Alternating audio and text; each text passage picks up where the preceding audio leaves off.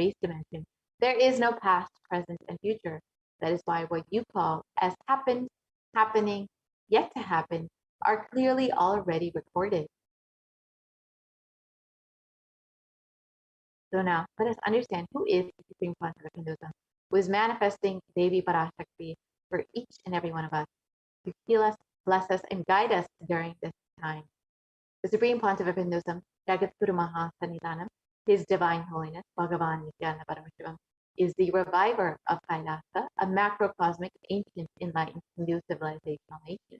The Supreme Pontiff of Hinduism is the 1008th incarnation of Paramashiva as per Hinduism, and has been recognized by his predecessors who were enlightened masters and adepts. The Supreme Pontiff of Hinduism has made the science of power manifestation, yoga, and temple-based universities as a lifestyle for humanity. And Supreme Pontiff of Hinduism has been ordained as the 233rd Guru Maha Sannidhanam of the Kanchi Kailasa Sarvajapitham, is the incumbent emperor of the Surivamshi Sarangi Samrajam, is the present Mahamandaleshwar of the Mahanirvani Akada, the largest apex monastic order, and is the present 293rd Jagat Guru Maha Sannidhanam of the Kailasanatha Shamala Pita Sarvajapita, the very kingdom of Madurai Meenakshi and Bhagavan Sundareshwara. And the Supreme Pontiff of Hinduism has also been ordained as the 1008th Acharya Mahamandaleshwara of the Atalakada, is the present 23rd Guru Maha Sannidhanam of the Dharma Mukti Sparagupra Adinam, and has been elected as the Supreme Pontiff of Hinduism by a congregation of over 1,000 Hindu leaders. And the Supreme Pontiff of Hinduism is as a teacher of Hinduism, the most awarded, prolific, viewed, read, and watched teacher, and has authored over 300 books with 50, which have been translated into 50 languages with over 1,000 titles. And the Supreme Pontiff of Hinduism is honored as the most foremost commentator of all the sacred scriptures, such as the Upanishads, the Bhagavad Gita, the Shiva Sutras, the Brahma Sutras, the Yoga Sutras, the Ashtavakra Gita, the Jain Sutras, and many more. And the Supreme Pontiff of Hinduism has over 20 million copies of books and articles sold, read, and downloaded, and has over 10,000 hours of discourses delivered, and is the founder and reviver of over 100 Sadhyavidas, is the establisher of 1,000 plus Kailasa enlightenment ecosystems, is the establisher of the largest Hindu university, Kailasa Nithyananda University, and is the reviver of 108 ancient Hindu sampradayas, and is honored as a leader of Hinduism, the most awarded, internationally recognized Hindu leader, and is the collector of the largest Hindu library with over 1 million books, 1 million family scriptures, and over 20 million digital books. Now, with this, we will be entering into the demonstration of the extraordinary powers, the extraordinary Shaktis of Paramashiva, as demonstrated by the initiated disciples of the Supreme Pontiff of Hinduism, the Nithyananda Gurukul Balasants and the Nithyananda Yogis. So now let us understand the science of Diksha. Diksha is a Sanskrit word describing initiation. So now let us watch a short video on Diksha.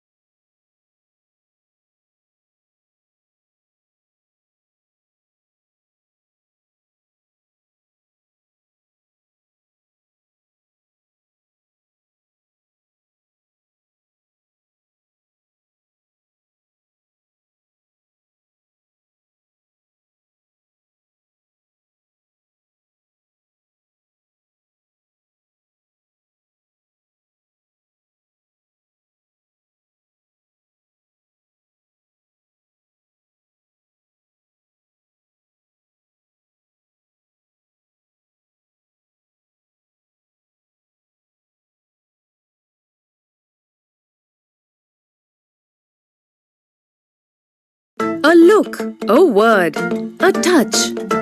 Power of initiation. Diksha is the direct transfer of spiritual energy by an enlightened being through look, word, or touch. The traditional Vedic book Navaratneshwara states, Sarvasamapi dikshanam muktihi phalamakhanditam avirodhat bhavantyeva prasangyastu bhuktayaha. The main benefit of all initiations is moksha, enlightenment. As a side effect, health, wealth, leadership and well-being happen. And in Rudrayamala Tantra, Shiva says, Devi diksha vihinasya na siddhihi na cha sadgatihi tasmat sarva prayatnena guruna dikshito bhavet. The one who is not initiated does not attain liberation nor a better future. So by all efforts, one should get initiated by Guru. What is the science of initiation? Neuroscience has proved that the process of initiation floods the brain with energy. This is the superconscious energy of Kundalini, our own highest inner potential energy. As the Kundalini flows from the thalamus to the cortex, it sets up a powerful energy loop within the brain, which awakens the latent non-mechanical parts which we have never used before.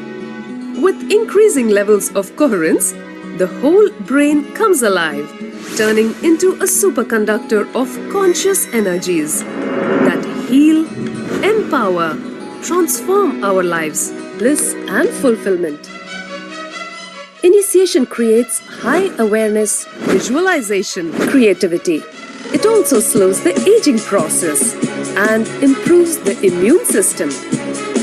Kundalini awakening, healing experience, levitation, teleportation, materialization. Experience the power of initiation through a range of exclusive programs conducted at the ashram. Nithyananda Dhyanapitham, Nithyananda Nagar, Birdi, Bengaluru. Contact 97422 03311 82774 90091. Visit www.nithyananda.org.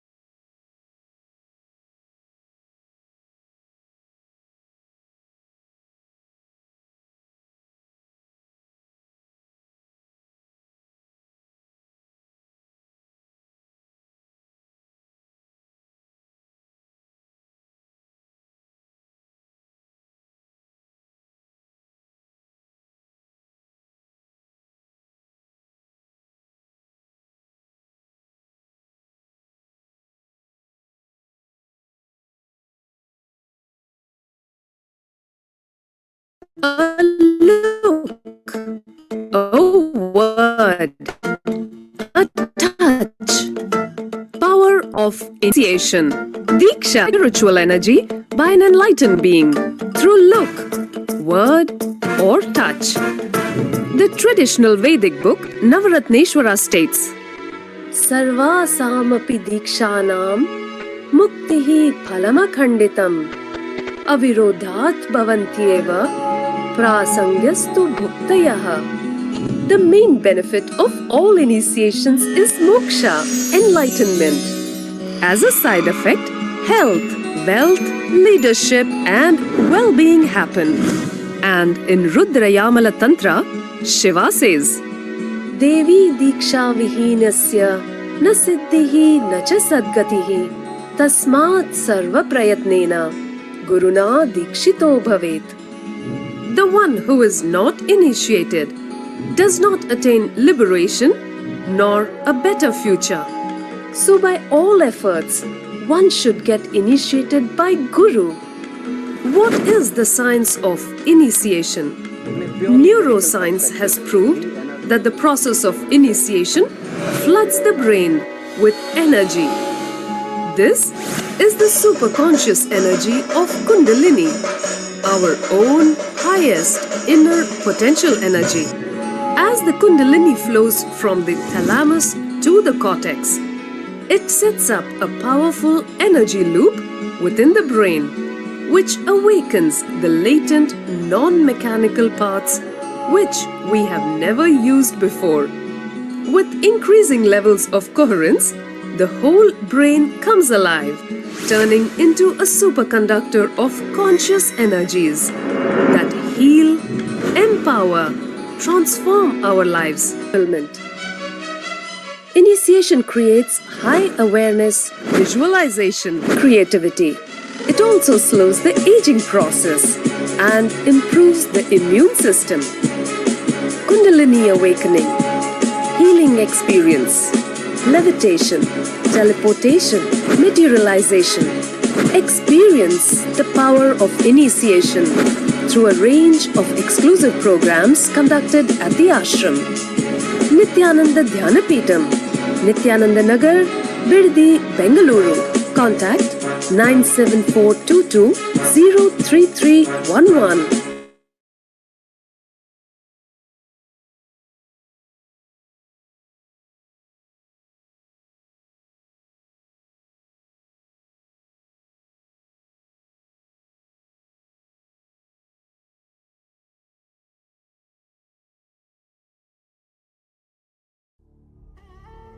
What I mean by the word e-Kailasa, listen intensely.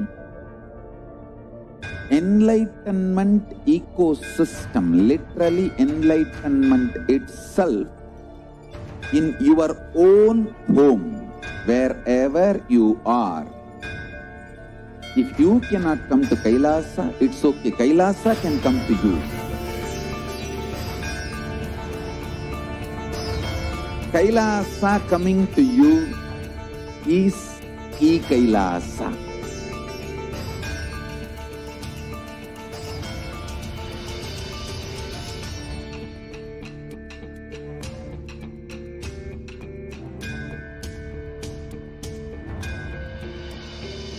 I will revive Hinduism. I am a Hindu revivalist, not by any revolution, but by evolution.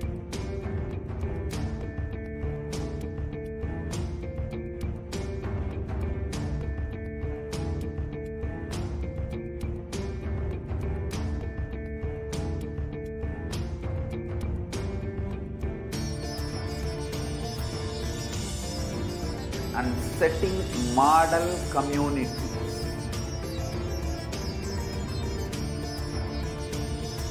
Enlightenment ecosystems, Sarvanya Peethas all over the world.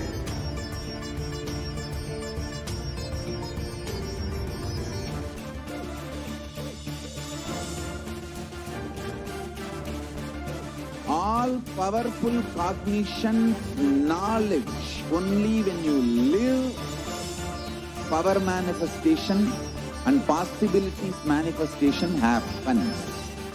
It's a fundamental truth.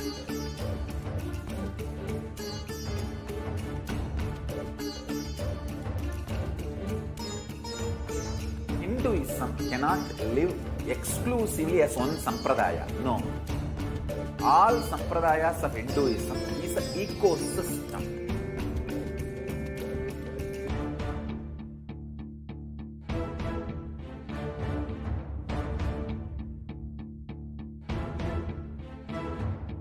So don't keep quiet thinking that if one sampradaya is attacked, only that sampradaya is going to be affected. All of us are ecosystem.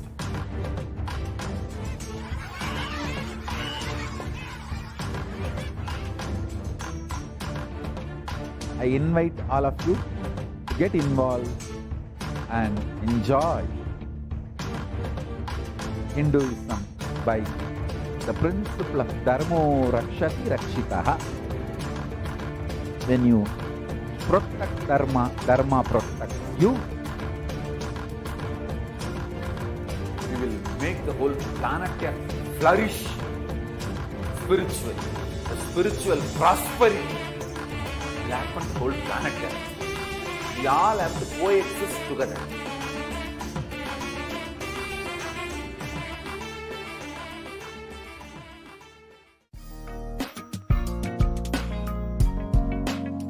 We get you health. We get you ability to build beautiful relationships in your life. We get you direct spiritual support, and we make sure you become wealthy.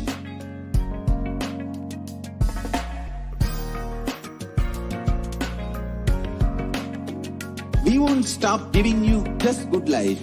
We will literally not stop till you live enlightened life.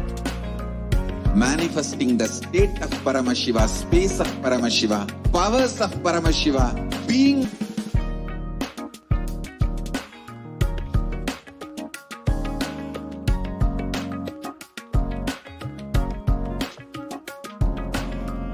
Whole world should become e-Kailashians. I want the whole world to know Hindus have something great to contribute to the world.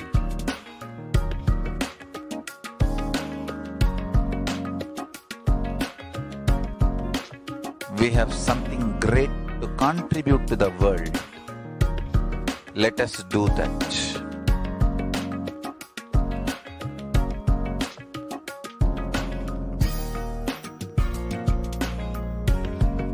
E-Kailasa is proper customized spiritual service helping you to identify your root patterns of suffering. We have perfected the science of helping every individual from every cultural, religious, nationality background.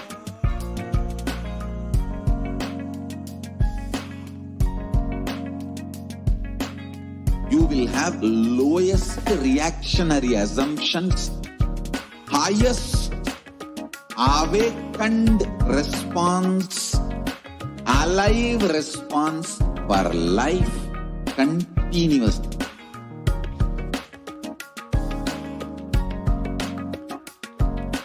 E-Kailasa is enlightenment ecosystem, literally enlightenment itself in your own home, wherever you are.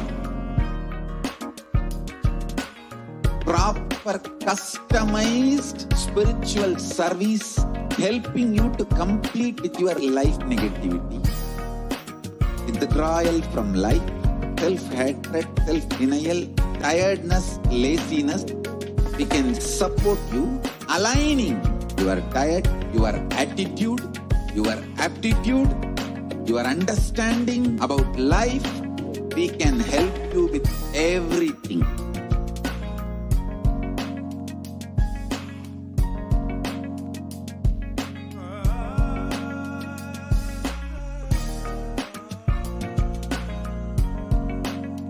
If you are interested in enlightenment, we will immediately bring this to you. If you are not interested, we will explain the whole science, inspire you and make you interested in enlightenment science. We need to cater this enlightenment science to the whole world wherever they are. Because enlightenment is the birthright of all human beings. Kailasa is responsible to provide that to all human beings.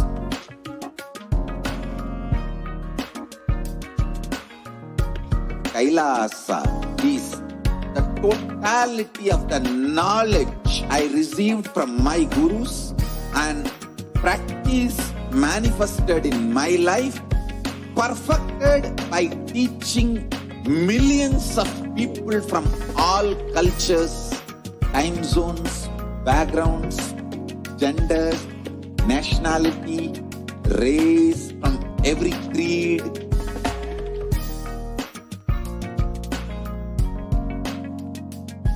So this absolutely perfected knowledge available to you, served to you in your home without even you moving out of your couch, free of cost.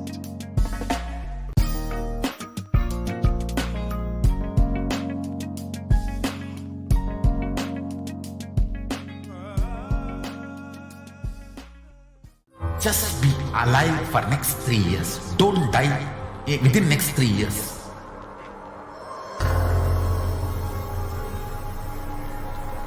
Just don't die within next 3 years.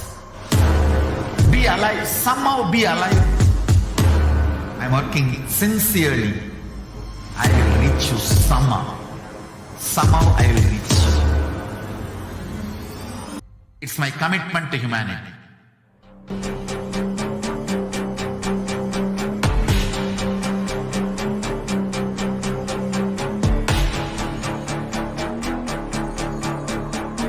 Just don't die within next 3 years.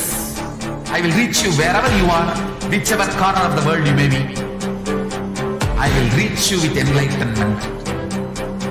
You manifesting the space, state, powers, being Paramashivoham. It is possible, and it is possible for you.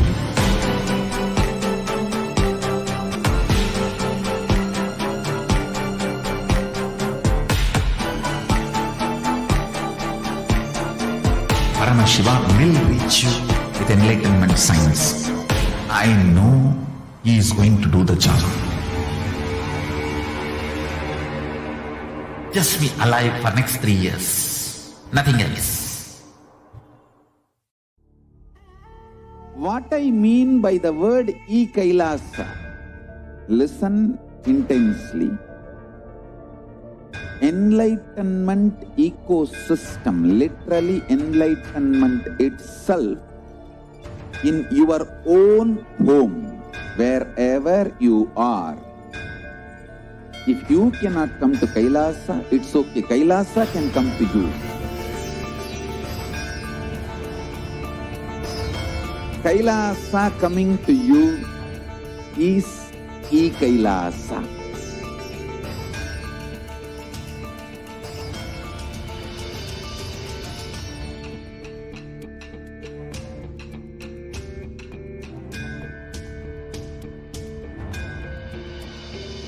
I will revive Hinduism. I am a Hindu revivalist, not by but by evolution.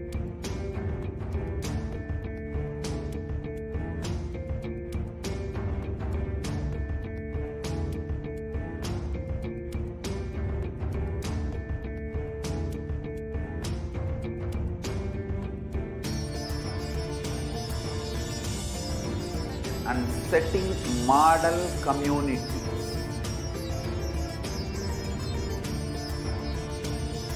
Kailasas, enlightenment ecosystems, Sarvanya Pitas all over the world.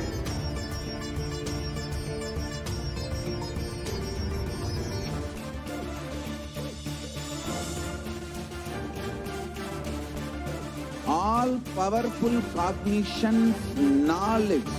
Only when you live, power manifestation and possibilities manifestation happens. It's a fundamental truth.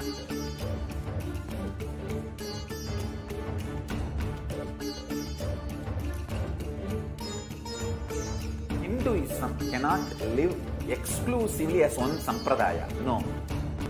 All sampradayas of Hinduism is an ecosystem.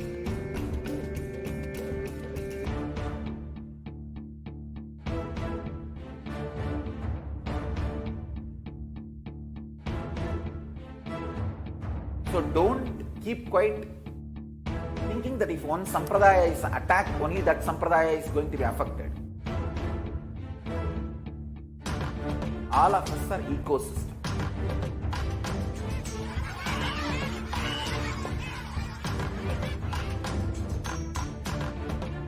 I invite all of you to get involved and enjoy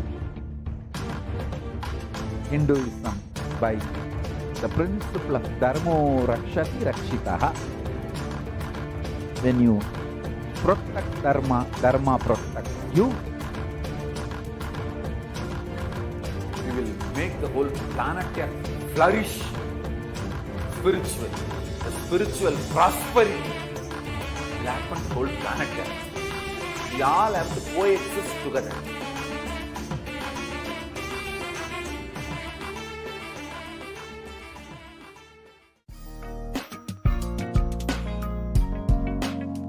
We get you health.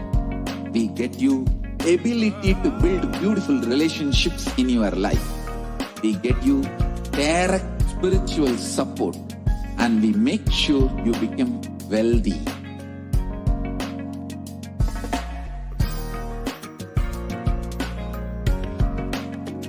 We won't stop giving you just.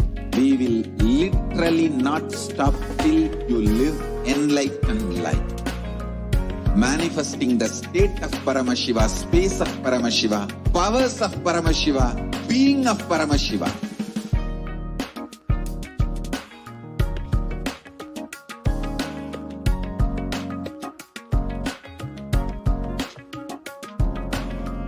Whole world should become e-Kailashians.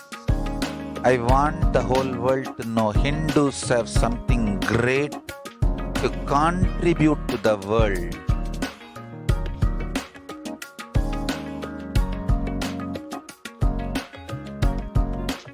We have something great to contribute to the world.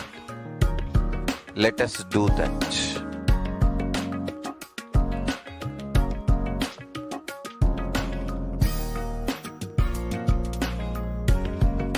E-Kailasa is proper customized spiritual service helping you to identify your root patterns of suffering.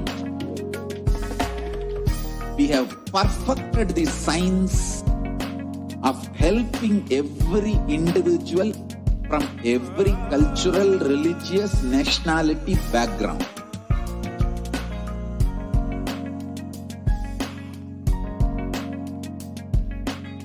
You will have lowest reactionary assumptions, highest awakened response, alive response for life continuously.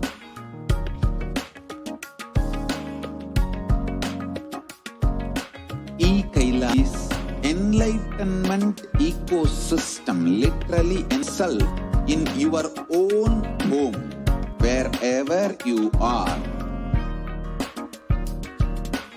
Proper customized spiritual service helping you to complete with your life negativity, withdrawal from life, self-hatred, self-denial, self-doubt, so much of tiredness, laziness. We can support you aligning your diet, your attitude, your aptitude, your understanding about life. We can help you with everything.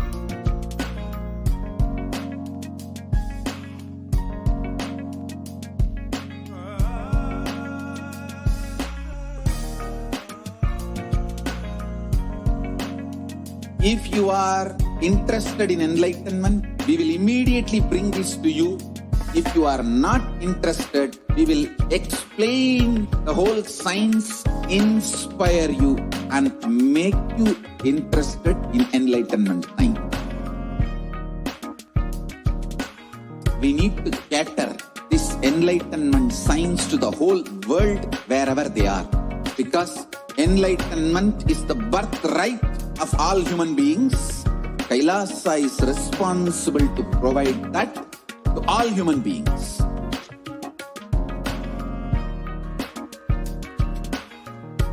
Kailasa is the totality of the knowledge I received from my gurus and practice manifested in my life, perfected by teaching millions of people from all cultures, time zones, backgrounds, genders, nationality, race, from every creed.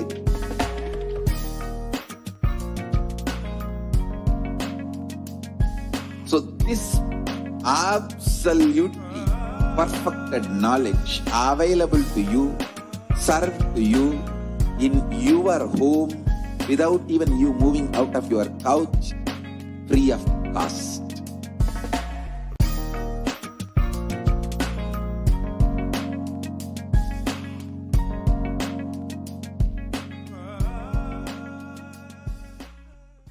Just be alive for next 3 years. Don't die within next 3 years.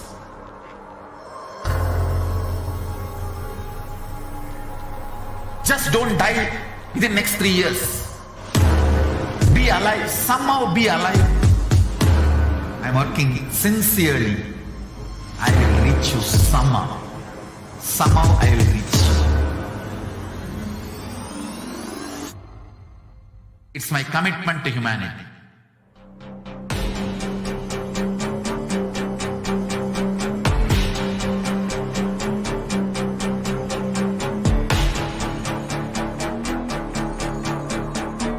Just don't die within the next 3 years. I will reach you wherever you, whichever corner of the world you may be. I will reach you with enlightenment. You manifesting the state, powers, being Paramashivoham. It is possible, and it is possible for you.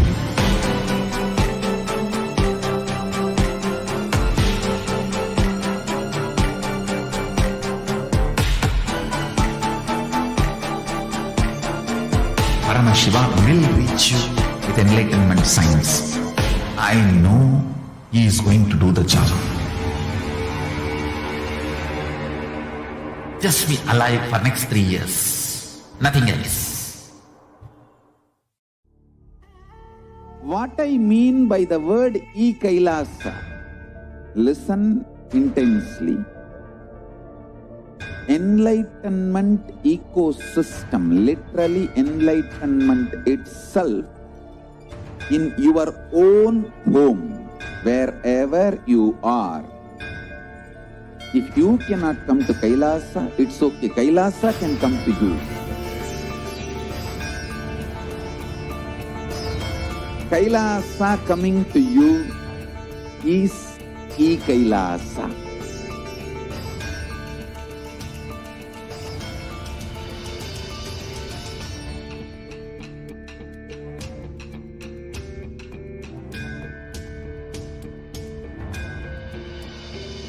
I will revive Hinduism. I am a Hindu revivalist, not by any revolution, but by evolution.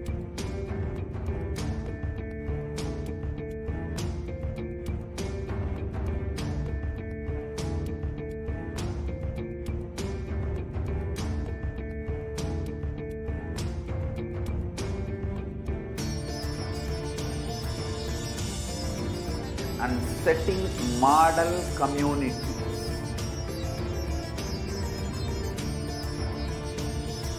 Kailasa, enlightenment ecosystems, Sarvanya Pitas all over the world.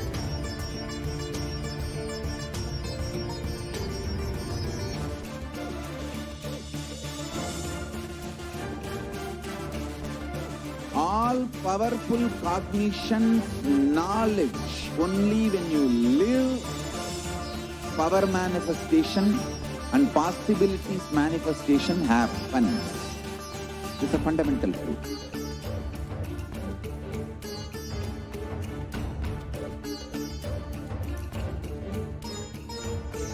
Hinduism cannot live exclusively as one sampradaya. No. All sampradayas of Hinduism is an ecosystem.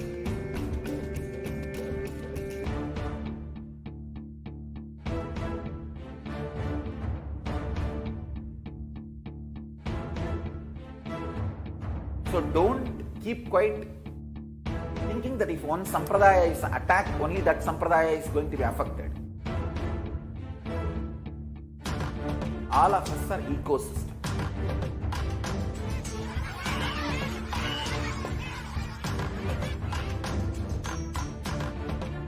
I invite all of you to get involved and enjoy Hinduism by the principle of Dharmo Rakshati Rakshitaha. When you protect Dharma, Dharma protects you. We will make the whole planet flourish spiritually. The spiritual prosperity will happen to the whole planet. We all have to coexist together.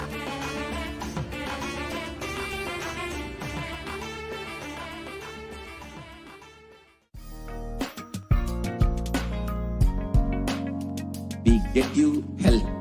We get you ability to build beautiful relationships in your life. We get you direct spiritual support, and we make sure you become wealthy.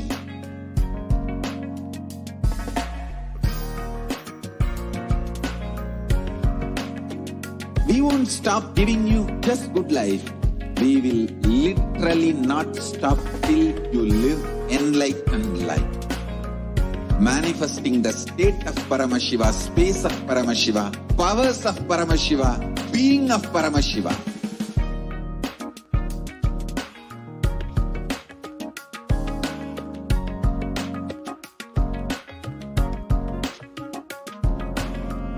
Whole world should become e-Kailashians.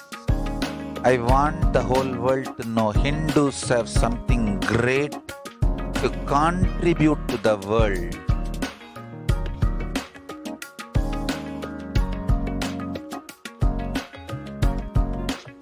We have something great to contribute to the world. Let us do that.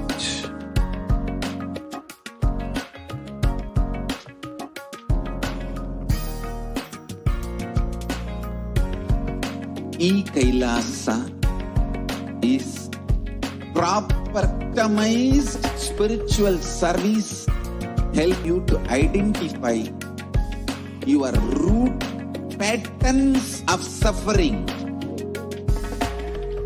We have perfected the science of helping every individual from every cultural, religious, nationality background.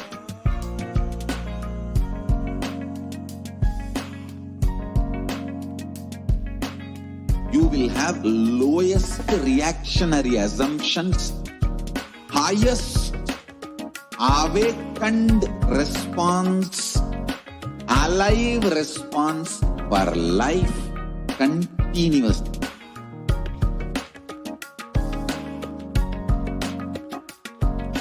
E-Kailasa is enlightenment ecosystem, literally enlightenment itself in your own home, wherever you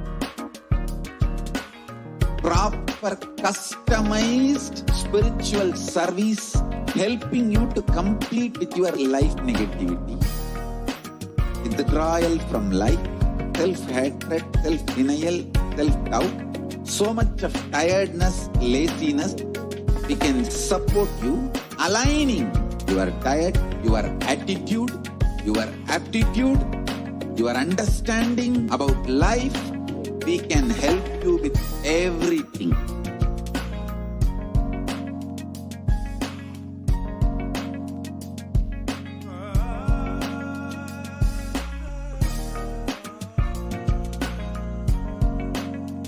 If you are interested in enlightenment, we will immediately bring this to you. If you are not interested, we will explain the whole science, inspire you, and make you interested in enlightenment science. We need to cater this enlightenment science to the whole world wherever they are, because enlightenment is the birthright of all human beings. Kailasa is responsible to provide that to all human beings.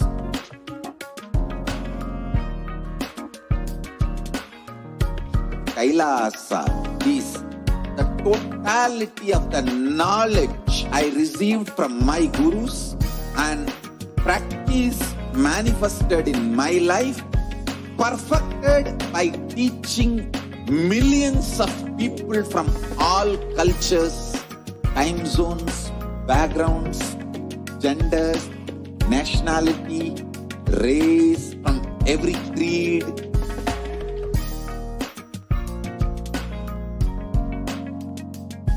So this absolutely perfected knowledge available to you in your home with our couch, free of cost.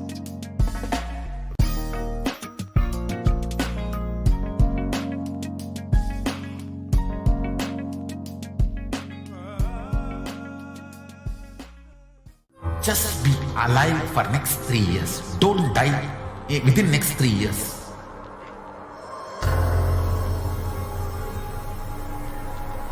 Just don't die within next 3 years. Be alive. Somehow be alive.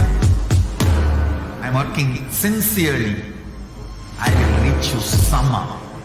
Somehow I will reach you. It's my commitment to humanity.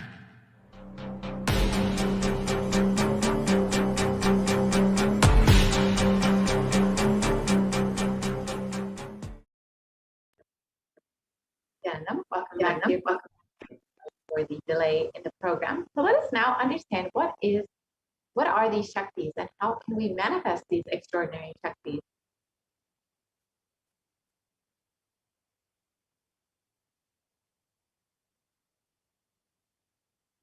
So the Balasas, the Nithyananda yogis, and the initiated disciples of the Supreme Concept of Buddhism will now be demonstrating the powers of third eye and sharing with all of us the experiences and results of the extraordinary manifestation of the divine powers awakened in us through the Diksha, the initiation.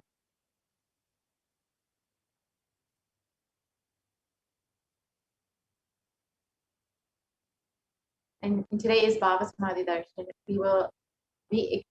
all of us will be receiving the initiation into the third eye awakening and the various powers within the blessings and the grace of the Supreme Concept of Buddhism.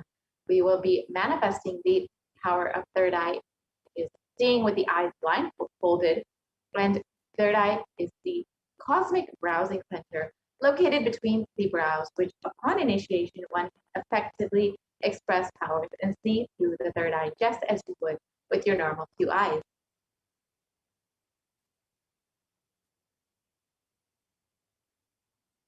So what are Shaktis?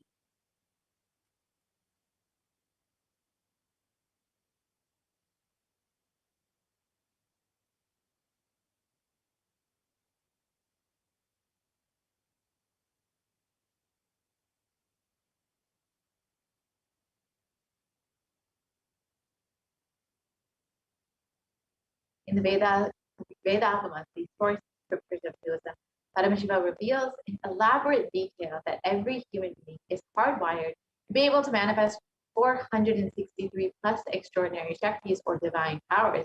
Manifesting powers or Shaktis are described as a system, method, and science for human beings to explore the various possibilities and powers and have access to various states of consciousness.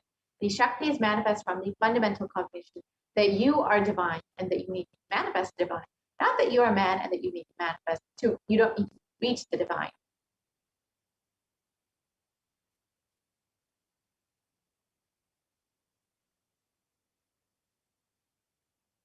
So let us understand the difference between Shaktis and Siddhis. Shakti is expressed from the space of enlightenment as a side effect of feeling connection with the divine and having high integrity with the Guru.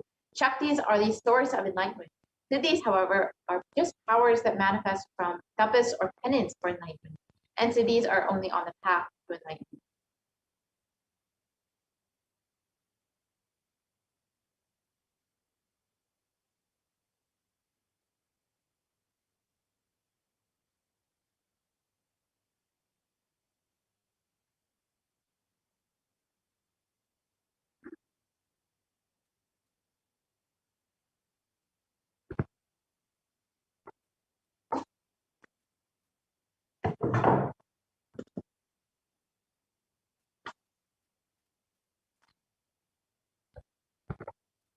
These Shaktis of Paramashivoham manifest through ordinary human beings in an extraordinary way after initiation from the avatar. And Shaktis are permanent. Siddhis, however, are not permanent, and siddhis may divert you from enlightenment.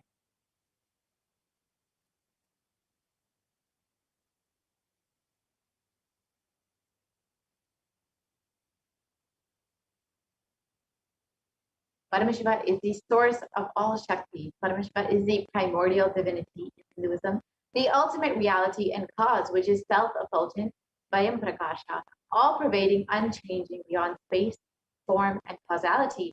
As the fundamental base of Avyakta, the unmanifest, and the Vyakta, the manifest existence, he performs the Panchakrityas, or the 5 cosmic acts of Srishti, creation, Sthiti, sovereign rulership and maintenance, Samhara, rejuvenation, Prabhava, pulling out of delusion, and Anugraha, liberating grace for all living entities.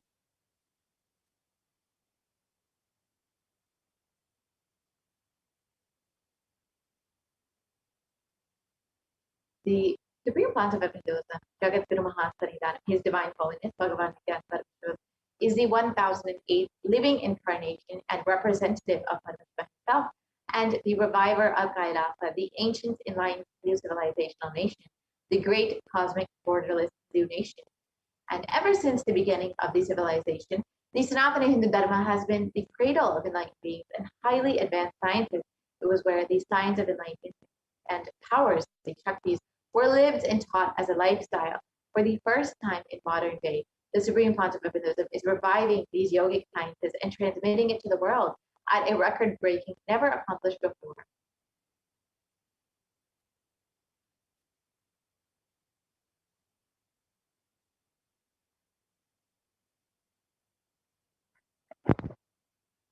And the knowledge and science of manifesting these Shaktis are passed down from one generation to the next through the Diksha, the initiation by the Gurus. And the Supreme Pontiff of Hinduism, being recognized as an incarnation at a very young age, was trained and taught these sciences to revive the initiation and knowledge repositories for billions to manifest the science of power manifestation from the disciplines of Vedanta, Tantra, and Srividya, yoga in yogic sciences, power Mantra Shastra, Siddha Vidya, science of Aushadha, Advaita and Bhakti Yoga, Paramashiva Jnana and Paramashiva Vijnana.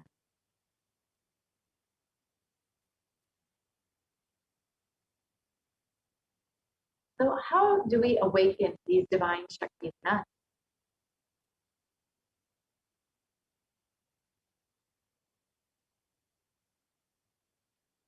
So every ultimate truth, jnana, mapped into your consciousness, prajna, manifests as possibilities and powers of every being, the prajna.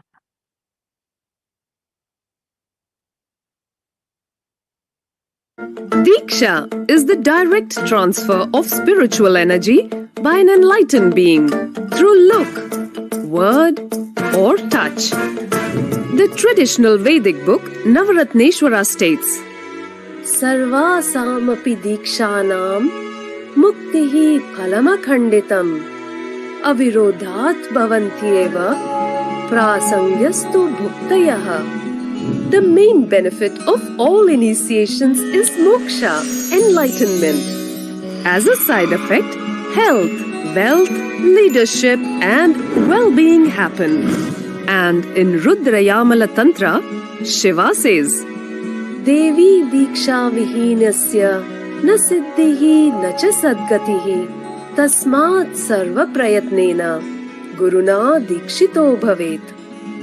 The one who is not initiated does not attain liberation nor a better future. So by all efforts, one should get initiated by Guru. What is the science of initiation? Neuroscience has proved that the process of initiation floods the brain with energy. This is the superconscious energy of Kundalini, our own highest inner potential energy. As the Kundalini flows from the thalamus to the cortex, it sets up a powerful energy loop within the brain, which awakens the latent non-mechanical parts which we have never used before. With increasing levels of coherence, the whole brain comes alive, turning into a superconductor of conscious energies that heal, empower, transform our lives, bliss and fulfillment. Initiation creates high awareness, visualization, creativity. It also slows the aging process and improves the immune system. Kundalini awakening, healing experience, levitation, teleportation, materialization. Experience of initiation of exclusive programs conducted at the ashram. Nithyananda Dhyanapeetham, Nithyananda Nagar.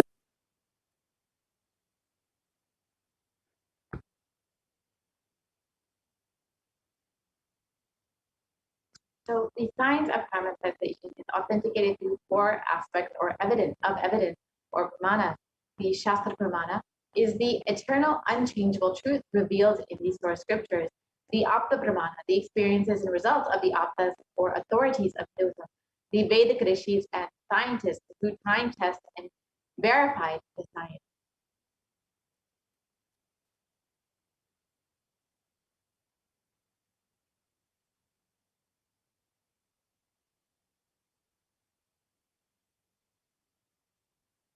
And the Atma Pramana, or the account of the Supreme Pontiff of Hinduism, this millennium's avatar, the personal experience of power manifestation, and the Pratiksha Pramana, or the empirical evidence from the observation and scientific experimentation.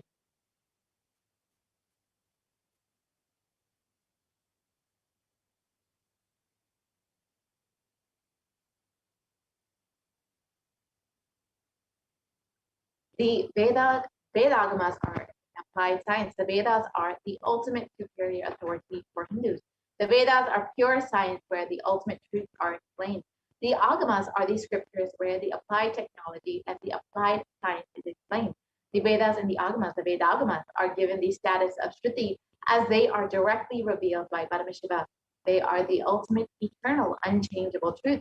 A reference cited from these Shastras or the source scriptures are called the Shastra Pramana.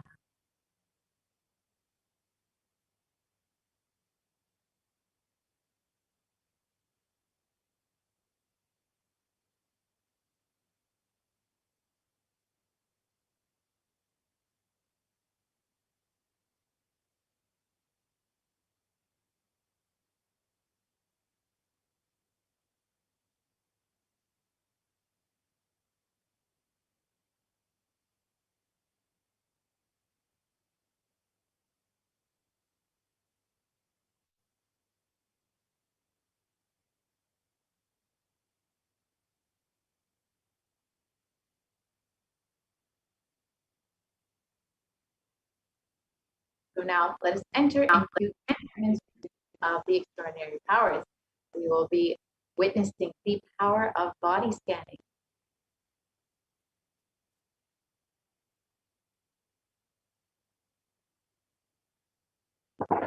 In this power of body scanning, one awakens the ability to scan illnesses, diseases, medically diagnosed issues, and provides solutions through the awakened third eye.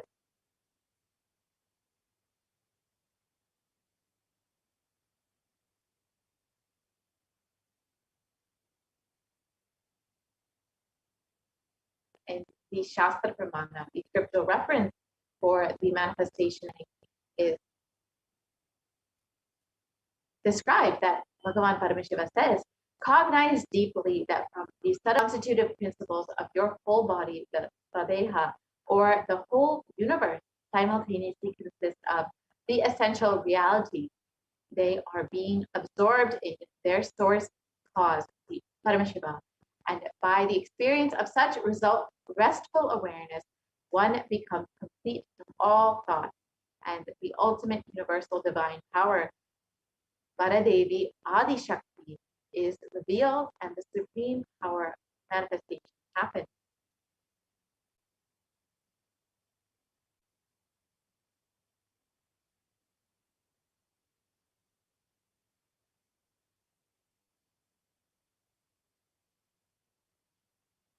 And the Apta Pramana of is the life of Siddha. Teyarad was a Siddha and one of the prominent disciples of Agastya. One day, a man suffering from severe headache comes to Agastya for healing, and Agastya uses the power of body scanning and identifies the root cause of the headache. He reveals that there is a small vere, or a type of frog, sitting in the person's brain. Agastya immediately instructs Vedyad, his disciple, to perform an open head surgery and remove the frog. After the surgery is completed successfully, the person is healed and cured of the headache. Then he gained the Virya.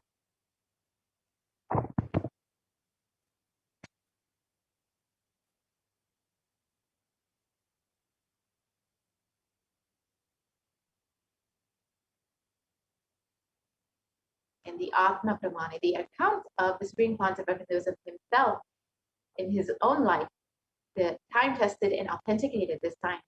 On the 22nd of December 2018, the Supreme Pontiff of Hinduism revealed how Swamiji used the power of body scanning, and paraphrasing the Supreme Pontiff of Hinduism, only when I had multiple compound hand fracture, I was forced to go for surgery and therefore for medical checkup related to that.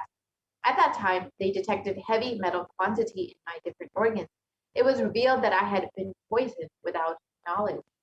I immediately used diagnostic methods instead of the medical facilities to study the body conditions due to the poisoning.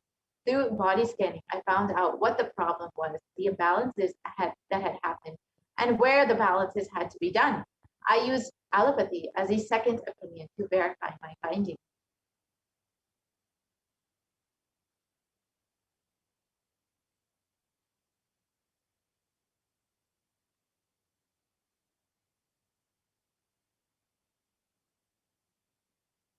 And the Sakshi Pramana, the experiences and results of the extraordinary manifestations happening through the initiated disciples of the Supreme Pontiff of Hinduism. You can see various posts made by disciples across the globe who've experienced these extraordinary powers.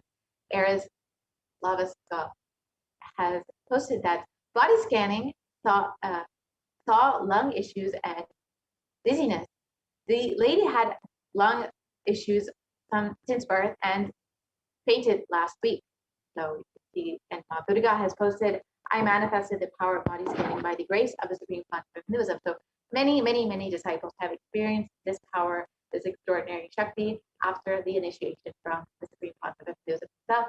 So now let's watch the live Sakshi Pramana, the live demonstration of these extraordinary powers. Thank you so much, Nithyananda, and these powers. thank you for that beautiful introduction, and thank you all. And now we are going to be entering into experiencing the power of body scanning. So all the people that are watching us live right now, you all can leave in the comment section. If you want to have this body scanning done live, you can put up in the comment section and saying that you would like to have your body scanned, and we will be scanning your body. So as Ma Purnapriya was explaining, okay, yes, Ma Margaret Johnson, Jagannathan, Nithyanandam, to everyone that are tuning in right now. And we are going to be beginning the demonstration of this power of body scanning, where sitting here, Using this power of third eye, we will be able to see what's happening inside your body and what is the solution for it as the third eye is revealed. So you all can post it in the comment section, the YouTube, and we will be sharing with you and we'll be able to do the body scanning for you. So go ahead and post it in the comment section.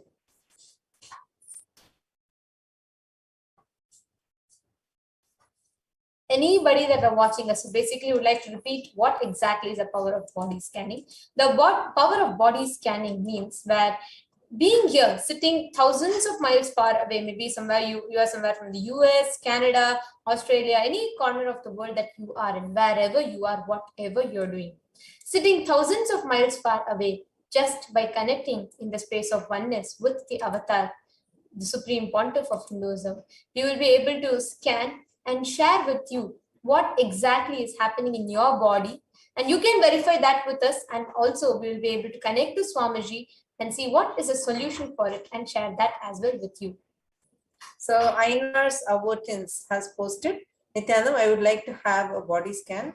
I'm having stiff neck and also regular pressure on head. I suspect it's related to blood flow.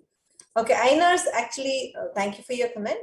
And yes, I would actually do the body scan for you. And you do not need to tell any such symptom. You can just say you want the body scanning to be done and we will be doing it. So now actually everyone else also, when you are posting, you can just request saying you would like to have a body scan. We will be scanning and sharing the illnesses, the symptoms that you're facing and what exactly you are going through, what happens in your body, including anything that happens in your body. Swamiji will be showing it to us in our third eye and we'll be able to say. And of course, this is not equivalent to going to a physician or going to this is not a medical service. There's just a spiritual healing process that happens, and this is in no way relevant or no way equivalent to the medical diagnosis. This is just the third eye, which is scanning. And this is the power of the third eye. This is a conscious power. This is not the logical medicines that we understand. And you all can just post in the comment section saying you would like to experience body scanning. We will be connecting to Swamiji, scanning and telling what we see in your body. You can verify it back with us saying if you're able to relate with it or not. And Isaiah, please do stay tuned in the comment section. And we'll be having Ma Tattvapriya who will be scanning and sharing the solution with you. Yes. So what was revealed in my third eye? The first thing, Aya, you have a lot of, actually, if you have extreme pressure towards one side of your head, see your whole forehead pulsating continuously. Like many times you'll have it like a tension kind of thing that will happen in your head. And this is because the blood pressure is slightly higher than usual for you. And this is coming from, you have a lot of insecurities and fears that you're holding back in your system. And when each time you go through, there has been a very traumatic experience that you have had in the childhood.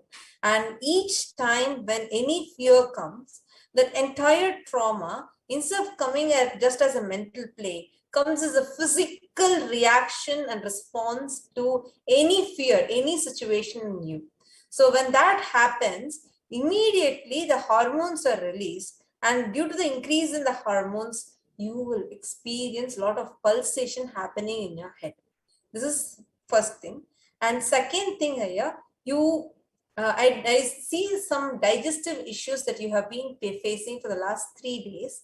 And because of that issues that you have been facing in the last 3 days, you will very clearly see you will be having like bad breath happening in you and dryness happening in your mouth. And you will also experience that as like excess sweating happening in you. There is a digestive issue that is there, which is also the cause of stiffness that is happening in your body in 2 places. One, that is happening in the neck. It is nothing but gas. The gas that is there in your stomach, there is the same stiffness you will also be very frequently facing in either of your knees or the thighs region. So these were what was revealed here. And as I'm sharing, You can also acknowledge in the comments saying if you're able to relate with it and how correct it is, or like what you feel about it. You can go ahead and you can keep responding to us in the comment section. And there's also one other specific detail that I saw is that the eyesight, right, on towards your left eye is more sharper, and you see more things more clearly towards the left side. If you see like a lot of things, your pain, everything, you'll feel more towards the right side, and a lot of this like your left side works more clearer. So this is another detail that got revealed. So yes, you can go ahead and you can share with us how much you're able to do. And yes, Ainara Watson here, please do get back to us in the comment section. And we also have Ma Zen Kiao, was requested for a body scan. And sure, Ma, you've requested for a scan about your mental health. Sure, we'll now connect to Swamiji, we'll scan you, and we'll just let you know what Swamiji is revealing in the third eye. And we'd just like to let all the viewers know, the power of third eye is in no way related to a medical diagnosis. It is not related to or equivalent to a medical diagnosis or going to the physicians. All the solutions that are suggested are purely spiritual and from the power of third eye. So we request you all to kindly consult your physician. If you are already having some medical conditions, please do consult with your physicians before applying or following these solutions. And these are all from the spiritual power, the space of oneness and the pure consciousness. This Mazenkyo, I'll now be scanning now. So Ainar's votees, you can go ahead and you can post how much you are able to relate with the whole scanning, and you can post like you have any questions or anything, go ahead and you can post it here.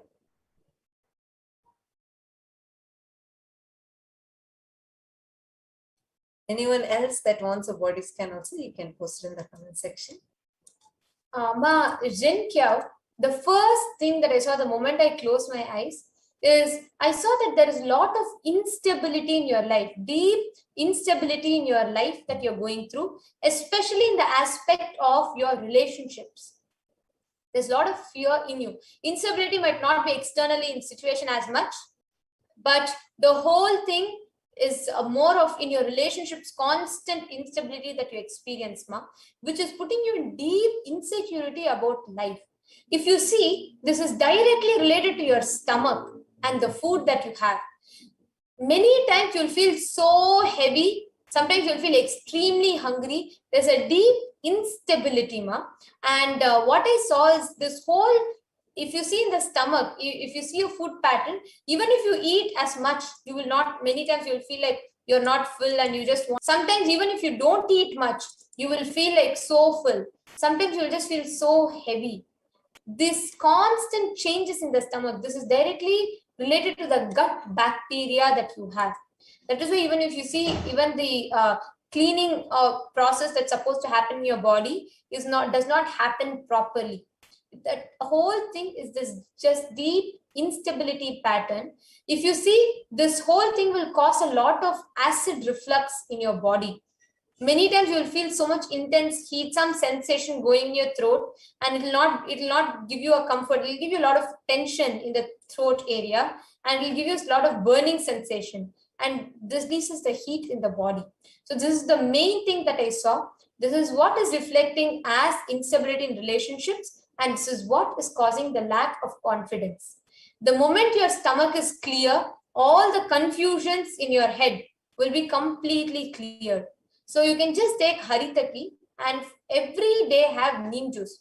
For the next 21 days, sincerely every day have neem juice, have Haritaki powder. You will see it will have a huge impact. Eat a lot of cooling food. So yes, this is what I saw. And Ma Zhenkia, I would like to request you, if you can acknowledge whether you were able to relate with the scan that I did, so that I can elaborate on the solution. Yes, and Ainar Savotins has gotten back the scan that I was doing, and he said, Nitya, he said, you are correct about headaches, stiffness, knees or thighs, and having different eyesight. I was just wondering what is the solution for all these issues. I can relate to scanning, especially when certain type of situations I feel that the tension in the head, as I said, physically, not mentally. Even the word used, pulsating, is correct. And also, can you please give me more clarity when the incident that creates this happen or what happened. And even Ma Zenkia was also responded saying, thank you, Ma. Yes, very right. I had eating disorder, very helpful. Thank you so much. Yes, Ainar Saya. So what actually was also revealed is the traumatic experience that you had in your childhood was towards the age of 3 to 4. And this had happened where you felt very terrible inside. You felt extremely choked and like fearful. And it was something that put you in so much of fear, such that the whole body, you started having extreme fear. And that had happened, and it will repeat, that it became such a deep thing that it will keep repeating to you every time you go through any fear. This whole cycle will repeat to you. And do not worry. What was shown in my third eye was to have Bhasma, that is energized by Swamiji, and Sri Chakra, and have these two with you, constantly chant Mahavakya, and have the photo of Swamiji. Have a photo of Swamiji, preferably Swamiji as Parashakti, and just have this picture with you. And whenever you go to sleep, have that Swamiji's picture of Devi Parashakti, keep it near your pillow, and visualize that you're sleeping on her lap. You have a very deep-rooted incompletion. That whole traumatic experience is surrounded with something with your mother. So that is a very deep-rooted incompletion that you have. When the completion happens with the cosmic mother, simply this incompletion will just disappear, and you will have such an amazing, first thing, you have amazing eyesight. You have a lot of the Shakti energy. That is why if you see the left side of the body will function more, like as you had acknowledged, saying, yes, you are able to relate to it. You just do more of more connecting with the cosmic mother. We have Devi Parashakti coming through Swamiji himself. So just experience that. Keep on, whenever when you get time, even if you're able to watch a replay of Devi Parashakti Akashic reading, keep doing that. It will give you so much of inner healing inside you. So this is what was revealed. And Ma Zhenkia also wanted to tell you, Ma, you have also put that, thank you, Ma. Yes, very right. I had eating disorder, very helpful. Thank you so much. And you gave me a lot more clarity. Thank you. Ma, actually, the moment you clear this, the way you will be able to manifest your job will be amazing. You will see immediately you'll experience a breakthrough. You just need to clean your stomach, Ma. That will cause skin irritation, even that will completely be cleared. So you have to become completely conscious of what you're eating. So the solution that I saw is for 21 days, every day have haritaki and have neem juice. Every day drink neem juice. Do not eat any non-vegetarian. Do not eat any kind of non-sattvic food. It's not just non-vegetarian, even non-organic food. Do not consume. Have strict 21 days diet of this. Eat lots of vegetables. Detox your body intensely. In this 21 days, you'll see so much of clarity will happen. And that whole thing will be completely cleared in. And George Greenberg, you have asked what is advice for you also to be able to do the body scanning and power manifestation. Don't worry. Understand, Swamiji is here. If he has initiated you, simply the manifestation will happen. Just continuously sit in the sessions and start practicing it. We have power manifestation sessions. Just doing the power manifestation, you start doing, it will simply start manifesting. Okay, and Ainars has responded saying, I can relate. In Akashic reading, it was also revealed I had some deep incompletion with mother. Thank you so much for a detailed solution and very precise scanning. I can't actually disagree with any point you have revealed.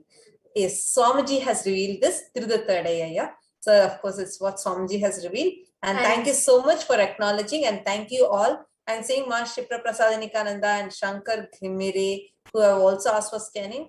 And I have to apologize to you because we are running short of time. We are going to be having the next segment starting now. So you can come, and you can come tomorrow towards the same timing, around 2:30 a.m. Indian Standard Time, and you can get the scanning done. Thank you so much. Thank you all. Hope you all enjoyed this. And in a very, very short span of time, we are going to be having the next segment starting. So stay tuned. We will be right back with you all after a short break.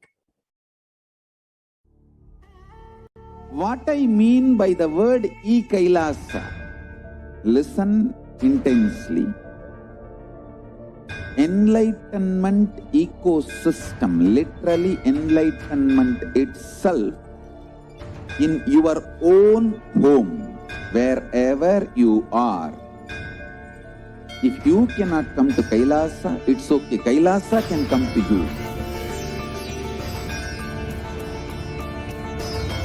Kailasa coming to you is e-Kailasa.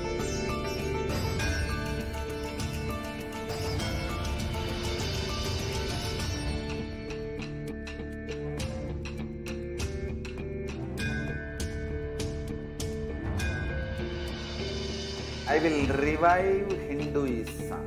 I am a Hindu revivalist, not by any revolution, but by evolution.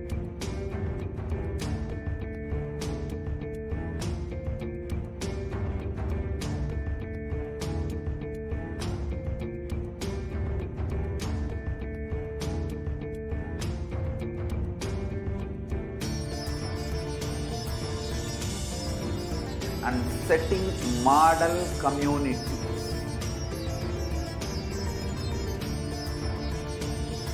Kailasas, enlightenment ecosystems, Sarvanya Pitas all over the world.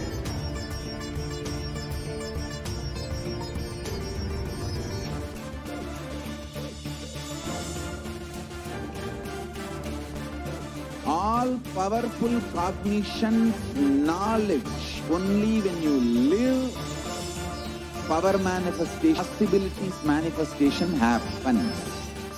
It's a fundamental truth.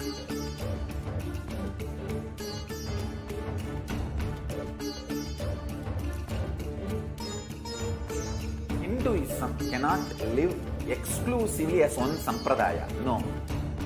All sampradayas of Hinduism is an ecosystem.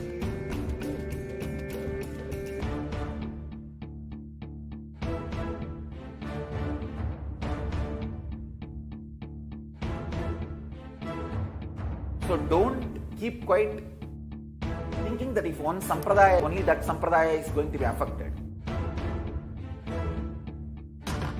All of us are ecosystem.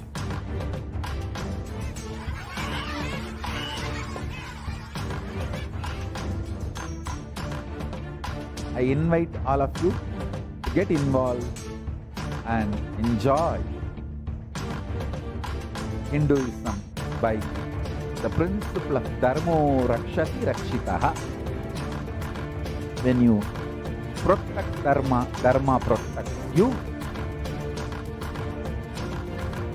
We will make the whole planet flourish spiritually. The spiritual prosperity will happen to the whole planet. We all have to coexist together.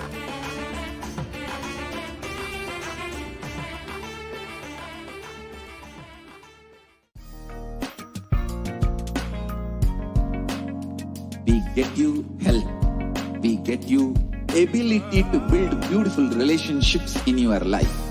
We get you direct spiritual support, and we make sure you become wealthy.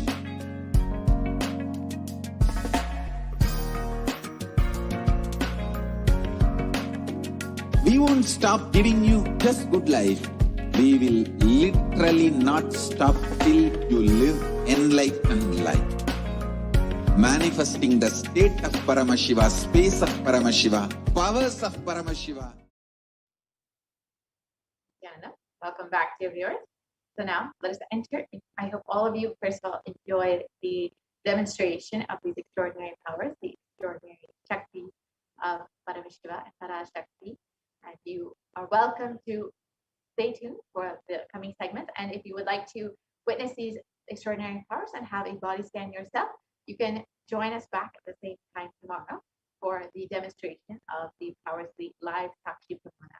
So now we will be entering into this next segment where we will understand who is Devi Parashakti, the divine cosmic mother.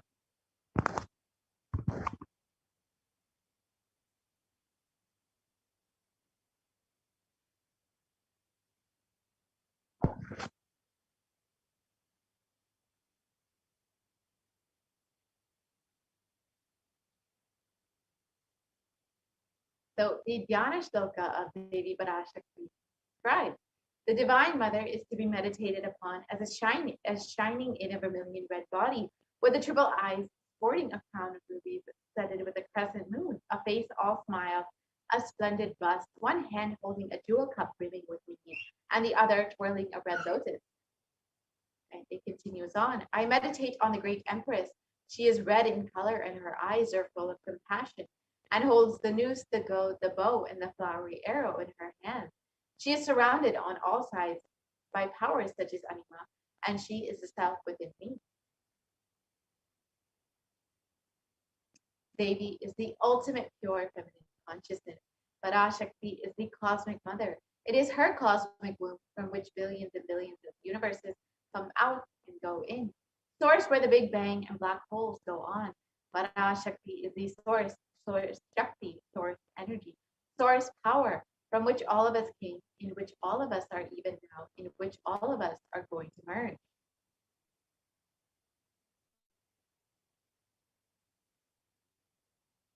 And out of her extreme love and compassion, Parashakti herself is manifesting through the embodied form as the Nijavatara of the supreme concept of Hinduism, raising us, answering all of our questions, attending to our prayers, giving boons, healing present and future, delivering profound spiritually, giving us the experience of Paramashivoham itself. And in the words of Devi Parashakti, describing herself, raising as Omkara, expressing as the Veda, the Nagamas, blossomed as Reemkara, filled as Parashodasi, living in the 40 triangles, the Kailasa Swamini, who is the Kailasa Sripura Chintamani, Parashodasi, sitting as part of Paramashiva, Parameshwari, who rules the worlds, Paramashakti, Manonmani, Meenakshi. As Nithyananda, I took Nijavatara here to give good boon to everyone, to bestow all goodness, Hiranyagarbha Swarupini, Brahmanda Yoni, Shami, Chandramauli, Rapala, Aparna, Uma, Parvati, Savitri, Navayavana, Samrajalakshmi, Parameshwari, Parashodasi, Meenakshi. Taking the form of Nithyananda, I came here as Nijavatara. With great compassion, I am blessing. Listen, people, to do good to all of you. I took the form of Nithyananda and came down as Nijavatara. Raising in Omkara, blossoming as Shiva, Shiva manifesting as a source of existence, powers of existence, expression of existence from the oneness of Om, blossoming into two as Prakriti and Purusha, blossoming as the three Shaktis, Ichcha, Kriya, Jnana, growing as the four Vedas, expanding as the five Panchabhutas, beyond the six chakras, filled as the Gotras of the seven Rishis, expanding as the 8 directions, existing as the 9 Grahas, blossoming as the 10 Indriyas, being as the 11 Rudras, creating all the worlds, bringing to life, to tell and make truth blossom, to do good, Parashodasi, Meenakshi, in the form of Nithyananda. I came to bless every one of you. So how can we receive Devi Parashakti? In the words of the Supreme Concept of Hinduism, literally you are seeing Paramashiva and Parashakti at that moment. She is there in your screen. So always receive her very traditionally. Keep 2 betel leaf, 1 banana, 1 betel nut, and 1 coin in front of the screen. Watch Devi, and the coin is considered to be the traditional dakshina. In Hindu tradition, it can be even of the lowest value. In India, it can be even 1 paise. In the USA, it can be 1 cent. Understand, the supreme concept of Hinduism is not trying to monetize here. Keep even 1 cent. It is okay for 100 days. If you have the darshan, it will add up to $1. In India, even 1 paise is okay. And offer that to Devi after the darshan is over. Do the namaskar and eat a betel nut. Take it as prasadam immediately. Collect those coins and send them to the LA temple. This betel leaf, betel nut may look too small, but in a few days you will see how much it adds to your sentiment, that really she is there. You will not take the Devi darshan for granted. Rituals will break your monotonous, unconscious mentality and lifestyle and remind you and raise you to the powerful cognition. It will break your unconscious behavior. So how do we set our tabulam up? You can see in this photo, you can set it up with 2 betel leaf, 1 banana, 1 betel nut, and 1 coin. and you can put that all on a plate and offer that to Devi every time you have darshan. You can put it in front of your screen and receive Devi in the traditional way, and you will see how much your feeling connection with Devi grows in just this one small gesture. So now that we've understood who is Devi Parashakti and how we can receive the blessings and grace of Devi Parashakti, let us enter into the next segment where we will understand some of the revelations made by Devi Parashakti. As all of us know, Devi has been continuously blessing us and guiding us during this time. And she's not just attended to us individually, but has also revealed many profound secrets of the world and has been continuously guiding us through this Pralia. So now we will look at some of these revelations made by Devi Parashakti and understand how exactly they have manifested in our reality.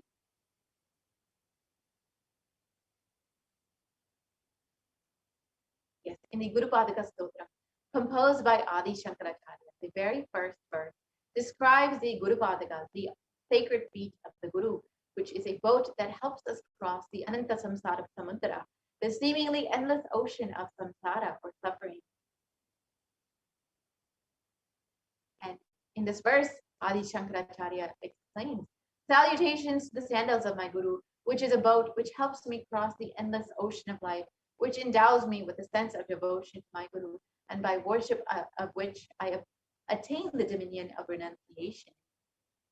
Many of us have been feeling stuck in the same storming and raging ocean, being unable to navigate ourselves and losing and vastness of the suffering that surrounds us during the Pralaya, the Great Deluge. Our loved ones are dying due to the pandemic. Our homes are being destroyed due to natural disasters. Social institutions are crumbling around us, and the whole of humanity is in a desperate and dire need for hope.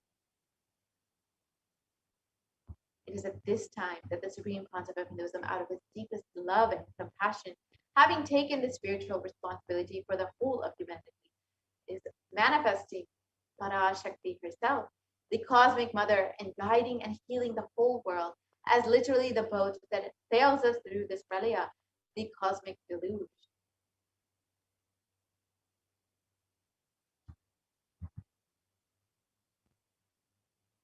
Devi Parashakti is herself manifesting through the Nijavatara and answering each and every one of our prayers, granting boons, healing us, manifesting miracles, removing all of our pain and suffering. And Devi has not just attended to us individually, but also as a humanity at large.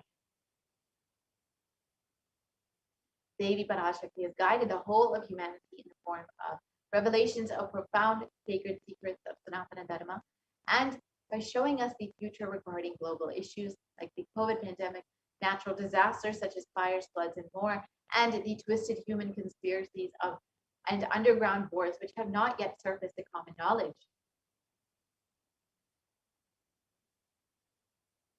In this segment, we will be elaborating on some of the revelations made by Devi Parashakti and understanding them more deeply, understanding how they have manifested precisely as the same guidance has emerged from Devi Parashakti. This is for us to imbibe deeply and to start following as Devi Parashakti continues to protect us until this storm ends and we are safely harbored at the shores of our consciousness. So first, let us listen to the revelations that Devi Parashakti has made on sea levels rising from the Cosmic Archives on the 19th of May, 2021.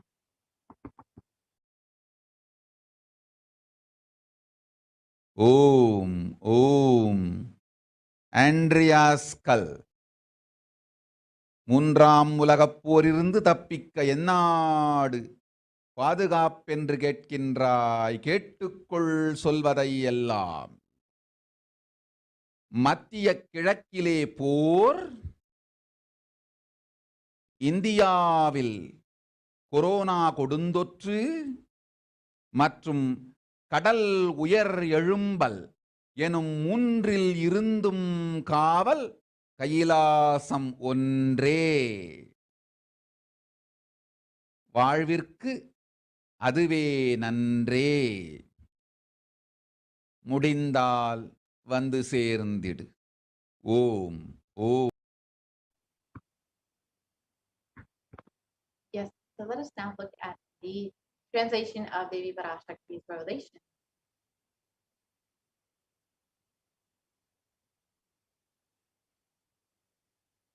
Devi revealed, you are asking which country is safe to escape from the Third World War. Listen to everything which is said. War in the Middle East, deadly corona in India, and rising sea levels. Protection from all these three is one and only Kailasa. Only it is good for life. If possible, come and reach.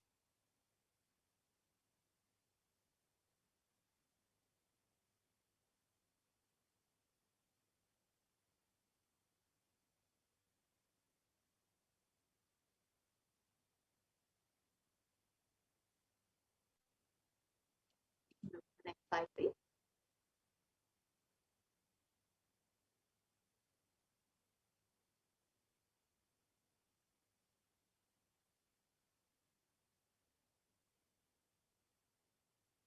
We can go back one slide.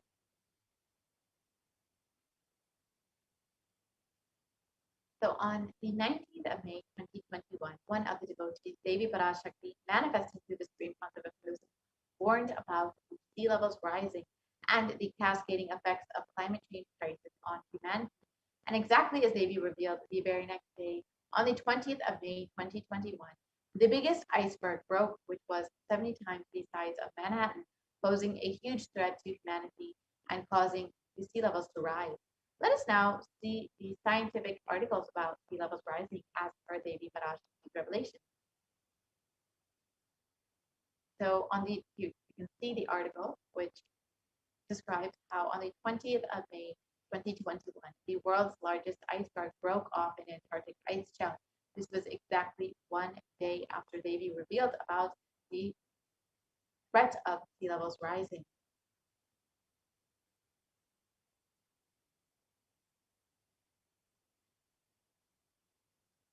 And as per Devi's revelation, modern science has also shown that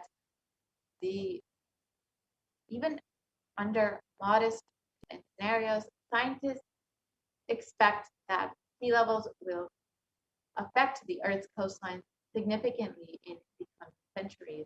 And here you can see in this graph that even if CO2 emissions are curbed to complete zero, we will still see that sea levels will rise up and affect the coastline up to 1 meter. That is a minimum. And if these CO2 emissions continue at the high rate that they're going, we can see up to 5 meters of the coastlines, the Earth's coastlines being affected.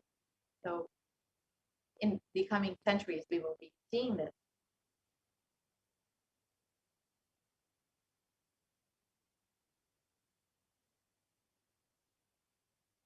And sea levels since the 1880s in some ocean basins have risen as much as 6 to 8 inches or 15 to 20 centimeters since the start of satellite records in 1993. And according to NASA, sea levels will rise 1 to 8 feet by 2100. So just seeing the effects of sea levels rising across the globe.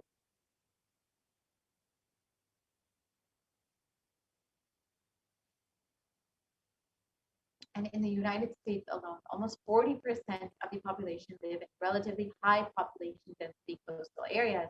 And globally, 8 of the world's 10 largest cities are near a coast, according to the UN Atlas of the Ocean. So many people may be thinking, oh, that the climate change crisis or that global warming, sea levels rising may not be directly affecting our day-to-day reality, but we will be seeing in the coming years that many communities will be affected by this. 40% of the United States population will be directly affected by this, and many of the world's largest cities around the globe will be affected by this. And it is not just the communities that are living directly on the coast. We will be seeing that more and more communities living inland will also be affected by this indirectly due to the rising sea levels. We've already seen that nuisance flooding has increased around 300 to 900% over the last 50 years. Higher background water levels mean that deadly and destructive storm surges, such as those associated with Hurricane Katrina, Superstorm Sandy and Hurricane Michael pushed further inland than they once did. Higher sea levels also mean more frequent high tide flooding, sometimes called nuisance flooding. So despite communities that are more inland, which are not directly in contact with the ocean, many will be still seeing the direct effects of sea levels rising, as we will see more high tide flooding and destructive storm surges that will be affecting many, many more communities that are even living inland.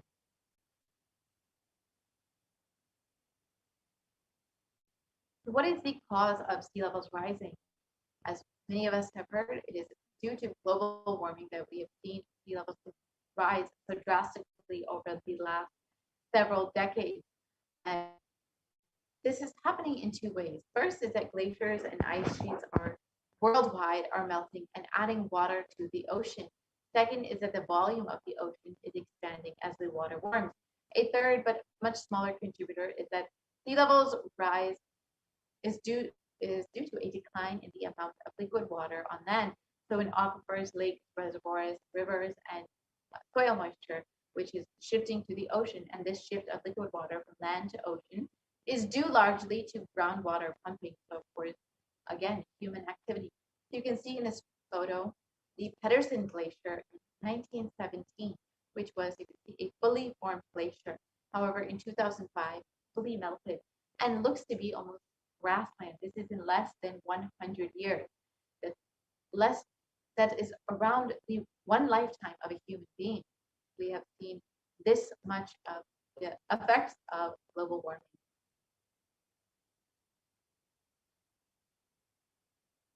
And the pace of global sea levels rising has more than doubled from 1.4 millimeters per year to, in the 20th century, which was pretty stabilized, to 3.6 millimeters per year.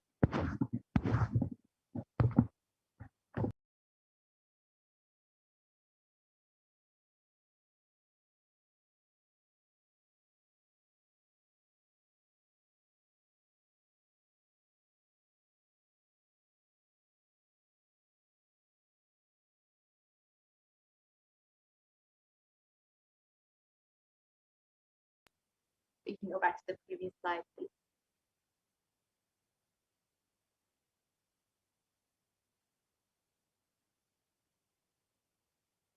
So we've seen that the levels of sea levels rising has increased from 1.4 millimeters per year throughout most of the 20th century to 3.6 millimeters per year between 2006 and 2015. So while it was mostly stabilized in the 20th century, throughout the 20th century, we've seen a drastic rise in the last few decades where it has increased to 3.6 millimeters per year. It doubled. And we've seen that Greenland ice loss has increased drastically as well. It was in between 1992 and 2001, it was around 34 billion tons per year.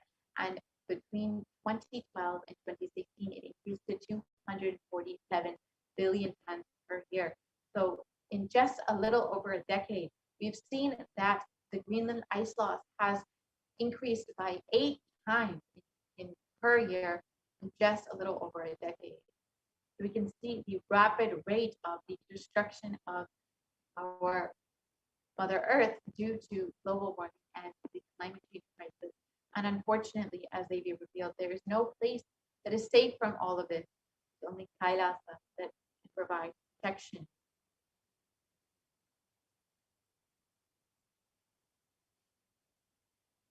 And on the August of 2021, the UN published a code red warning of worsening global warming and rising sea levels.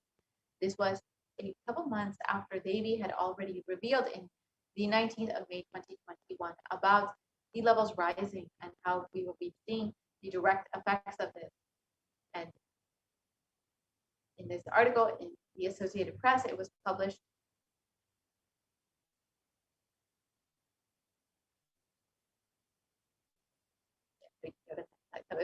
that some harm from the climate change, which includes dwindling ice sheets, rising sea levels, and changes in the oceans as they lose oxygen and become more acidic, is irreversible for centuries to come.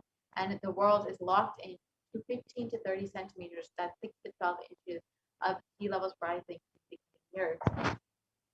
And as Devi reveals, there's no place that is going to be safe from all of this. And unfortunately, according to modern science, there is no way to reverse the damage that has already been done.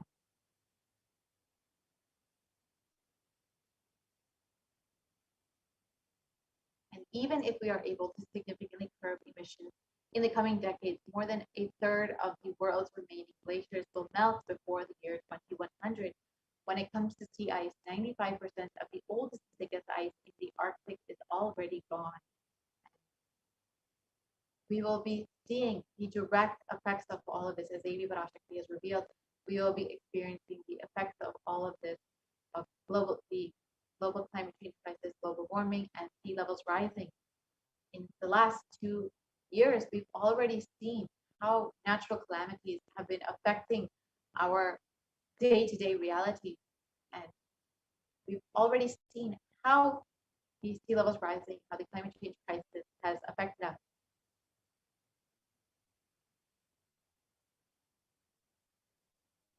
Recently, we've all heard about the German floods, which devastated the country. And it's reported in one article that more than 150 people are still missing from these German floods.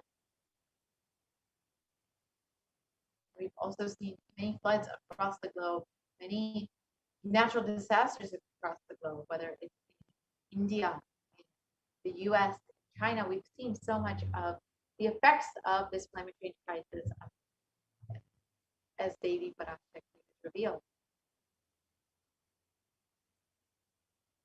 And in science, it was also reported that Europe's deadly floods left even scientists stunned. Even scientists are shocked by the damage that this has caused and how severe it has become. And even the climate, it was also reported that climate crisis was made deadly German floods up to 9 times more likely. So we've already started seeing the cascading effect of the climate change crisis and sea levels rising.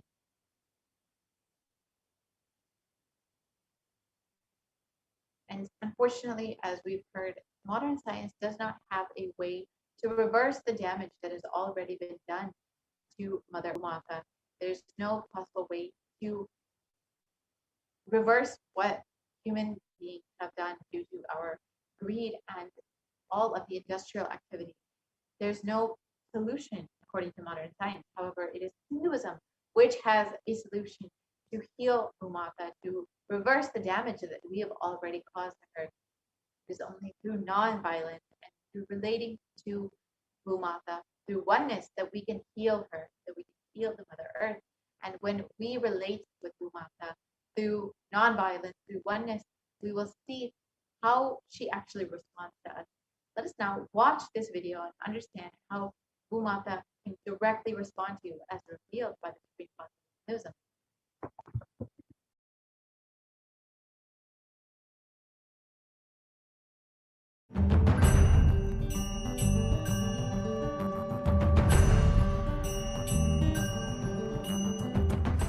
The human beings have become so distanced from the real life, are ready to explore things. We become so far away from, at least I can tell you from my experience, village boy. When I was 5 or 6, I opened all the alarm clocks in my house and I'll set it back, put it back. I don't see all that in the modern day kids. It's all about that stupid cell phone. Involvement with the reality has drastically reduced. Our whole life is nothing but the screen. Whether your love, your relationships, even your sex, everything is limited to that screen. Am I right? Almost. No, almost. Everything has been reduced to that screen. involvement with the reality has drastically come down. It is so unfortunate, especially the food, the plastic food dumped into your system. See, all the things which you eat, none of them have life. They are all not grown from life. My guru used to tell, please walk without chappal or covering your feet. Whatever grows in that land, eat, because Mother Earth records when you walk without shoes what all the ingredients are missing in your body. She records what you need for your body, nutrients or vitamins, whatever. Whatever is missing in your body, she produces in that food which grows in that land. And eat that and live. It is too mind-boggling concept. I tell you, only after I started doing it, I realized you don't need any external medicine if you know to live with the nature.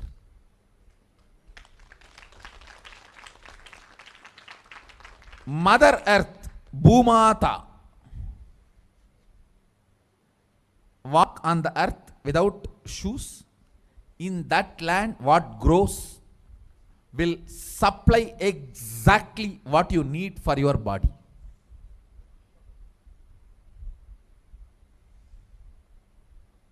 Looks too difficult to believe, but after I started doing that, I realized it.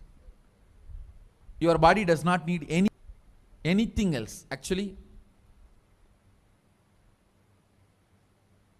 maybe 2 years before, due to these continuous classes, day and night, and in the night time, the web-based programs for the outside India, all these, my whole eating habits have gone chaos, and no question of rest. It became like a too much on the system.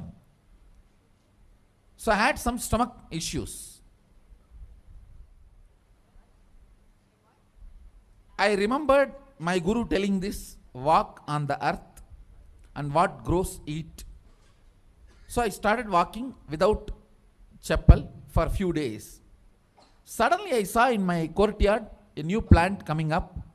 No seed, nothing, just coming up. I was wondering what is going on. How come suddenly, between the rocks, new plant coming up. And one of the devotee Ayurvedic doctor, he said, Swamiji, if you can get this plant and add it in your food, your stomach will be completely healed. I said, where to get? When he walked into the courtyard, he said, this is the plant. This is the plant. And throughout the campus we searched, we did not find another one. Nobody knows from where the seed has come, from where the plant has come.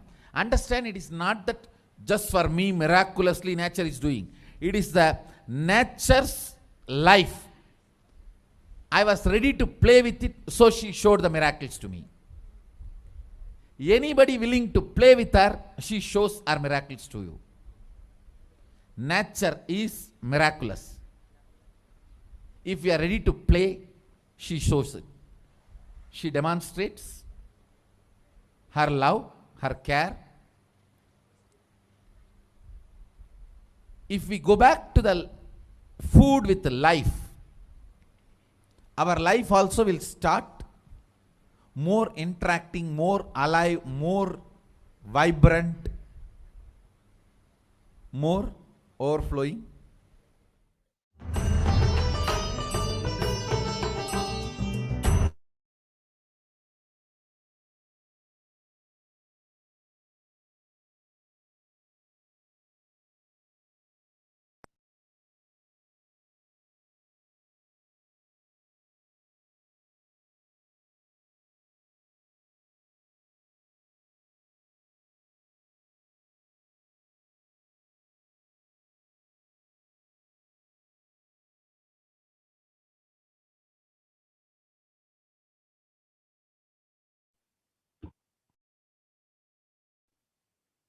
now that we've understood how non-violence can actually heal Bhumata, how if we relate to Mother Earth through oneness, if we connect with her, we can actually see her responding to us.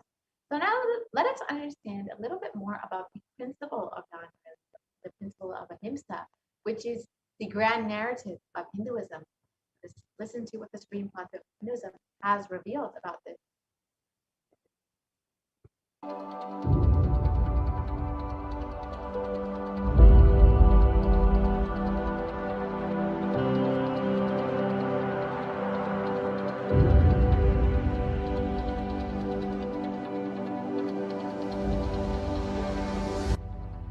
We often believe that exacting revenge is a form of emotional release and that getting retribution will help us feel better. Especially this modern day cinema, entertainment industry cult brainwashes you. The act of revenge as a way of gaining closure after a wrong is done. No! I tell you the truth, as the opposite effect. Revenge is like a korangu sorinjikra mari, ari padangadu. Tamil, they say that monkey feeling itching and scratching never going to settle down. Till that monkey dies, it will not settle down because it will create a wound and it will not keep quiet with that wound. That same wound it will scratch more and more and it will be more infection. Finally the monkey will die. Korangu sorinjikitadum நாம வயலன்ஸ்ல விழறதும் ஒண்ணு. Understand? Mass media, cult, entertainment industry, TV and cinema, cult is brainwashing you, telling that revenge is heroism, violence is heroism. No, it is not. Non-violence is heroism. I tell you. In every level, non-violence as a strategy. Because you see, non-violence makes you realize more and more oneness. It strengthens the oneness. Oneness strengthens the non-violence and non-violence strengthens the oneness. You need to understand the context. Only then you will understand how this non-violence can be a successful strategy. If you miss one or two components and do it out of wrong context, it will become a mess. It will become a laziness and non-involvement. Laziness and non-involvement is not non-violence. Don't use non-violence brand and tag to justify your non-involvement and laziness. No. That's what Arjuna was trying to do in the Arjuna Vishada Yoga. He was telling Krishna, oh, why should I kill people? Why should I kill people? Let me go away and become a sannyasi. Oh, Dubukke. This fellow, when he went to do tapas in the forest also, he got married to a girl. Every time this fellow goes for tapas, whether he brings boons or not, he brings girls. Alright, no disrespect to Arjuna, is incarnation of Nara Narayana. So no disrespect to Arjuna. Non-violence should not be misconstrued or should be used to portray your non-involvement and laziness, tiredness and boredom. Hinduism is actively enriched. World will become great place. Not only we are a non-violent tradition, we believe in consciousness. We have the science of consciousness, raising the quality of the humanity. We believe in it, we spread it, we live it, we be, live, believe. Let us all understand non-violence need to be actively lived, be lived, believed and actively enriched. Actively enriched. All I wanted all of you to know what Hindus Sri Kailasa should do. Do Tyaga, to tell the world actively, enrich the world actively about Hinduism. Ahimsa paramo dharmaha. Ahimsa is the highest value as per Hinduism. Ahimsa paramo dharmaha. That is the grand narrative of Hinduism. Non-violence is the grand narrative of Hinduism. We need to tell that grand narrative to the whole world. Actively we need to tell that grand narrative to the whole world.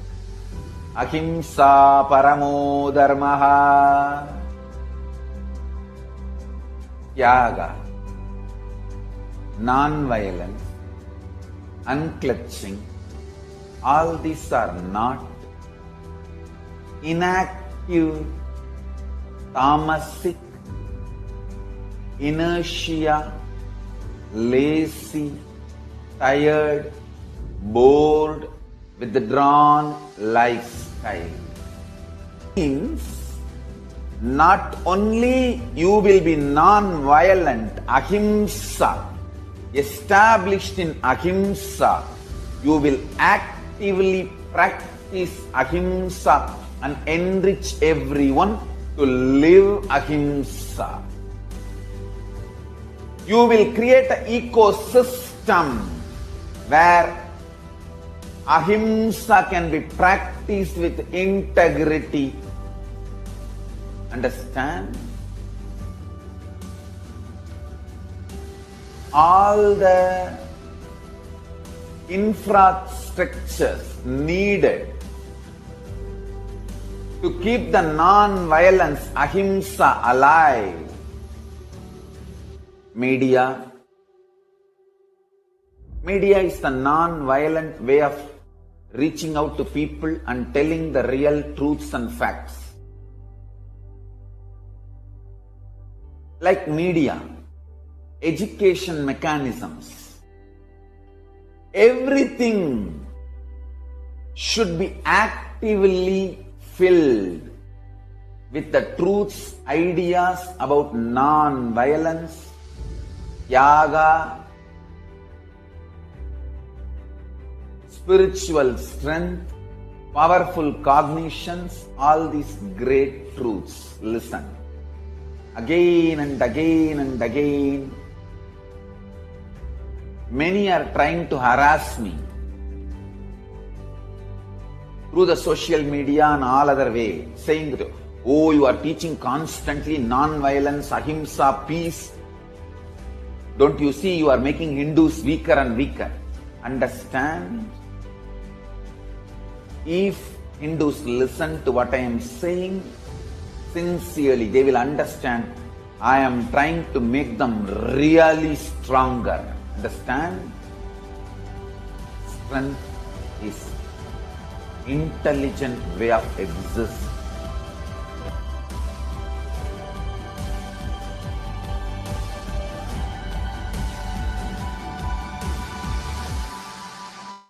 Grand narrative of Hinduism. All of the teachings of Hinduism are built on this principle of non-violence, of oneness, of connecting through the experience of oneness to Mother Nature, to Bhumata. And it is only through this that we can see the healing of Mother Earth, the reverse of the damage that we have done to Bhumata.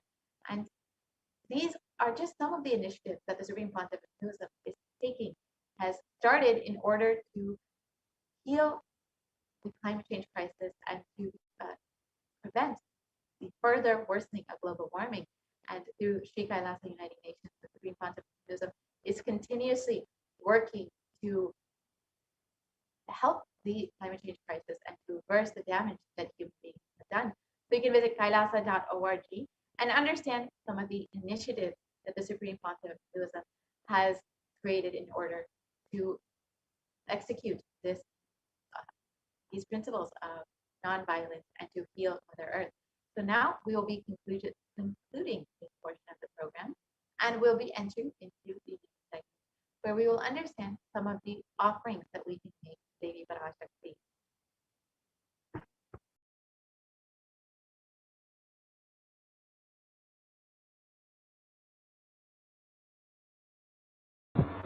Nithyananda, and welcome to this program again, this segment where we will be learning about the various traditional offerings that we can make to Devi Parashakti as we get ready to receive her darshan and blessings today.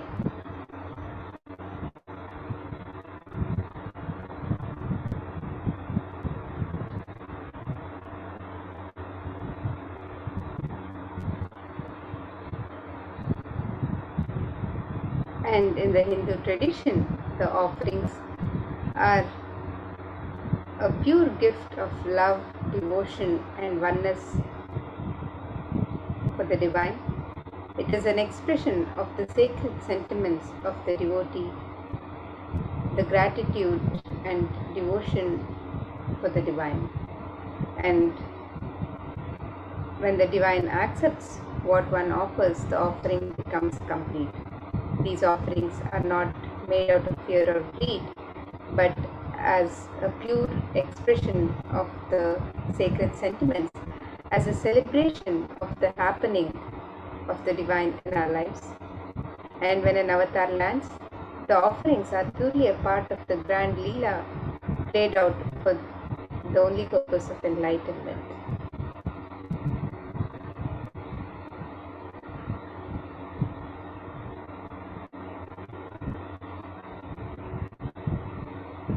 So now, as we get ready to receive Devi Parashakti, to receive her grace and blessings in our lives,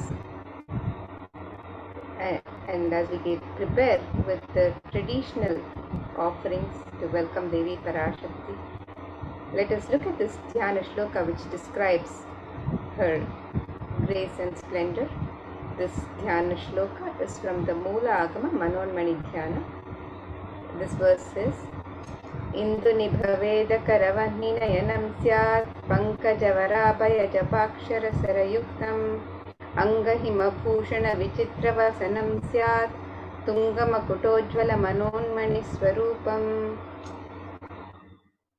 The translation of this verse: moonlight face holding Veda books on hand, fire in eyes, with lotus flower gracing and blessing hands, and one hand with chapamala, beautifully decorated with jeweled ornaments in wonderful clothes and shining crown. Her name is Manonmani. And another verse which describes Devi Parashakti, this Dhyana Shloka: Dhyayet Devim Trinetram Shashinibhavadanam Vedahastam Dadhanam Savye Padmam Varadapare Chabhayam Chakshamalam Divyairavharanai Vibhusitatanum Brahmadibhi Pujitam Devimeva Manonmanim Pratidinam Kamarthadadrim Shubham. The translation: it says, I meditate on Devi with 3 eyes, glowing like a moon, and holding the Veda, lotus, and gracing with blessing and gracing hands. She is wearing beautiful ornaments. She is worshipped by Brahma and other many gods and showers auspicious boons for all actions every day.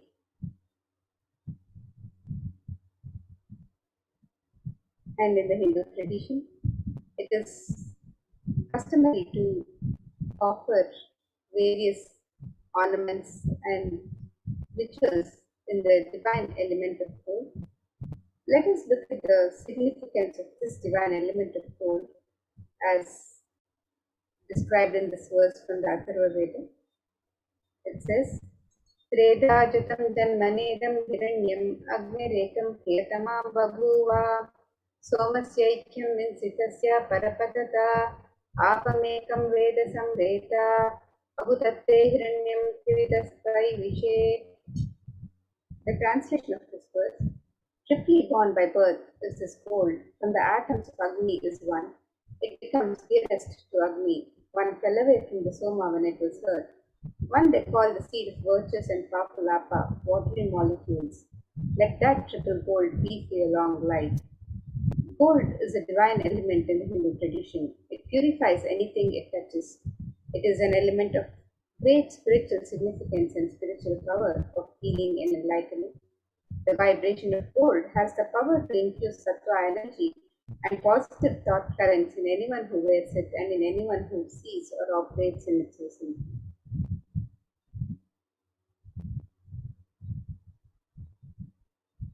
Gold is present in all the scriptures, in the Hindu scriptures, Agamas, Vedas, Shrutis, Smritis, Itihasas, Puranas, in all of the Hindu scriptures. It is abundantly displayed that gold is the most auspicious and purest metal which purifies our being in the Hindu civilization. Everything was built in gold, exchanged in gold, ritual feasts were offered in gold bricks. When one was to be saved from life-threatening illnesses, gold was offered as a ritual fee. Gold was in abundance and used for weighing equivalent amounts of commodities, including cows. Kingdoms were built with huge doors of gold. The streets would have huge columns of gold and huge archways where cows were dressed in gold. The Hindu civilization thrived on the banks of rivers of gold. The Indus River was called Hiranyamaya, the river of gold in Rig Veda. The river Saraswati was called Hiranyavartini in Atharva Veda. Gold is the supreme element for offering gifts to the ones you love and revere. Temples are constructed and paved in gold. Deities are made in gold and decked and adorned in gold because it preserves the enlightenment energy for thousands of years and it lasts forever. So let's now take a look at some of the various traditional offerings that can be made to Devi Parashakti as we get ready to receive her darshan and blessings today. The first offering is the offering of the e-hundi, and just as we have the hundi offerings in any temple in the Hindu tradition, you can make your offerings of any amount and in any currency of your choice to Devi Parashakti today through the e-hundi offerings, and this is just a pure expression of the sacred sentiments that you wish to express to Devi Parashakti. So let us look at this verse which describes Devi's love for true devotion. It says, Bhakti Priya Bhakti Gamya Bhakti Vashya Bhayapaha Shambhavi Sharada Radhya Sharvani Sharmadayini. The translation of this verse, it says, Devi is fond of true devotion. She is realized through true devotion. She can be won over through devotion and she removes all fear. If there is any fear, she should remove that fear. It is stated that Devi likes it in autumn. Here it is meant the autumn of our lives when our thoughts turn more and more inwards. The role of the divine is known and understood clearly. The need for Devi worship then becomes stronger. Shambhavi is the consort of Shambhu or Lord Shiva. Sharadharadhya means the one who is worshipped by Devi Sharada, Devi Saraswati. Sharvani is the wife of Lord Shiva. Linga Purana says Lord Shiva is called Sharva in his earth form. Sharmadayini is the Devi who bestows happiness on devotees. And today you can offer your gratitude and devotion to Devi Parashakti.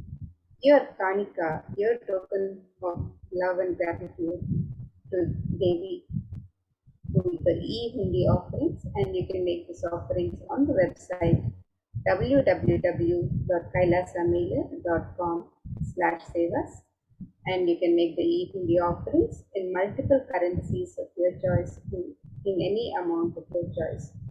So you can make these offerings on the website.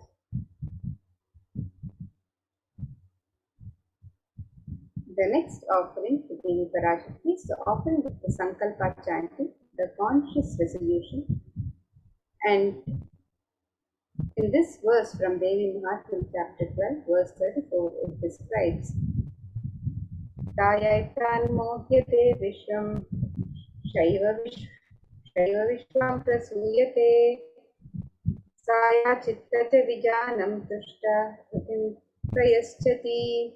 The translation of this verse, it says, the goddess enchants this universe and she herself gives birth to this universe. That goddess, being played without interest in anything, gives that knowledge that leads to salvation and wealth in the materialistic sense. And you can make the offering of the Sankalpa chanting, the conscious resolution, and be blessed with the of all the desires and wishes that you're yearning for.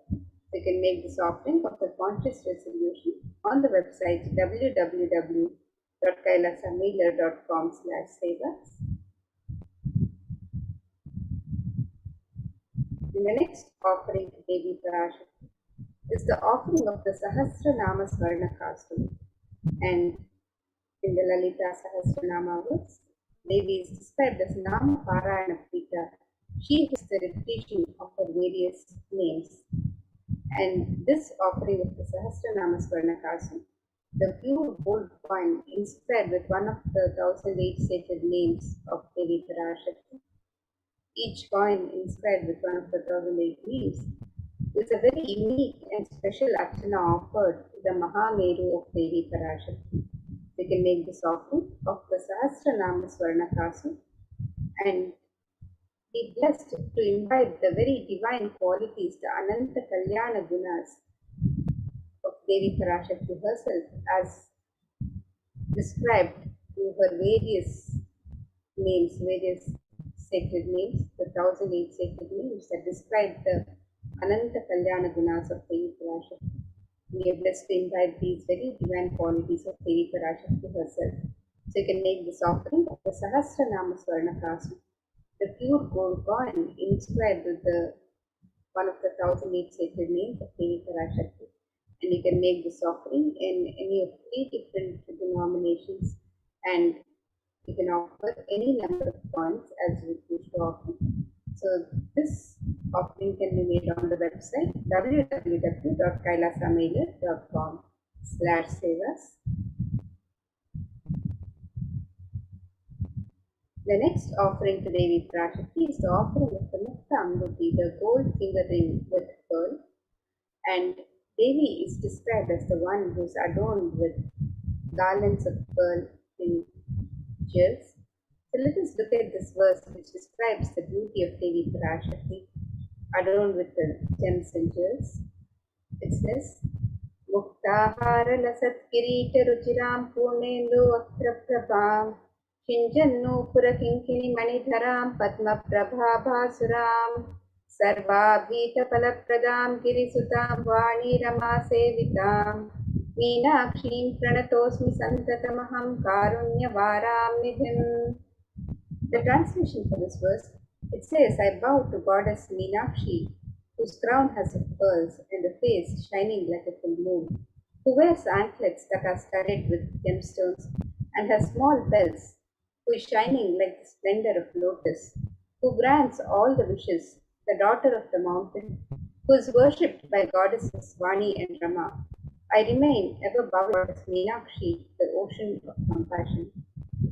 And you can make this offering of the Mukta Anguti, the gold finger ring embedded with pearl, to Devi Parashakti, and be showered by her pure love and compassion in all of your business endeavors.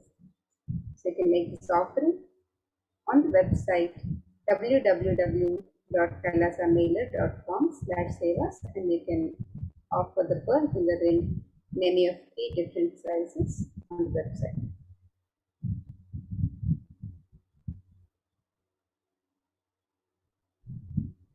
And the next offering to Devi Parashakti is the offering of the Swarna Padma Pushpa, the gold lotus flower. The lotus flower is described in the Hindu scriptures and Hindu traditions of worship. It has hundreds of scriptural references. Let us look at this verse from the Kamika Agama, which describes one of the many significance of the gold lotus and the worship of the divine. This verse says, Ashtavidyeshwaropeta Kumbhavarana Samyutam Sarve Sasutra Vastraja Hema Pankata Bhushitaha Sapidanasat Purachascha Pakva Bilva Phala Snapanadhyaya Samsiddha Pramanena Samanvitaha. The translation for this verse, it says, all the kalashas should be wound around with suitable thread and covered with new cloth. They should be adorned with the lotus flower made of gold. References for using the lotus in worship of Paramashivoham in the Hindu scriptures. Almost everything in the worship of the ultimate involving the consecration of the deities of worship or meditating on the mudras and asanas used during worship involves the lotus flower, the lotus leaf, petals. The lotus is a divine flower in the Hindu tradition. Shakti of Paramashiva is also called a lotus. The base of the Paramashiva linga is a lotus. The disciple of Paramashiva is also considered the lotus, the one who is about to bloom. And you can offer this gold lotus in any of 3 different sizes as you would wish to. And be blessed to have the state, space, powers, and being of Devi Parashakti in your inner space amidst any and every adverse situations in life. You can make this offering of the Swarna Padma Pushpa, the gold lotus flower, on the website www.kailasameda.com/sevas.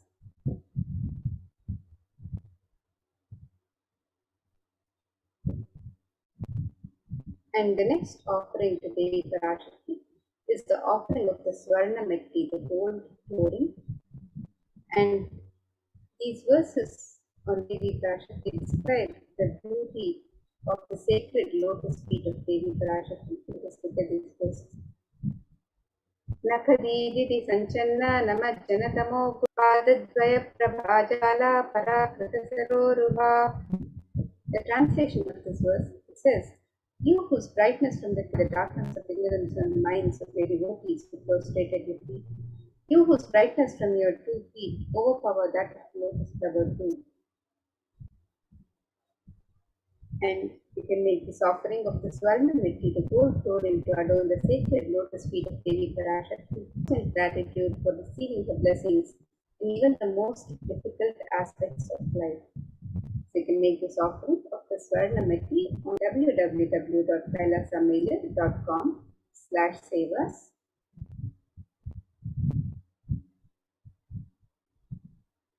And the next offering of the traditional jewelry to Devi Parashakti is offering of the Swarna Mangtika, the gold hairline jewelry. And Devi is worshipped, is described as Sudha Sharapi Varshini, she who makes the nectar flow in all our nerves from the Sahasrara, that is, she who gives the very pleasant experience of the ultimate. The Swarna Mangtika, the gold hairline jewelry, represents the nectar overflowing from the Sahasrara Chakra, which is fully opened with the sacred sentiment of gratitude. And you can make this offering of the Swarna Mangtika to Devi Parashakti and receive the blessings of achieving the blissful state of overflowing gratitude and the space of complete completion. And you can make this offering of the Swarna Mangtika on the website www.kailasamedia.com/sevas. And the next offering to Devi Parashakti is the offering of the Pratyaksha Pada Puja. And Saundarya Lahari, this verse 83, Shloka 83, describes the beauty of Devi Parashakti's sacred lotus feet. It says, "The illumining splendor of Devi's toenails dispel the darkness of ignorance in the devotees prostrating at her feet. Her feet defeat the lotus in beauty." And it further states that the nails, Devi's toenails, have been sharpened by constantly being touched by the crowns of celestial beings who always prostrate to Devi. And Tamoguna, which is the darkness, is indicative of the ignorance in the minds of the devotees, and by constantly prostrating before Devi Parashakti, their ignorance is removed and they attain the ultimate knowledge. So you can offer the Pratyaksha Pada Puja and be blessed with all the auspiciousness and blessings of Devi Parashakti and the Nityavatara, the supreme pontiff of Hinduism, Jagadguru Mahasamidana, His Divine Nithyananda Paramashivam. And this offering of the Pratyaksha Pada Puja, the traditional and most sacred offering of gratitude, the ritualistic offering of gratitude from disciple to Guru. You can make this offering on the website www.kailasameda.com/sevas.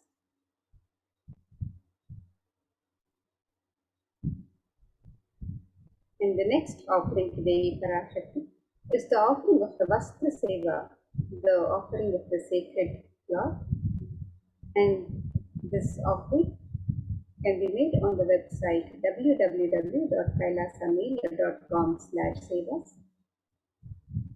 The sacred cloth offering is the traditional offering which is made as a token of gratitude for the continued protection of the divine in our lives, and you can make this offering and be blessed with all the auspiciousness and blessings of Devi Parashakti and the Supreme Pontiff of Hinduism, Jagadguru Mahasannidhanam, His Divine Holiness Bhagwan Sri Nithyananda Paramashivam. So you can make this offering of the Vastra Seva, the sacred cloth offering, on the website www.kailasamelia.com/sevas. So here you can see a summary of the various offerings that can be made to Devi Parashakti as we get ready to receive her darshan and blessings today. And all of these traditional offerings can be made on the website. We have the e-hundi offering, which is an offering in any amount of your choice and in multiple currencies. I think it's the offering of the conscious resolution.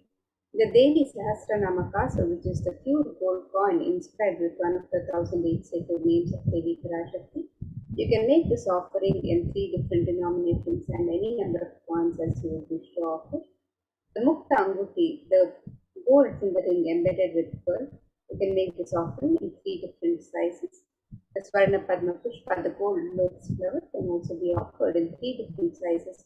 The Swarna Mekhi, the gold toe ring, to adorn the sacred lotus feet of Devi Parashakti. You can make this offering on the website. The Swarna Mantika, the gold hairline jewelry, representing the overflowing nectar of gratitude. You can make this offering to Devi Parashakti on the Pada Puja, which is the ritualistic offering of gratitude from disciple to Guru. You can make this offering also on the website www.kailasamelia.com/sevas. And you can also make the offering of the Vastra Seva, the sacred cloth offering to Devi Parashakti. All of these offerings can be made on the website www.kailasamelia.com/sevas.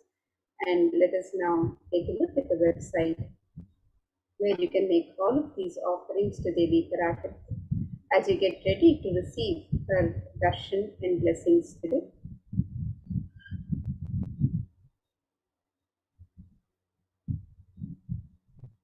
So here you can see the website www.kailasamelia.com/sevas.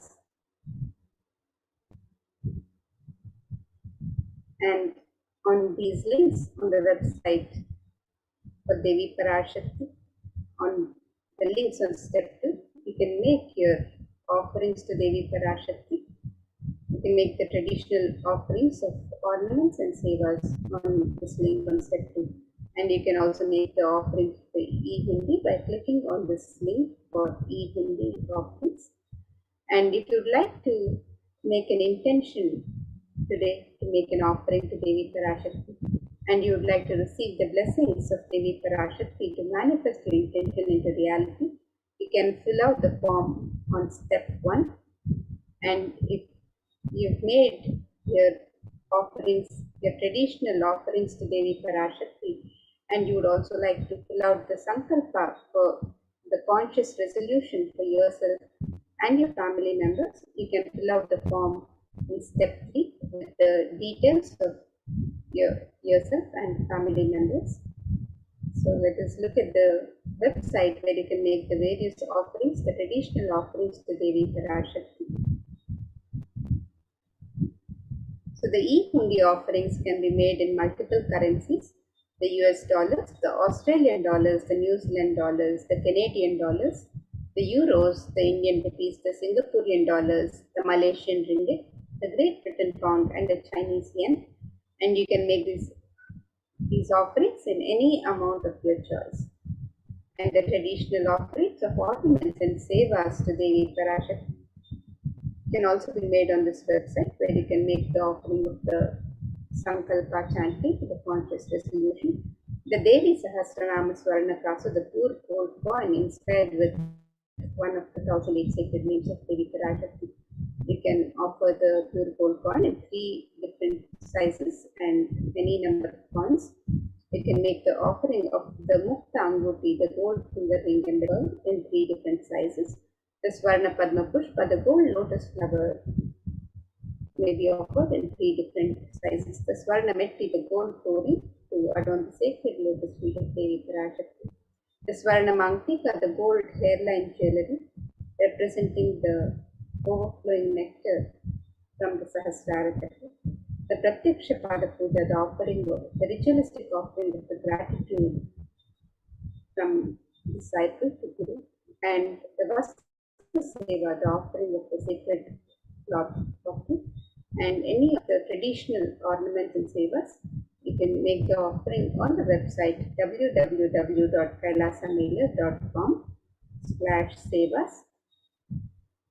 And with that, now we come to the conclusion of this segment. And we'll now be moving to the next segment where we'll be learning about the various facilities being made available for the care and well-being of humanity through the various de facto spiritual embassies of Kailasa, as guided by the Supreme Pontiff of Hinduism himself. So let us look at these various contributions of Kailasas, the de facto spiritual embassies of Kailasas worldwide, for the care and well-being of humanity. Let us now move in this next segment as we get ready to receive the darshan and blessings of Devi Parashakti.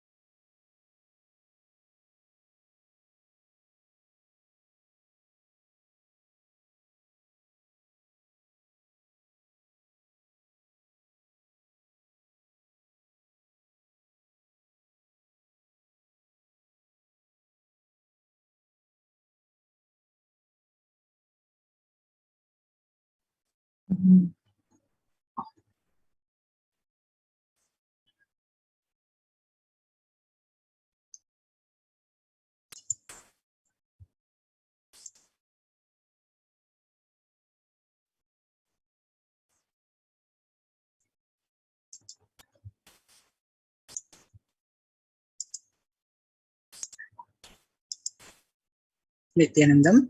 Welcome back to this segment of Kailasa's multi-layer quarantine facility at the Kailasa's de facto spiritual embassies with the blessings of the Supreme Pontiff of Hinduism, Jagadguru Mahasannidhanam, His Divine Holiness Bhagavan Nithyananda Paramashivam blessings. Let's start with the Sadguru Vandanam.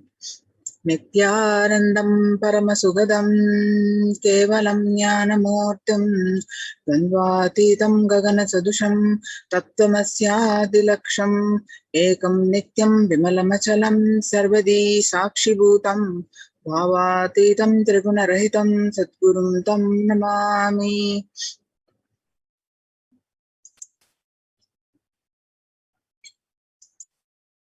So what we learned from this segment today concerning statistics on mental health and global peace across the world due to COVID-19. What are the Supreme Pontiff of Hinduism, Kailasa's contributions for global peace, Supreme Pontiff of Hinduism's spiritual solutions for COVID-19, Kailasa's COVID care protection centers, why temple-based ecosystems, UN recognizes Kailasa's contributions, join Kailasa's COVID care protection centers.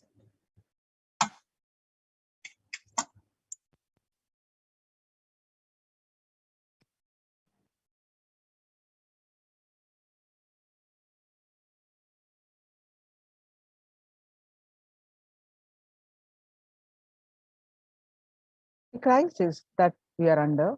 Today, people around the world are trying to grapple with the grim reality that the pandemic is far from over. The aftermath of the current calamity promises to be much more devastating. The general economics of the world are facing disastrous futures. Countries are facing off each other in deep mistrust. Now, let us see some statistics and current news. In Australia, reported a record high number of coronavirus cases recently when the country continues to battle the third wave of COVID-19 infections. There were more than 2,400 new locally acquired infections reported nationwide recently, that the figures are passing 2,000 in a single day just for the second time.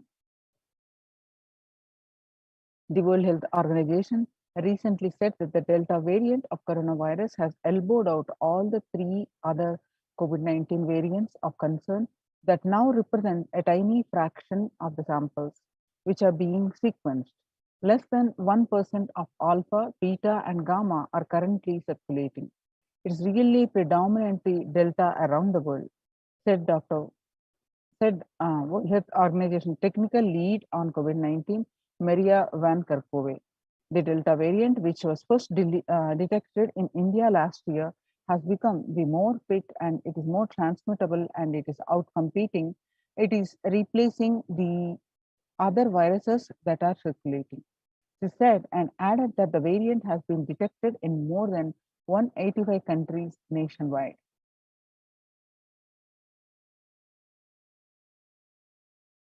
COVID-19 has killed more Americans than the influenza pandemic of 1918 to 19 pandemic did. The coronavirus pandemic has now killed more Americans than the 1918 to 19 influenza pandemic did. The influenza pandemic of 1918 infected about 25% of Americans and estimated 0.65 with 600,000 deaths. COVID-19 has infected more than 12% of Americans and killed about 0.2% with 676,000 deaths. Now that the US death toll from COVID-19 has surpassed 676,000, the coronavirus pandemic has killed more Americans than the influenza pandemic did, and it's officially declared as US deadliest pandemic.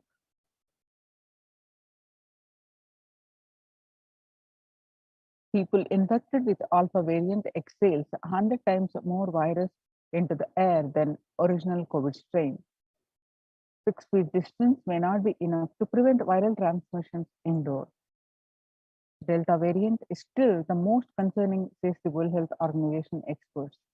COVID-19 pandemic is nowhere under control in the United States, says the Chief Medical Advisor, Mr. Fauci. He said, right now, we are still in pandemic mode because we have 160,000 new infections a day. That's not even modestly in good control.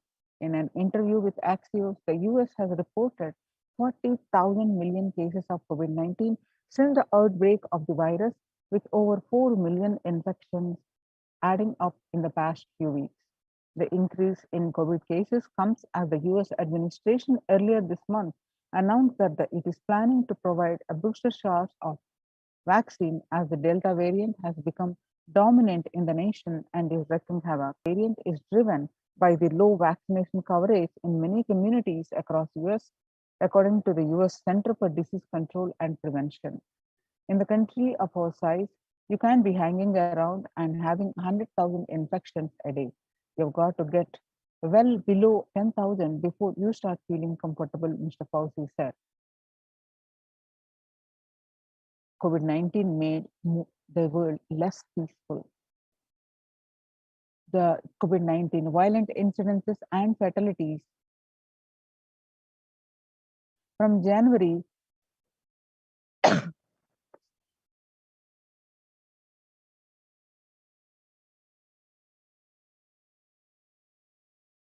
from January 2020 to April 2021, you can see the violent spike in the violent incidences.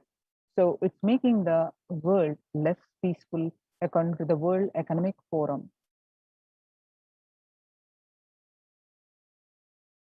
The younger adults are more likely to report symptoms of anxiety and or depressive disorders, and the average share of adults reporting symptoms of anxiety disorder and or depressive disorder and a 6 month period in 2019 versus January 2021, it rose up to 41.1%.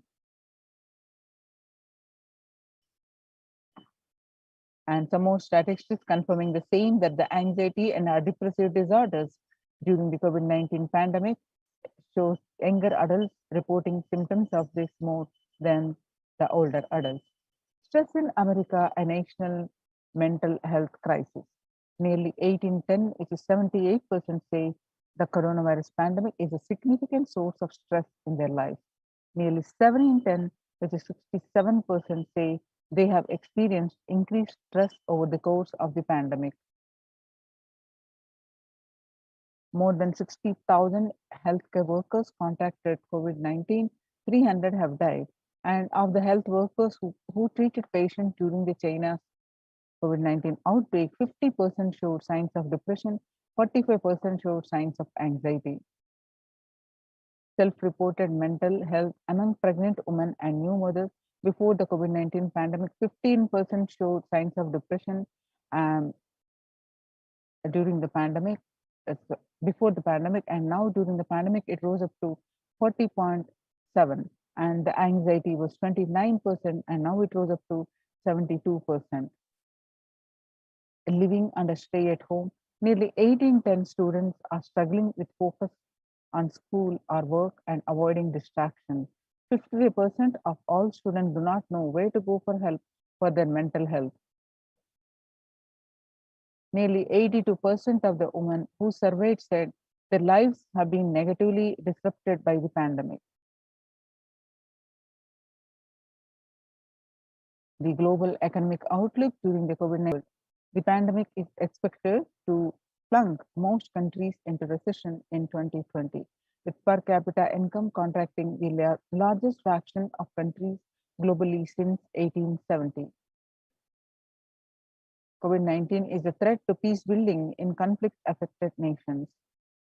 In India, Mumbai Mayor says the third wave is not coming, it's already here. Breakthrough infection found in 25% of the health staff, and the new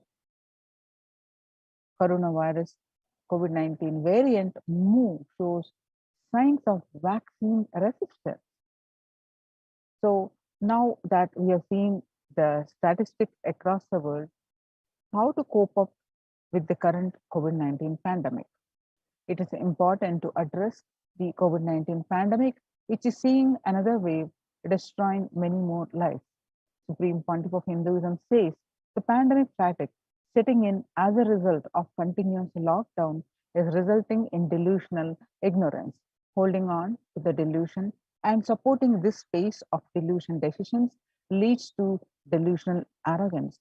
Trobhava Sankalpa. Continuous lockdown leads to delusional thoughts like, so what if I die, it's okay, and I can't live forever in this lockdown. Going out and then exposing oneself and putting the risk on yourself and others with irresponsibility and insensitivity is the delusional arrogance.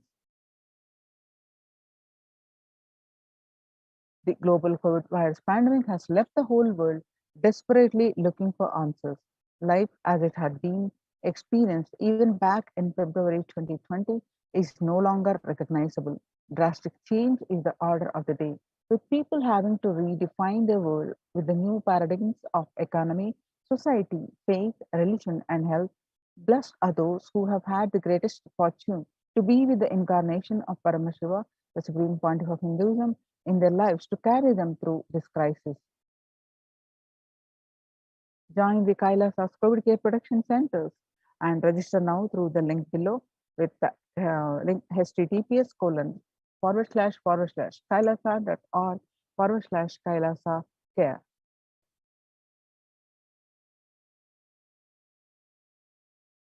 Sustainable Developmental Goals. Making peace with the nature is possible if we start now.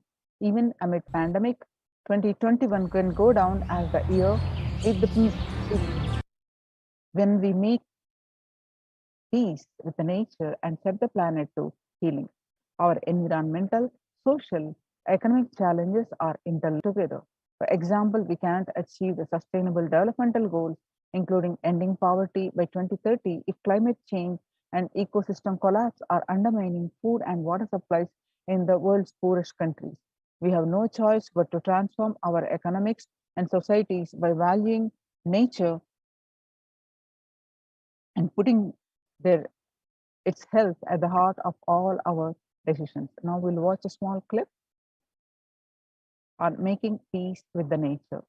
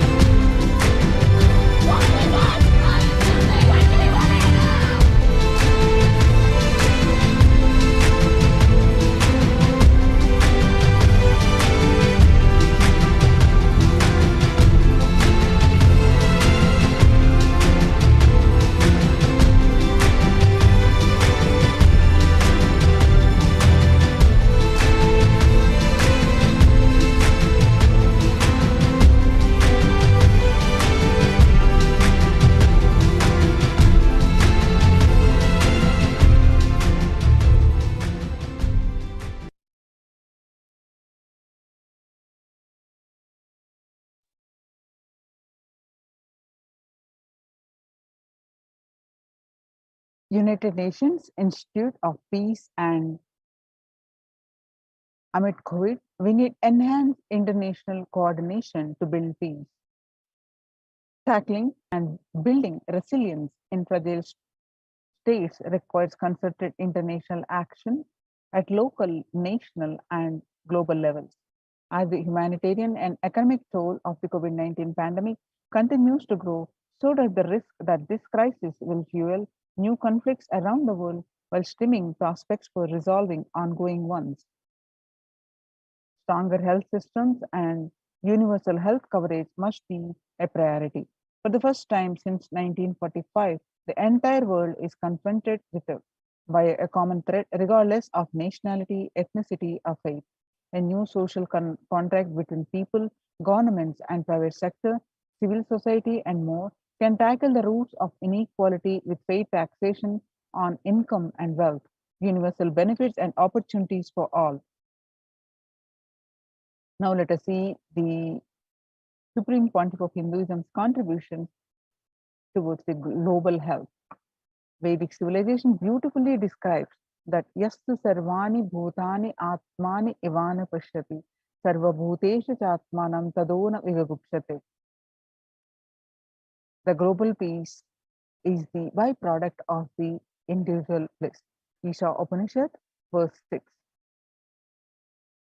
Whenever an individual goes through a spiritual bliss, he manifests a beautiful, peaceful life for him and everyone around him. If he is powerful enough, he moves the whole. He is more powerful, he moves the whole village or the whole country. If he is powerful like incarnation, he moves the whole world and manifests peace for them. So global peace is the byproduct of the individual bliss. Now, Supreme Pontiff of Hinduism has given various techniques like completion, practicing, unclutching, taking responsibility, and let us see what are the Supreme Pontiff of Hinduism says towards achieving the individual bliss, individual peace to attain the global peace. So practicing unclutching, practicing completion. Let's watch from this video. Relationships. Whatever word you may use, to experience the unified field of consciousness. Today, the science of completion. How the science of completion can directly impact the consciousness you are carrying and the consciousness embodied in many bodies. Please understand, the more inside you means more deeper space you go inside you, more expanded you become, more one with everything, more oneness you experience. Because the more deeper you go, the more you experience the unified field of consciousness. Various words are used.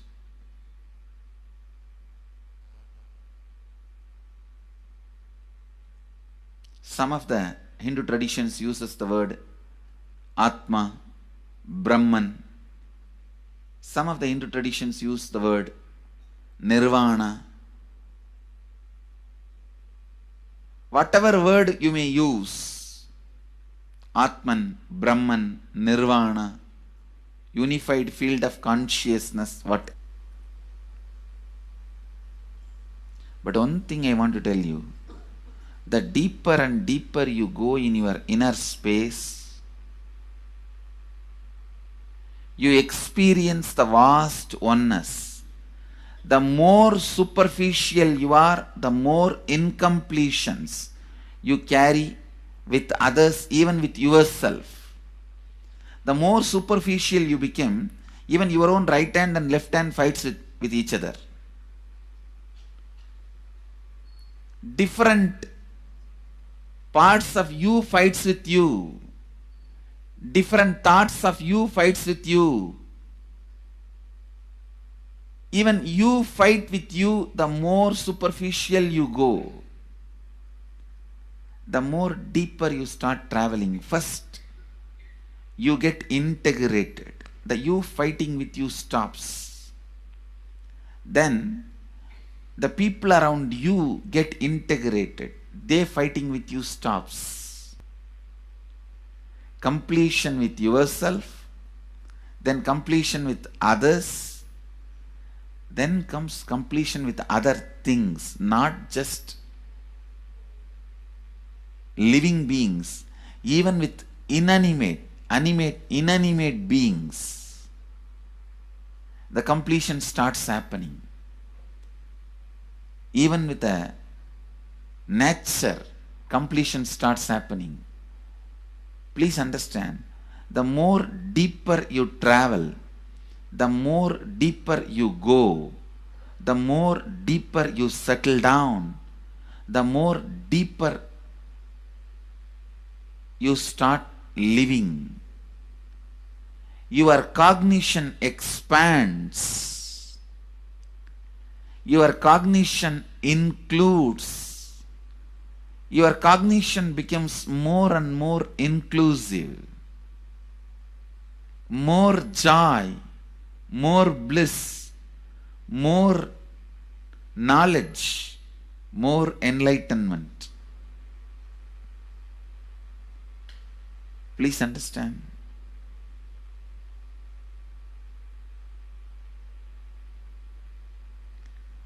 The more and more completion happens in you, you will see everyone around you feels complete with you. That is why I am saying, whether they have body or they are disembodied,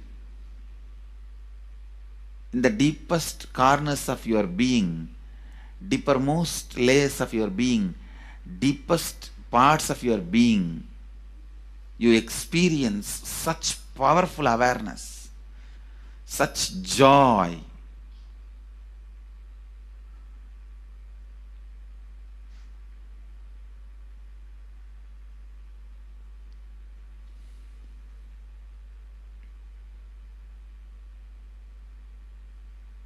Going into the deepermost corners of your being not only is a joy, it's a power. Because suddenly you will see everybody around you, everything around you listens to you. It really becomes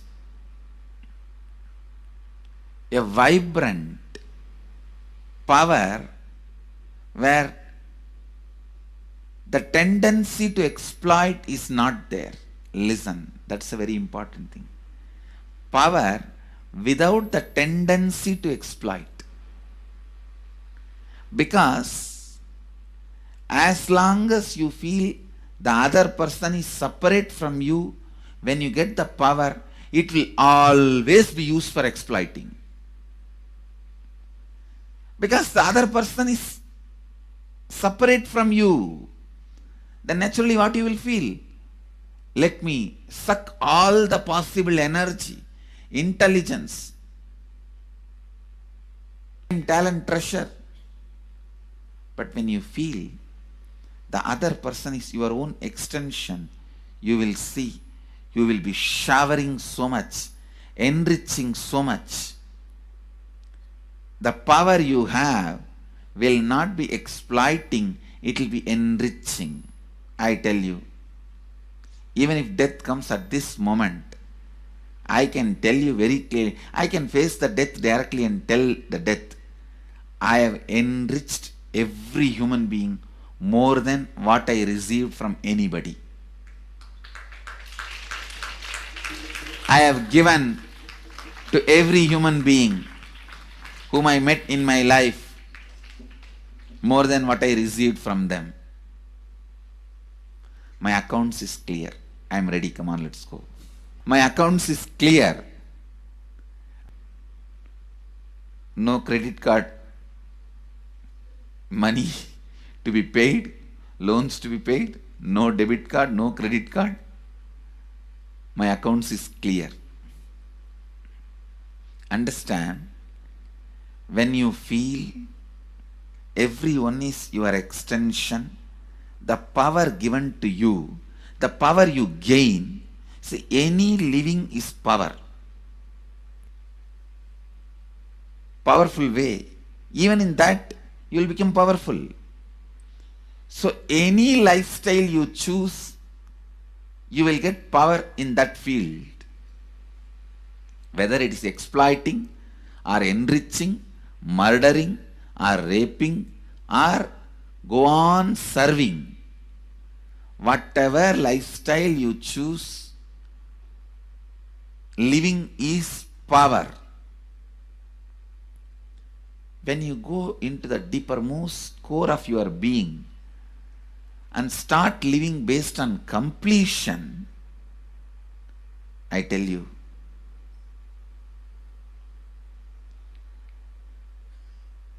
the first power you will experience is everything around you listens to you. That power will simply make you enrich everyone. The best power you can have through living is power of enriching. Whatever you do, as I said, whether you live the life of enriching or exploiting, you will become powerful. I tell you, the power of exploiting brings more and more conflict within and without.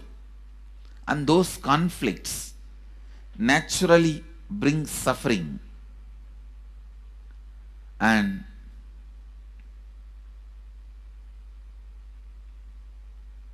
the power of enriching brings more and more completion in you and in others. This full month, Nithyananda Sangha all over the world.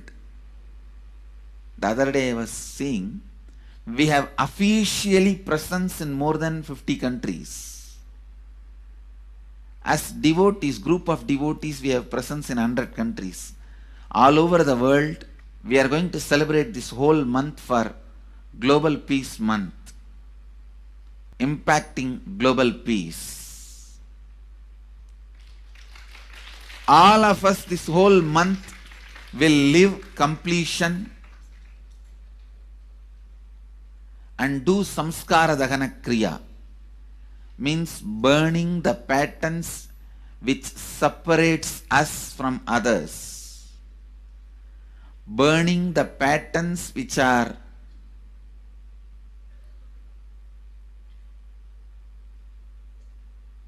constantly keeping us in a superficial level. All over the world, we will be doing samskara dahana kriya, burning our patterns and leading us to more and more completion. And we also have special 3 Nitya Dhyana Yoga program teaching people science of completion and facilitating samskara dahana kriya. This month, 20th, 21st and 22nd,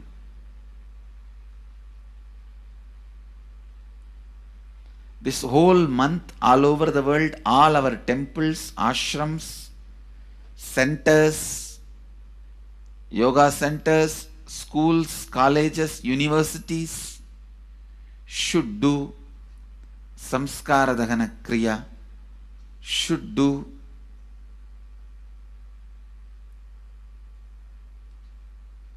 the practice of burning all the incompletions and patterns which leads to conflicts, bringing more and more peace inside us and outside us, spreading peace. This whole month, let's impact global peace. Let us really contribute to the global peace, not just talking about it. Let's do it. Let's do it. Not just talking about it. Let's do it.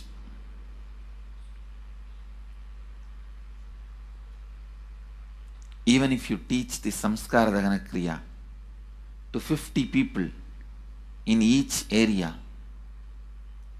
each place where we have centers, ashrams, temples, two-way centers, yoga centers, even 50 people, each Tanidar teaches, enriches them with this science. The amount of suffering and negative waves, negative vibes reduction can contribute so much to the world. Please understand, one positive person can burn millions people negativity. Experientially, with evidence we proved, one positive person has already burnt at least 20 million people's negativity in last 10 years and brought peace. So each one of you, if you stand up as one positive being,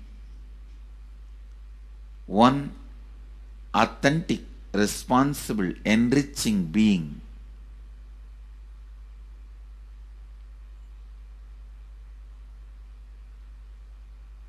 I tell you,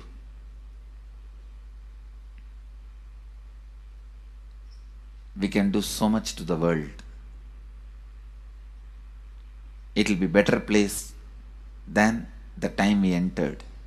When we leave, it should be a better place. That's all.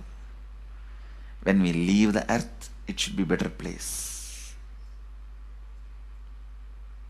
So understand, inner peace is your birthright.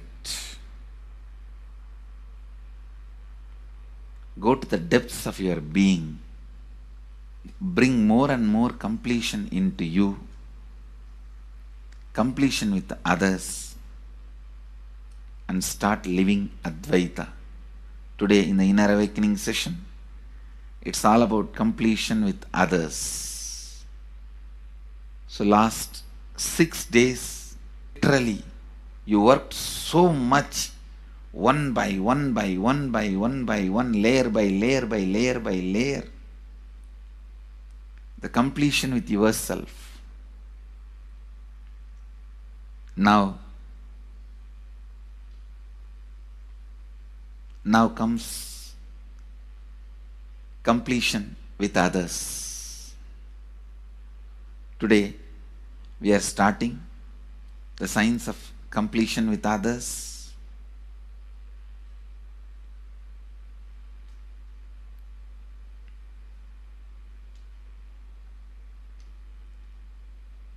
It's one of the most powerful science. Does so much to human beings, not just healing their relationships, even inside their consciousness, this inner space, so much of good is done, so much of awakening is done.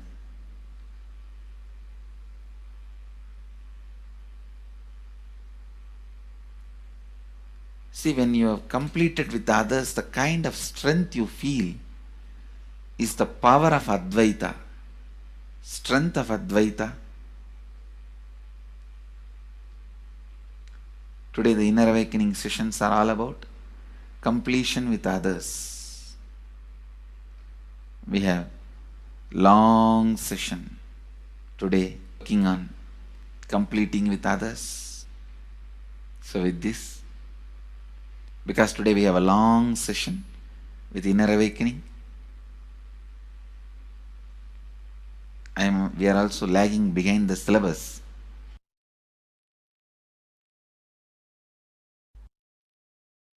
Now, let's listen from the Supreme Pontiff of Hinduism that self-transformation is global peace. Social answer means I'll tell, oh, you should all work for global peace. You should all work for turning the world. You should work for revolution. You should work for all these, that things. You should vote only the party which says that it will stop the war and all these things. This is the social answer. Nonsense. If you want the honest answer, I tell you, simply transform yourself. You can't do anything. If at all you can do, you would have done it. Be honest. If you can do, you would have done it.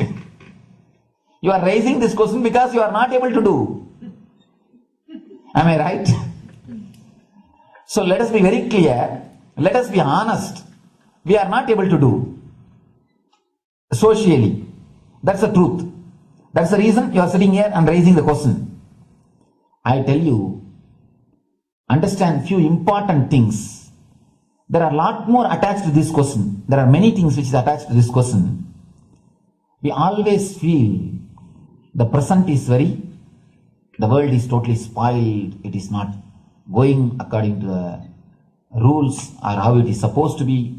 It was wonderful once upon a time. In ancient time, things were going well and great. And I tell you, 10,000 years ago, they found some writings on stone in Harappa Mohenjo-daro culture. But the other day I read a beautiful book about that stone writings. That writings, it says, oh, nowadays the society is not as it should be. So much of war, there is no peace. In the early times, there was so much of peace. Society was really great. Things were as it should be. And it almost looks like a today newspaper editorial. 10,000 years ago, the same thing carved on a stone. Then understand, there was no such time as only good prevailed. It is just a fantasy. Hinduism, they call it Satya Yuga, the age of truth. There was a time only truth prevailed. And every religion, Christianity, they say the Garden of Adam and Eve. There was a time everything was wonderful. Every religion has got the fantasy. The past was great. There was golden past. Always the idea of golden past exists only in the past. The more you go back, again you say the past was great. And I tell you one thing, it is a wonderful way of postponing accepting the reality. Otherwise, I can be sure the world was same as it is today. Whether it is 5,000 years ago or 10,000 years ago. Maybe one thing, there was no CNN channel that time. So the news did not reach you so quickly. That's all. The news did not reach you so quickly. That may be the only difference. But otherwise, I can be sure the good and the bad was equal. Good and the bad was equal. The same amount of wars were there. All the other things were there. You read the Puranas, the mythological stories of India, you see enough of things. Enough of dirty things. I think sometimes I find a little more. And if you read completely the Puranas or the Hindu scriptures, there are a lot of things much worse than modern day. The criminal activities or bad things or negative things, whatever you say, all this stuff. And never think only present day is corrupted or violent. In the ancient days also, all these things were there. Only one thing was not there, the CNN news or the internet. So the news did not reach you. But otherwise I can tell you, enough the good and bad was there. It always will exist. It will exist. All you can do is, if you awaken yourself, if you reach the enlightenment state, you can go beyond it. And I tell you, enlightenment is the only service you can do to the society. Just become enlightened so that you will reduce the negativity. Now, as of now, you are also the part of negative group. Naturally, we will be a negative group. As long as we are unenlightened, we will be collecting negative consciousness. So if you become enlightened, at least you will reduce your weight. That's the only thing we can do. Nothing else can be done. So all I request you to do is just become enlightened. Realize that you are a lion. That's the only way to help yourself and the society. Otherwise, all revolutions, you see, all revolution again end up as one more tradition. In last 2000 years, 3000 wars have happened in the humanity. In 2000 years, 3000 wars. Human beings have not done anything except doing wars, except fighting. Everybody claims he wants to do revolution. He wants to spread peace. You see, every country claims their army is a defensive army. Then who is offending? Tell me. Every country says defensive army. Then who is offending? These are all just, games. The idea of peace is a pure game. Everybody wants to spread the peace according to them, not according to the other person. They want peace according to them. The other day I was in one interreligious gathering. One guy is preaching, let all of you convert to my religion so that we will not have fight. He wants peace the way in which he wanted, not the way in which. And there's a beautiful saying, the sword of Muhammad, it is written, peace alone should survive, something like that. He has written some statement about the peace on the sword. We all take sword to spread the peace. So no revolution is going to help, because in the last 2000 years 3000 revolutions have happened. but still world is same, I think much worse. So no revolution is going to help, only individual evolution is going to help. So be very clear. Instead of working in the outer world, start working in the inner world. That will help you and society some way.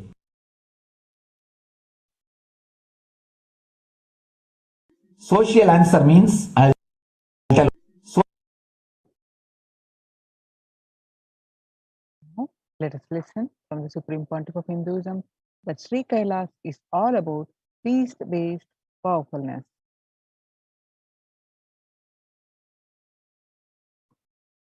listen carefully.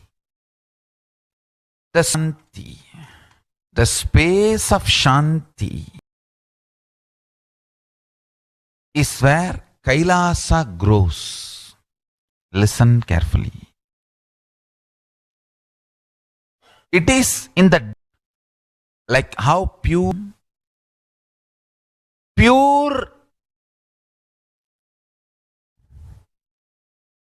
Shanti based Shakti, peace based powerfulness reflects Paramashiva. Paramashiva manifests in peace based powerfulness. Please understand. Neither violence nor powerlessness. Powerlessness is weakness. Violence is abusive. Peace-centered powerfulness. Powerfulness-centered peace. All the Upanishads starts with peace, completes with peace. Shanti mantra starts with Shanti mantra, gets completed with Shanti mantra.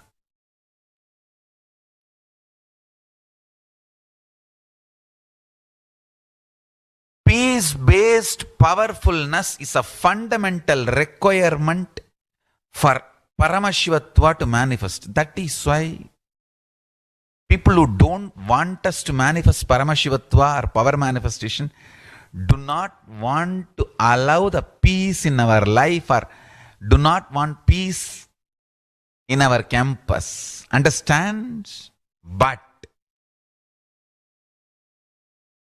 only if you are peaceful, which cannot be shaken even by the demons and devils and rakshasas, we can be in eternal peace. So, remember this very clearly.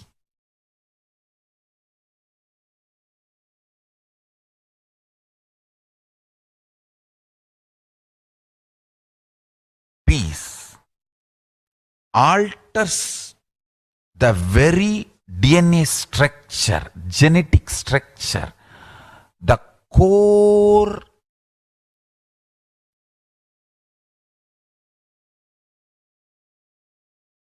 Anu Mahat, understand? Anoraniyan Mahato Mahiyan. The consciousness in you is atom inside the atom, Mahat, more than Mahat. That Anoraniyan Mahato Mahiyan. That consciousness starts growing in you with more and more peace-based powerfulness developing in you. Nothing can be compared to unclutching. Spend more and more time, energy in unclutching. It will never be wasted. Time spent on unclutching is the most productive time for you in your life, because unclutching completely makes you altogether a different material. Understand? It makes your very biomemory, muscle memory core structure, molecular structure, genetic structure, DNA structure, everything. All the 8 energy flow circuits, 7 energy flows, 1 the pure conscious explosion. So totally 8 energy flow circuits exist in you. All the 8 explodes when you unclutch. Understand? Unclutching is the space of Sri Kailasa.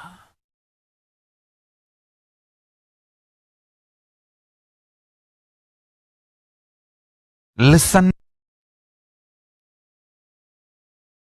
Now, Supreme Pontiff of Hindu, every prayer in Hinduism begins with the peace and ends with peace. Every chanting, every prayer in Hinduism ends with Shanti, Shanti, Shanti 3 times. Means peace, peace, peace. Hinduism is the real religion. Loving peace, living peace. Individual level, social level, global level. Understand? Hinduism lost all its 56 nations, 200 states, 10,000 kingdoms, samsthanas, is not a loss to Hinduism, it is a loss to planet Earth, human beings. Wherever Hinduism is practiced, kept alive, the ideal of global peace is kept alive. Just do this one simple statistics. You yourself study. Google and study. Take the top 10 religions and list how many people they converted in last 200 years, how many people they killed. List for each religion. I can be 200% sure you yourself will realize Hinduism is the most peace-loving and peace-living religion, neither conversion nor terrorism. Neither conversion nor terrorism. Being the Supreme Pontiff of the most peace-loving, peace-living religion, I give you all my blessings on this International Peace Day. Understand? It is we Hindus need to keep the global peace as a living possibility, and we need to make this global peace as reality.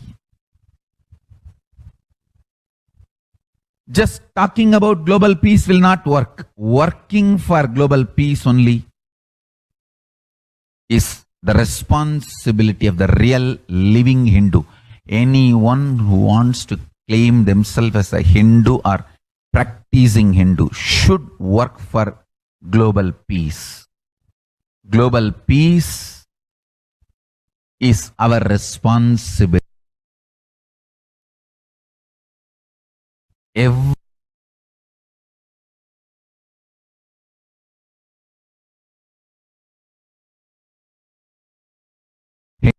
Hindus have the responsibility to bring global peace.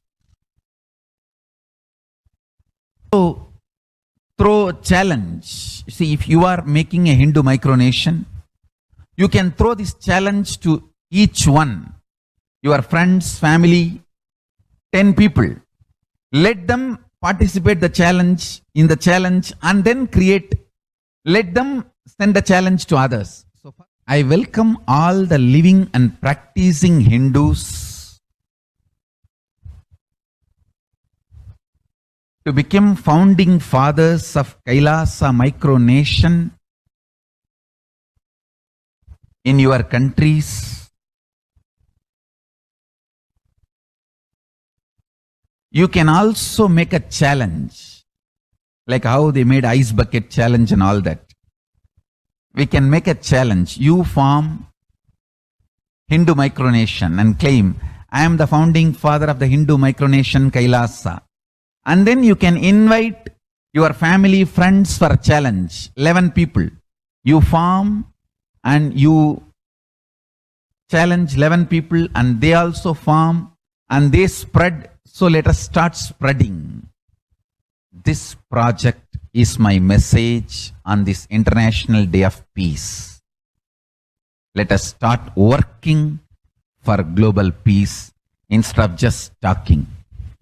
What the work we do will talk for us. The talk we do will not work for us. This is the message. The work we do will talk for us. The talk we do will not work for us. Global peace is the responsibility of Hindus.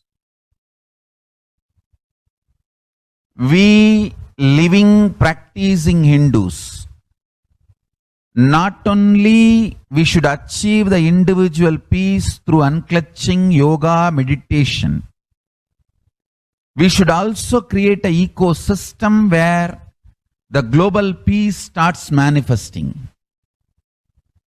This Kailasa Hindu micronation is the enlightenment ecosystem. I request every living practicing Hindu to manifest, do it. So the global peace can manifest from these Kailasa Hindu micronations all over the world. Hindus.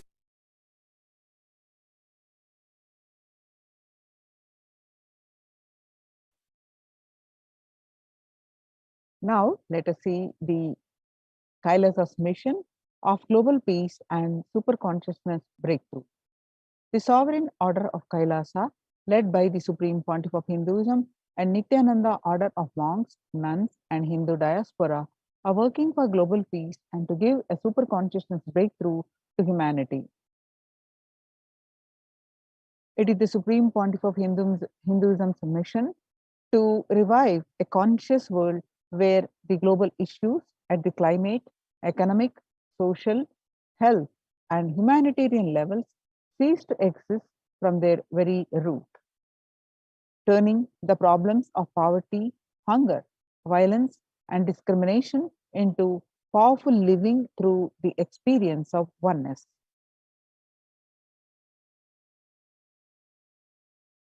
The Supreme Pontiffism has been working from the very grassroots level to usher in an era of peace at all levels, individual, national, and global. His deep insights into the workings of the human mind, body, emotions have enabled him to powerfully and directly address various social and emotional problems facing humanity today. Some of the ways that the Supreme Pontiff of Hinduism provides spiritual solutions to combat the pandemic and the other issues. Since the beginning of the global lockdown, the amount of contribution and activism Kailasa has increased multifold through the Paramashivoham online program, bringing super consciousness breakthrough to the whole humanity. By starting the Akhanda Nirvikalpa Samadhi Jnana Yajna and contributing almost 3 million minutes so far. Paramashiva Sankalpa chanting, the sacred Sanskrit mantra chanting to heal 24/7 via Zoom sessions. Spiritual healing to one and all 24/7, helping humanity to cope up with insecurity, fear, disease by empowering individuals to heal themselves, learn to cope up emotions like depression and tough situations in relationships, providing alternative solutions to worldly problems through power manifestation, initiating thousands every day into the manifesting innate superhuman capabilities into Kailas courtyard sessions, providing healthy solutions like a technique to heal to clear stomach from Ayurveda solutions, which ultimately brings clarity out to the spiritual truths and gives a conscious breakthrough.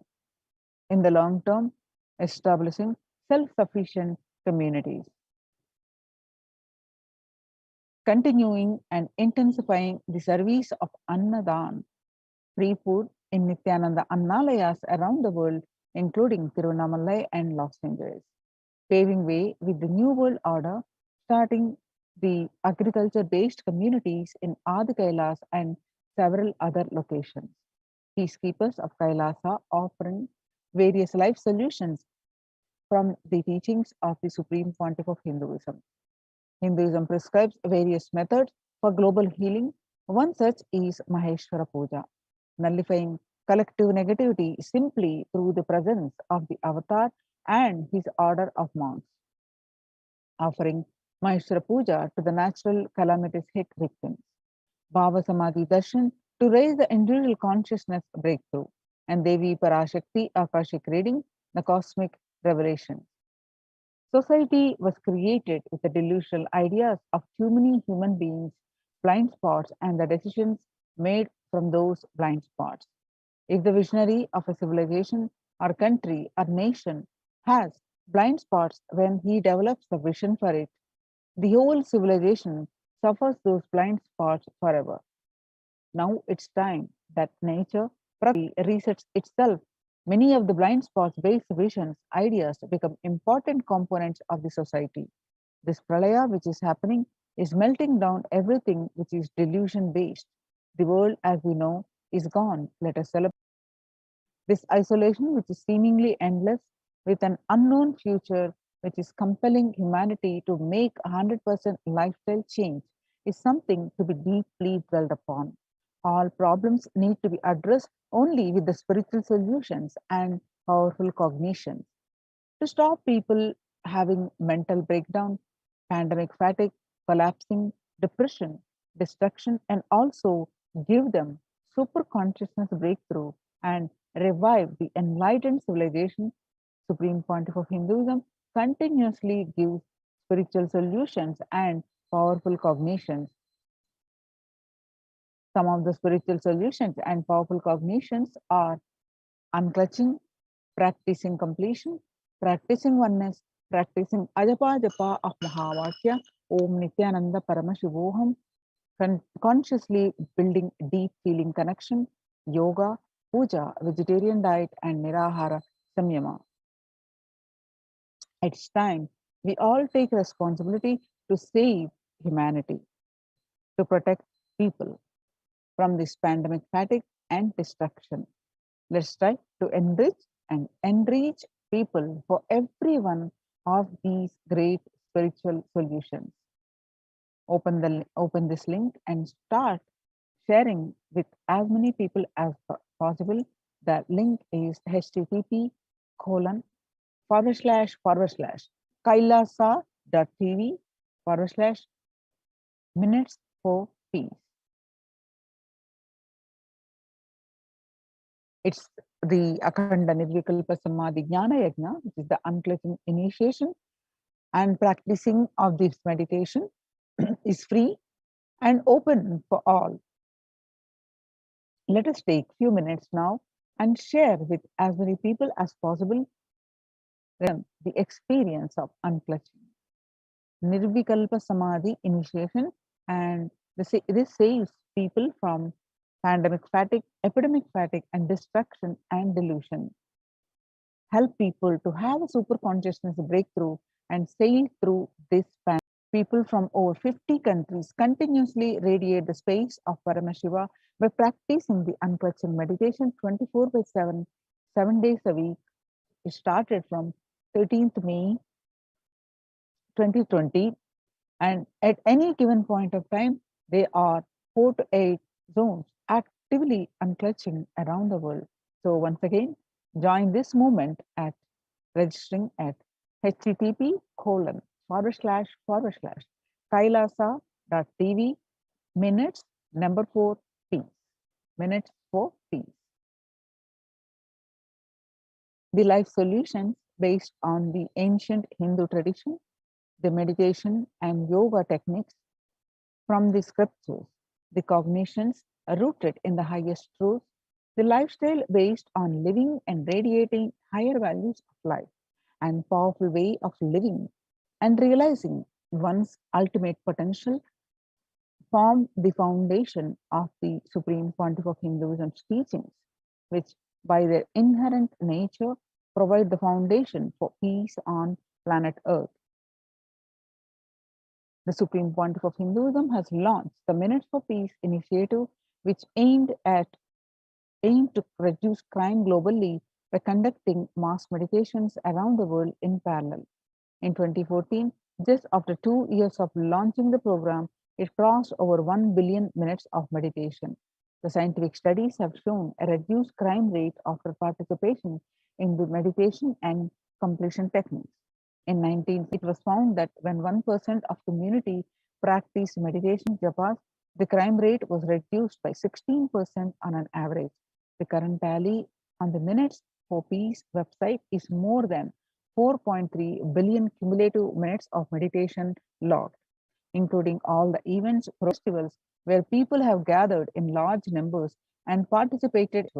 The total count comes out to be a staggering 409 billion minutes for peace so far. And as you see these pictures, where about 5,000 devotees gathered and participated in a 48-day meditation program called Shuddhatvaitam. The Supreme Pontiff of Hinduism hosted Kumbh Mela, United States of America in Los Angeles since 2007. Nithyananda Sangha is entrusted as the only organization to host Kumbh Mela outside India by the Akhila Bharatiya Akhada Parishad. In September 2006, the Supreme Pontiff of Hinduism has organized the first confluence for world peace to honor the memory of those who lost their lives saving others on September 11, 2001 at Irvine, California. The second conference for peace was held in Los Angeles in 2007 in collaboration with Vedanta Society, BAPS, ISKCON, Siddha Yoga, and other organizations. The Kumbh Mela festival spread fast to other countries, including Australia, Canada, etc. In 2009, the Supreme Pontiff of Hinduism has organized a month-long peace walk covering 1,000 kilometers and 1,000 villages to bring together in harmony from all walks of life, to promote feeling connection and oneness among people. During the walk, health camps were conducted in villages along its path. The Supreme Pontiff of Hinduism has conducted large-scale collective meditations on September 21st, International Peace Day, to raise the collective consciousness. And Supreme Pontiff of Hinduism, the greatest contribution is initiating thousands into sannyas. Sannyas is our social responsibility, and let us save Hinduism and humanity. Supreme Pontiff of Hinduism has revitalized the monastic tradition of sannyas by initiating hundreds of people into Nithyananda monastic order. The all-renouncing monks contribute to the best things of human civilization, living their life with the cognition that life is for others. These monks and nuns act as the harbingers of peace and empowerment for the human society distraught with violence, depression, and other forms of life negativity. The Supreme Pontiff of Hinduism has also revived the ancient practices of embarking on pilgrimages, the spiritual journeys, taking spiritual aspirants to high energy as the Himalayas, Kailas, Varanasi, Angkor Wat, and various powerful temples of India. Even though prevalent in India, this practice is rapidly losing its original context, turning into a recreational family vacation, reviving the original spiritual context. The Supreme Pontiff of Hinduism has made it possible for modern day human beings to benefit from the spiritual energy present at these centers and accelerate their journey of spiritual evolution, hence ensuring individual and collective peace as a natural consequence. Food systems hold key to ending the world hunger. effects of the COVID-19 pandemic, the UN has noted a dramatic increase in world hunger. According to the State of Food Security and Nutrition in the world, 1/10 of global population, as many as 811 million people, were undernourished in 2020, an increase of 108 million from 2019. According to the Eat, Lancet Commission, moving toward diets with a diversity of plant-based food, low amounts of animal source foods, unsaturated rather than the saturated fats, or limited amounts of refined grains, highly processed foods, and added sugar could prevent between 19 to 24% of all adult deaths each year. Under the Red Om, the No Hunger Project launched by the Supreme Pontiff of Hinduism through the Annalayas, the free food donation centers, are the Kailasa's de facto spiritual embassies worldwide. Under the guidance of the Supreme Pontiff of Hinduism, has served over 2 million organic, sattvic vegetarian meals so far. Giving free food to all the citizens is the economic policy of Kailasa, deriving the reference from Vedas and Agamas. Recently, the humanitarian initiative launched by the Supreme Pontiff of Hinduism is opening of the Kailasa's COVID care centers in India, where the monastery campuses have been turned into a multi-layer quarantine facility to safeguard the inmates against any possible point of contact with the outer world. The Supreme Pontiff of Hinduism has opened this service free to all people, regardless of any differences in age, gender, caste, creed, ethnicity, color, socio-economic status, food, shelter, internet, and all basic facilities, including medical care, and provided at these COVID care centers, free of cost and for an indefinite period of time. The outcome has been a splendid zero infection rate so far among the participants, a feat not achieved anywhere else in the world, let alone in India.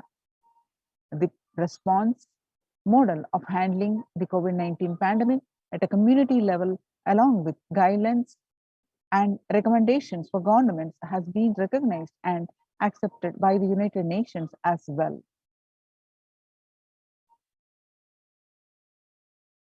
Now you can see some of these glimpses. The participants of the COVID care program offered by the Supreme Pontiff of Hinduism are enjoying a healthy, blissful, spiritual lifestyle in multi-layered protection. They enjoy a stress-free time following a spiritual morning routine, doing yoga, daily puja, temple services, karaseva, and celebrating festivals. So join the Kailasa's COVID care protection centers if you are in India. Register now through the link below, https://kailasa.org/kailasa care. Now let us see the revival. Why Supreme Pontiff of Hinduism has revived the temple-based sciences and temple ecosystem. Now, in the time when the COVID-19 is rampant and the ancient temples are in a lockdown because of the risk of widespread corona disease, the devotees of these temples were visiting and having darshan of their gods and goddesses for thousands of years. At all these ancient sacred sentiments have come to a harming halt after the lockdowns have taken place. The religious fervor of the devotees is being lost due to the pandemic. The Supreme Pontiff of Hinduism is reviving the e-Kailasa ecosystem and bringing all the ancient traditions of online platforms on Kailasa TV, YouTube, and Facebook.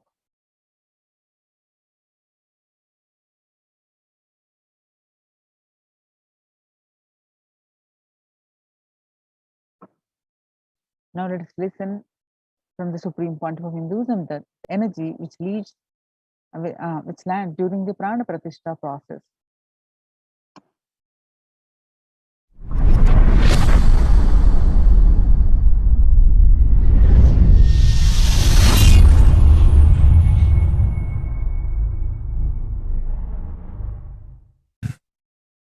Actually, after the great pause settling, I wanted to do this Kumbhabhishekam And then the Shivacharyas have advised us that only after the Uttrayanam, Uttrayana Punyakala means after the Uttrayana starts, we are having a good date, Uttamottama date for Kumbhabhishekam. So that's the reason we waited.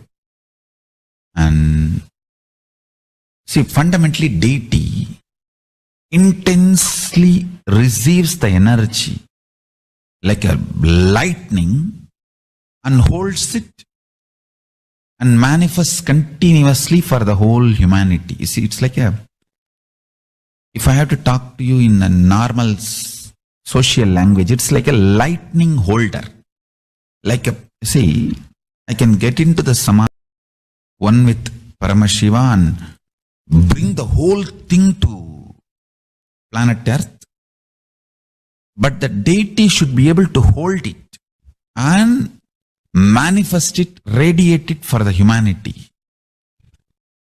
So that is the reason the beautiful, dense, most dense granite deity is made. The earlier, the Avudayar we made, too much of power manifestation, it has given crack in multiple places. I don't know how you guys will be able to believe. Maybe I'll tell them to show the video. Such dense granite cracks to pieces and so carefully maintained with so much of all the Abhishekam, Puja and everything. Crack is the legend in dense granite, but so many places that earlier Avudayar has had, and that's the reason we made the new deity with more dense granite now. More dense granite, the deity is done, so it can withstand the power manifestation and hold the power for quite a long time. Maybe at least next 12 years it can hold. And before that I'm planning for the different level of granite for Avudayar. I wanted to teleport from the other planets where the 100 times more dense than planet Earth's granite is available. And anyhow, all that I'll do it and then show, and instead of giving material for trolls, I'll give information after everything is achieved, after everything is done.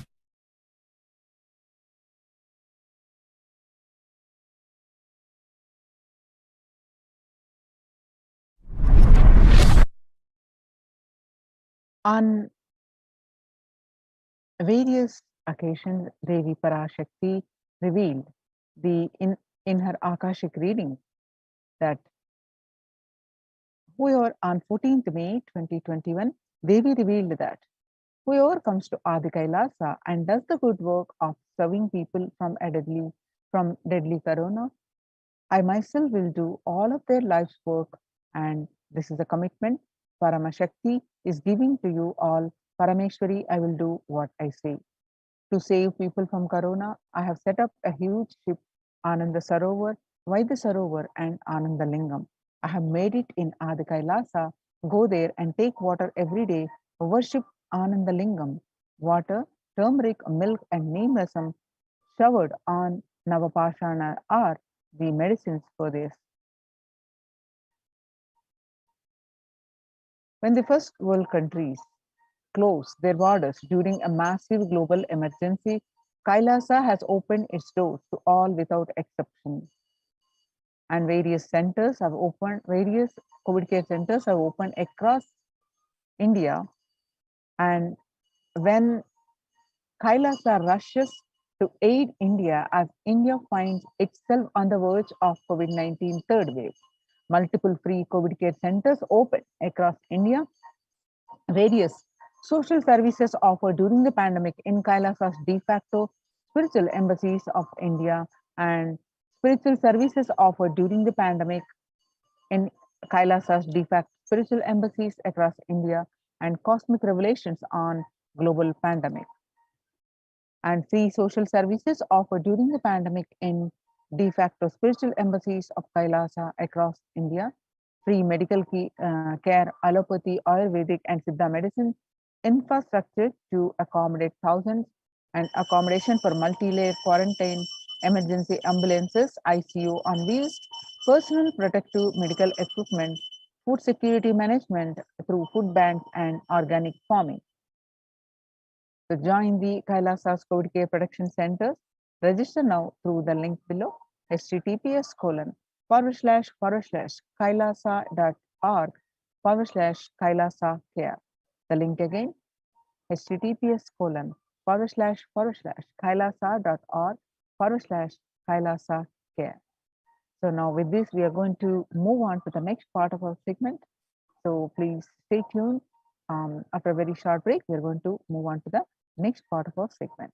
Thank you so much, Nithyananda.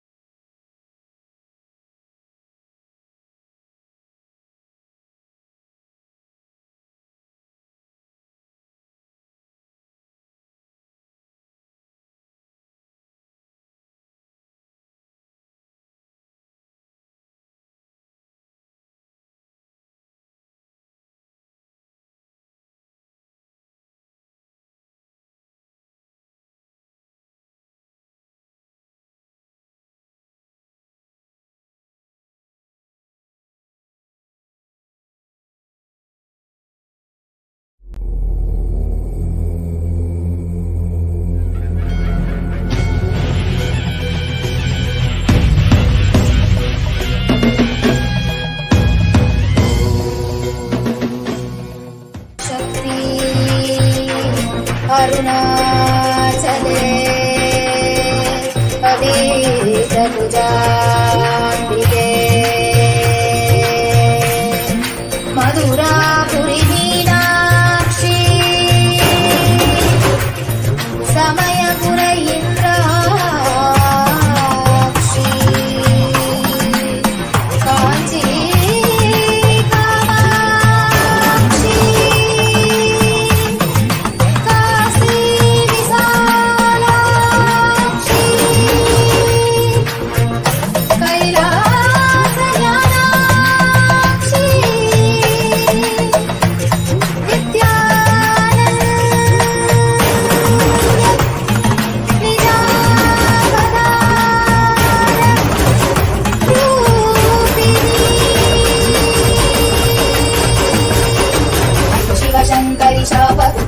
शोकविनाशिनी शास्त्रते सहिते शिवशङ्कुशुभङ्करि शुम्भरि शुम्भपदासते सकल मनोहरि सुन्दरि सर्ववशङ्करि शङ्कर दोषकृते जय परमेश्वरि नित्य सुमङ्गलि नित्य नितेश्वरि पालय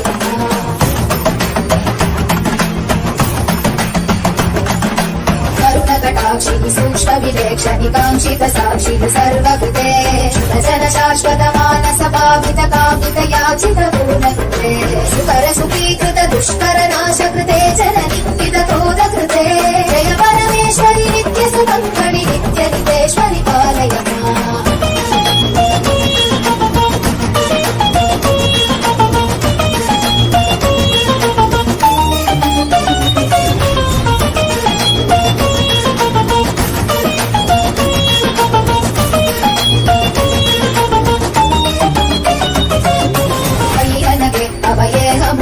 अपराजित शक्ति हृदय हजिते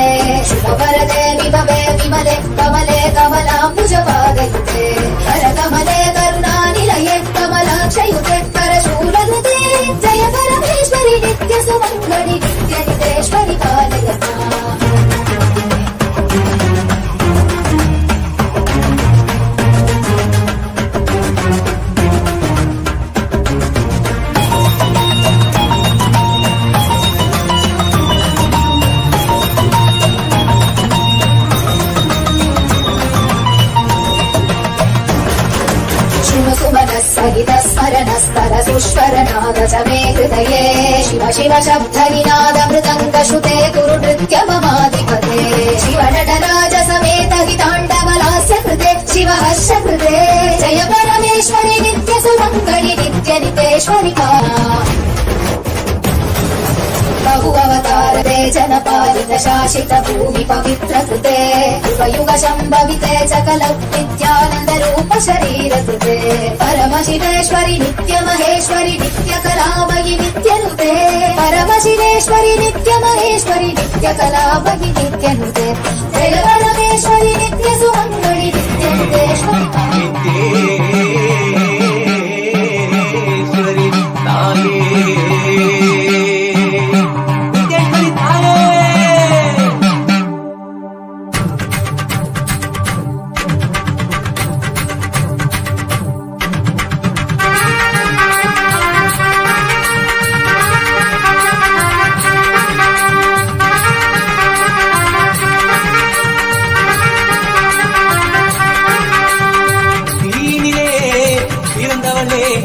ஆனந்தத்தியே நித்யானந்தேஸ்வரி தீனிலே பிறந்தவளே நித்ய ஆனந்தத்தியே நித்யானந்தேஸ்வரி கருமங்களை கொண்டிட வந்தாய் நித்யானந்த தர்ம மண்ணை வென்றிட வந்தாய் கர்மங்களை கொண்டிட வந்தாய் நித்யானந்த தர்ம மண்ணை வென்றிட வந்தாய் தீனிலே பிறந்தவளே நித்ய ஆனந்தத்தியே நித்யானந்தேஸ்வரி தீனிலே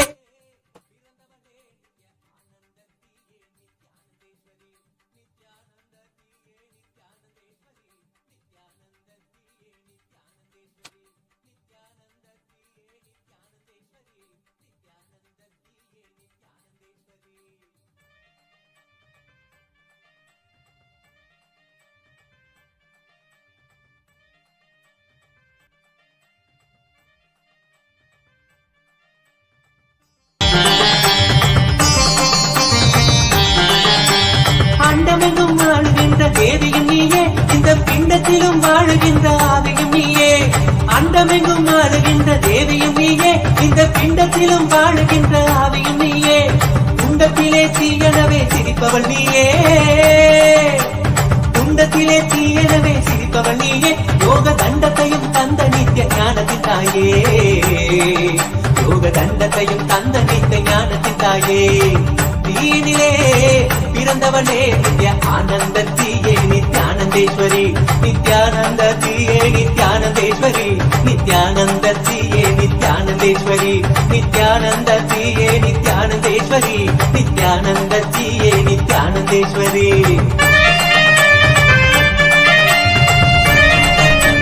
தக்க நடராஜா தக்கதிமி தக்க ஜுனு நடராஜா தலாங்கு தக்கதி ஓம் தேஸ்வர Paramasiva சமாரம்பாம்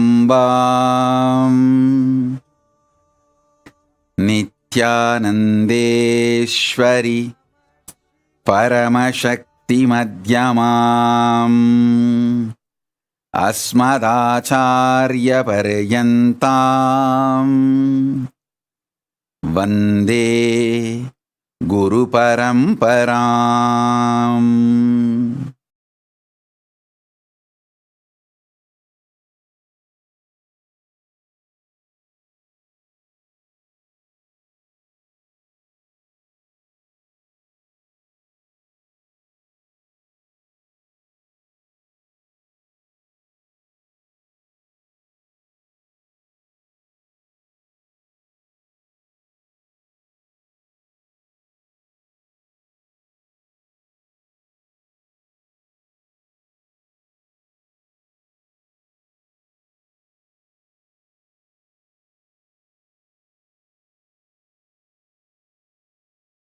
I welcome you all with my love and blessings.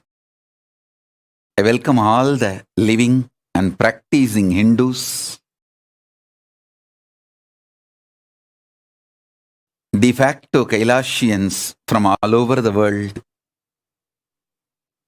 I welcome all the Sarvanya Pitakartas Sarvanyapita Yajamans, Sarvanyapita Manifestors, Sarvaparityahis, Shrimahans, Mahans, Kotaris, Tanedars, visitors, viewers, Kayakalpa Yoga participants, Kailasa's e-Gurukul students, Kailasa's NHU students, Kailasa's ministers, diplomats, e-diplomats, citizens, consulate generals and supporters, and Mantreshwaras, Vidyeshwaras, Ganeshwaras, Lokeshwaras, Astreshwaras. I welcome all of you, everyone sitting with us all over the world, and all those watching live on Kailasa TV, Kailasa's Nithyananda TV, Kailasa's HN TV, and other social media platforms all over the world through YouTube, Facebook, Twitter, and every other social media platform. I welcome all of you with my love and blessings.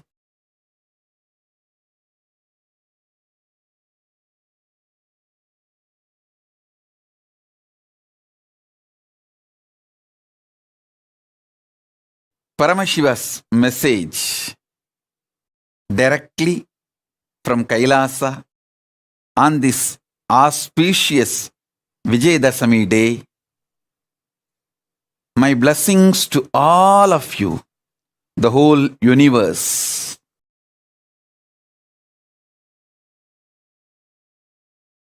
On this auspicious Vijayadasami day,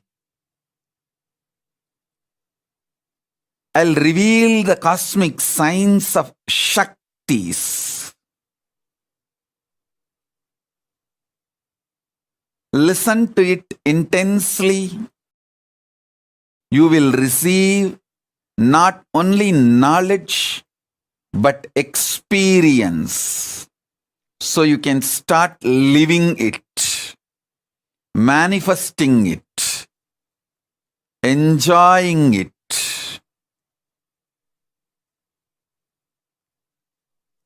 On this auspicious Vijayadasami day,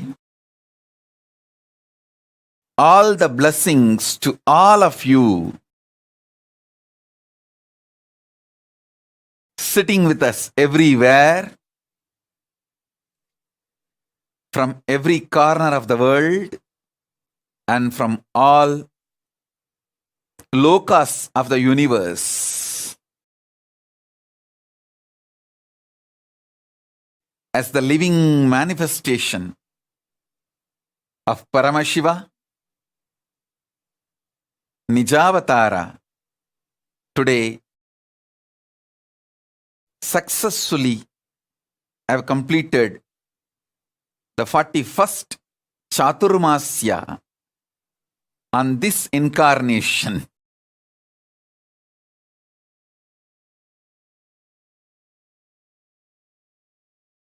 Blessings to every one of you on this auspicious occasion. Now, listen to the cosmic signs, cosmic revelations, ultimate sacred secrets related to the Shaktis. Understand, the modern day science is able to understand using the human mind the four forces. Listen. Modern day science is able to understand four forces using human mind. One, gravitation, the power of gravity, gravitation power. Second, electromagnetic force. Third, weak nuclear force. Fourth, strong nuclear force. I want to give you some of the powerful sacred secrets, revelations to all of you, so you can understand these powers and forces in the higher level, from the higher dimensions. Understand? Whatever is happening in Brahmanda is happening in Pindanda. Whatever is happening in macrocosm is happening in microcosm.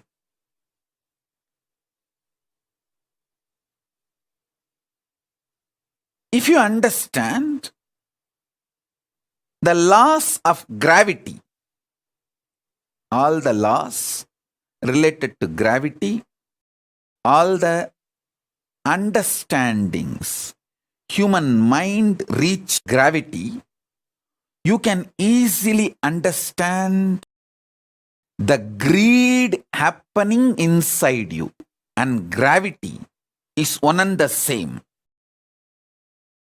Greed happening in the macrocosm is gravity. Gravity happening in the microcosm is greed. Listen. Greed happening in the macrocosm is gravity. Gravity happening in the microcosm is greed. If you map all the understandings you have about gravity or greed, and all the understandings you have about the principle of greed on the principle of gravity, you will have powerful insights about your life. Gravitating is nothing but greed for more. Greed for more. Listen carefully.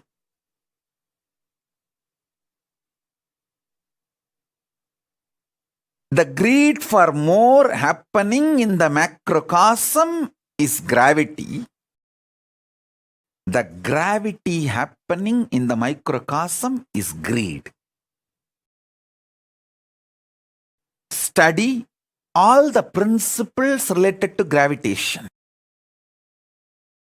in every level, whether Newton's initial level theories or Einstein's quantum level theories or the modern day recent parallel universe, parallel life understandings and revelations.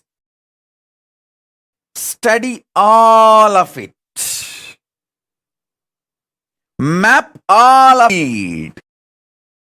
How your greed functions.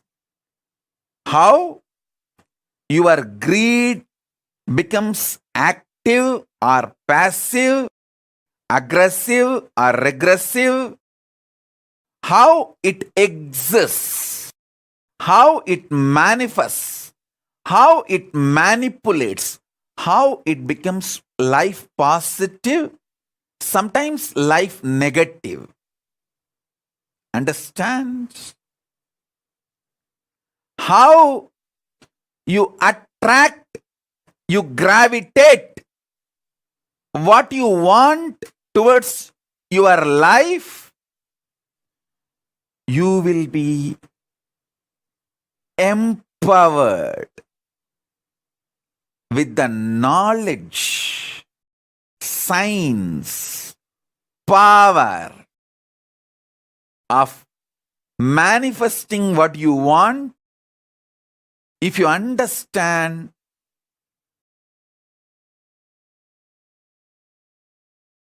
principle of gravity and map it to the principle of greed. Listen. Listen intensely. Listen deeply. I sincerely recommend and request all of you to study a little bit about gravity with this clarity, with this context. How the gravity happening in the macrocosm and the greed happening in the microcosm is one the same.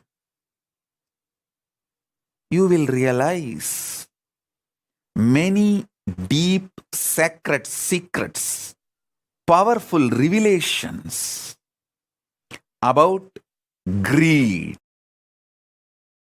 If you know the inner nuances, sacred secrets about the greed, you will simply know how to manifest it, how to gravitate what you want in your life, and why you are gravitating even things which you don't want in your life. Understand your life, what is happening in microcosm, in your existence more clearly, deeply, and you will also gravitate what you want and you will stop gravitating what you don't want. For that, understanding gravitation as per the science happening in the macrocosm, able to map it to your micro. I am repeating.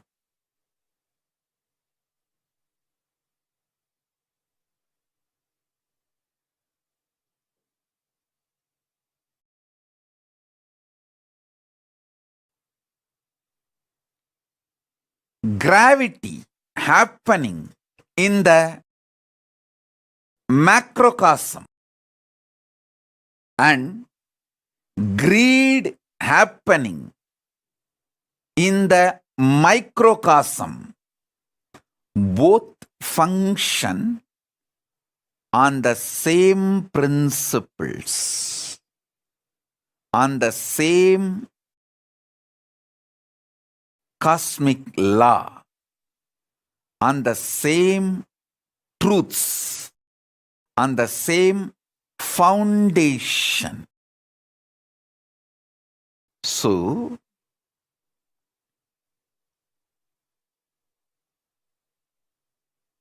listen intensely.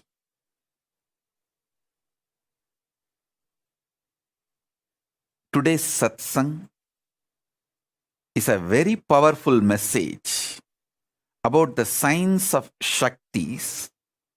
Listen to it at least 5 times. Only then you will be able to grasp the whole thing. Only then you will be able to enjoy the whole thing. Only then you will be able to internalize the whole thing. Only then you will be able to manifest it as an experience. So now, listen. The first understanding about gravity and greed. As I said, greed happening in the macrocosm is gravity. Gravity happening in the microcosm, greed.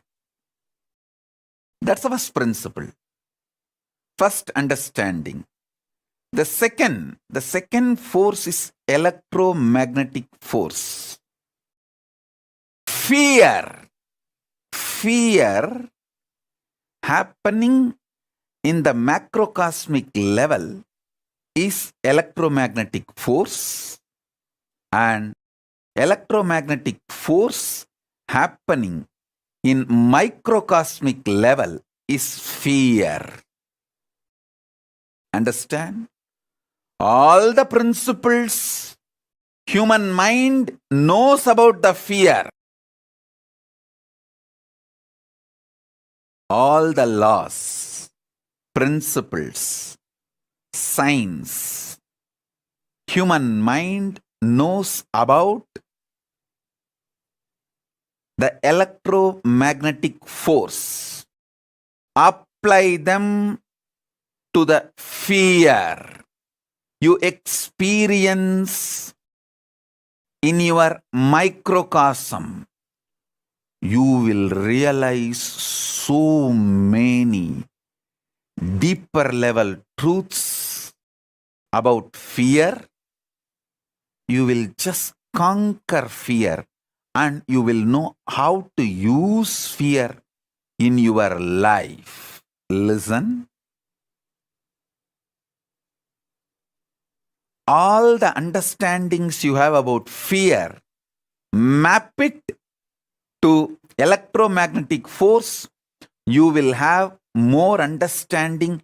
You may even land in new understandings, revelations, inventions, discoveries related to electromagnetic force. You may discover new laws, principles,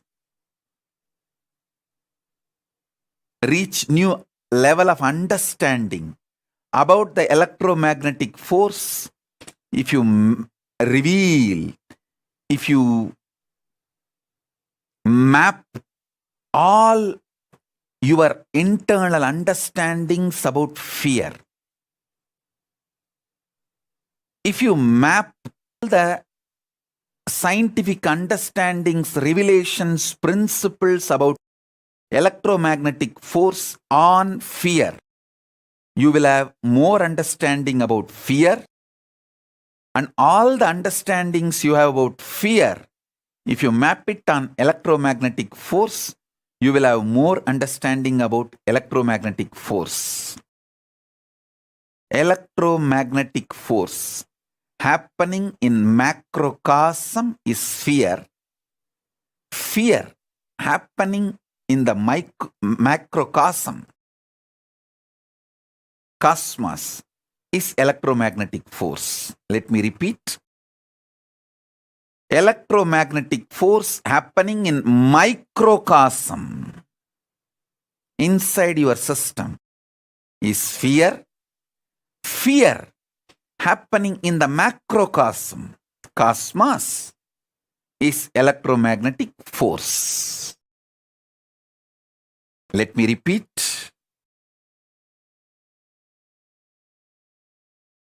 Gravity, gravitating, happening in microcosm is greed. Greed happening in the macrocosm, cosmos, is gravity. Fear happening in the macrocosmic level is electromagnetic force. Electromagnetic force happening in the microcosmic level is fear. Listen. Just these two principles, any of you start analyzing, mapping, organizing, easily you will get Nobel Prize. Because there is so much Eastern science, Upanishads, revealed about fear and greed. There is so much the modern science has analyzed and understood about gravity and electromagnetic force, many things will complement each other. Many of the understandings about the electromagnetic force and gravitation force by the modern science, if you map them to the understandings about fear and greed by the Upanishads and Agamas, the Hindu scriptures, you will land on many revelations, discoveries, understandings, powers in the inner world and in the outer world, in microcosm and in the macrocosm. What I am revealing is some of the fundamental principles, fundamental discoveries. This Chaturmasya, whole 4 months, I spent in such intense samadhi. Whatever Paramashiva has revealed to me in this intense samadhi, I am revealing it to all of you now. Gravity in microcosm is greed. Greed in macrocosm is gravity. Electromagnetic force in microcosm is fear. Fear in macrocosmic level is electromagnetic force. Third force human mind decoded is weak nuclear force.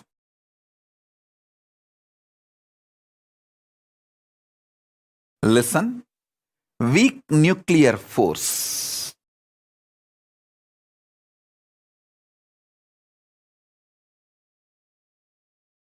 Powerful cognitions happening in microcosm is the weak nuclear force. Listen. Listen, I'm repeating. In microcosm, the powerful cognitions you experience are the equivalent to weak nuclear force. In the cosmos, macrocosmic level, when powerful cognitions are revealed by cosmos to cosmos, when it manifests powerful cognitions, that is the weak nuclear force. The weak nuclear force manifesting in the microcosmic level is powerful cognitions. Powerful cognitions manifesting well is weak nuclear force. All the laws, principles related to weak nuclear force, take them and map to your powerful cognitions. When you manifest powerful cognitions, what happens in you? Map it. You will have so much understanding and revelations. Whenever you cognitions, what happens in you? Observe that. Observe that. Absorb and observe. Map that into the macrocosmos, the macrocosmic principles of weak nuclear force. you will have so much about the weak nuclear force. Listen. Whenever you get a powerful cognition, a powerful inspiration, like unclutching, understanding about unclutching is the powerful cognition. What happens to you in the microcosmic level?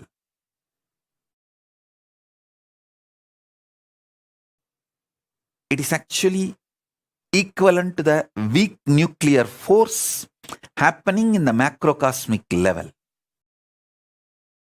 Whatever happens to you, whenever you get the powerful cognitions inside you, map that understandings to the weak nuclear force, you will have more revelations, inventions, discoveries about the weak nuclear force. And whatever you know, science knows about the weak nuclear force, map them to your powerful cognitions. You will have so much revelations inside, and you will be able to manifest so many powers inside.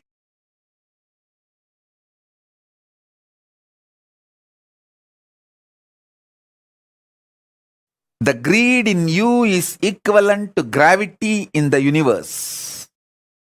The fear in you is equivalent to electromagnetic force in the universe. The powerful cognitions you experience is equivalent to weak nuclear force in the universe. All common practicing Hindus reach up to this 3 level. The 4th, strong nuclear force. Strong nuclear force is equivalent to initiation. Initiation, diksha, by an incarnation, living incarnation. Listen.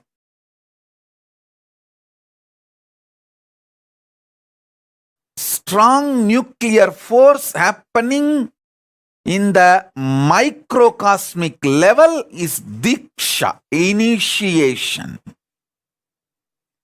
Diksha, initiation happening in the macrocosmic level is strong nuclear force. Every principle, understanding, ideas, scientific revelations you know about the strong nuclear force, map them to the microcosmic experience of initiation. You will have so much of understanding, clarity, revelations about the power of initiation. You will be able to absorb initiation more and use initiation more. Get the best out of initiation. Same way, everything you know about the power of initiation in the microcosmic level, map it to the strong nuclear force of macrocosmic level.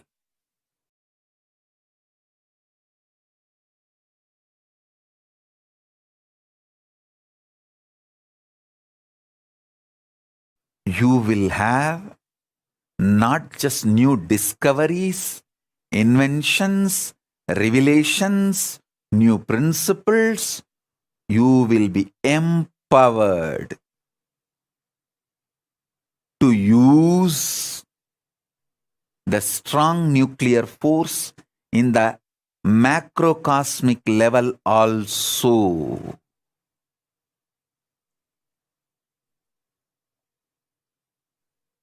you can use just Surya Namaskar, sun salutation, to build your body internally, externally as you want, without the help of anything else.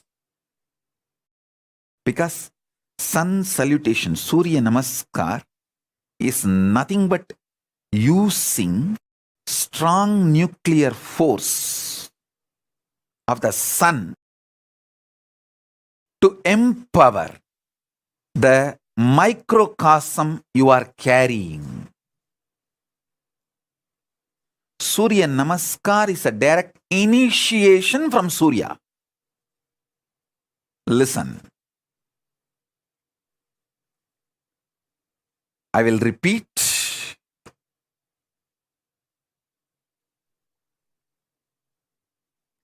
Greed is equivalent to gravity. Fear is equivalent to electromagnetic force. Powerful cognitions are equivalent to weak nuclear force, soft nuclear force, soft nuclear power. Initiation by me, Paramashiva, directly is equivalent to strong nuclear force.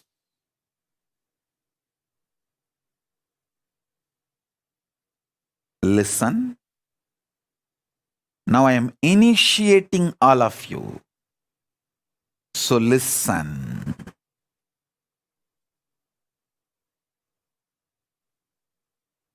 Gravity happening in the microcosmic level is greed. Greed happening in the macrocosmic level is gravity.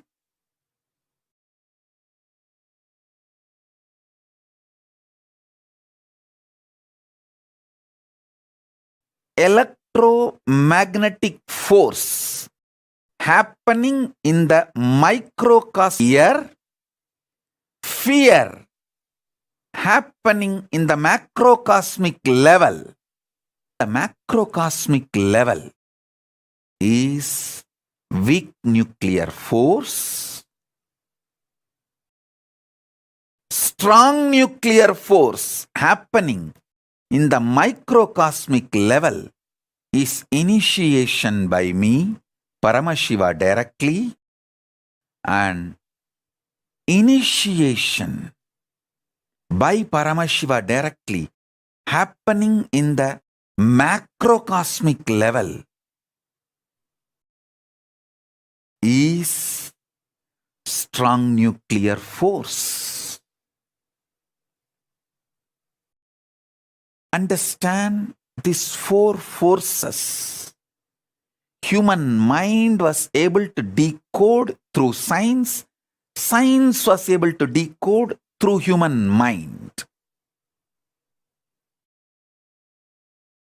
Now I am revealing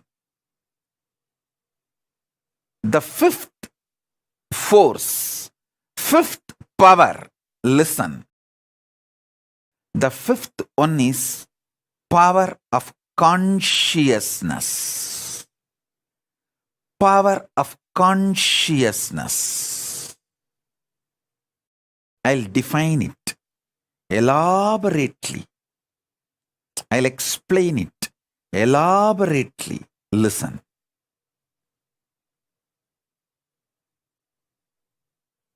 You all know about greed. It's too easy to know. Fear.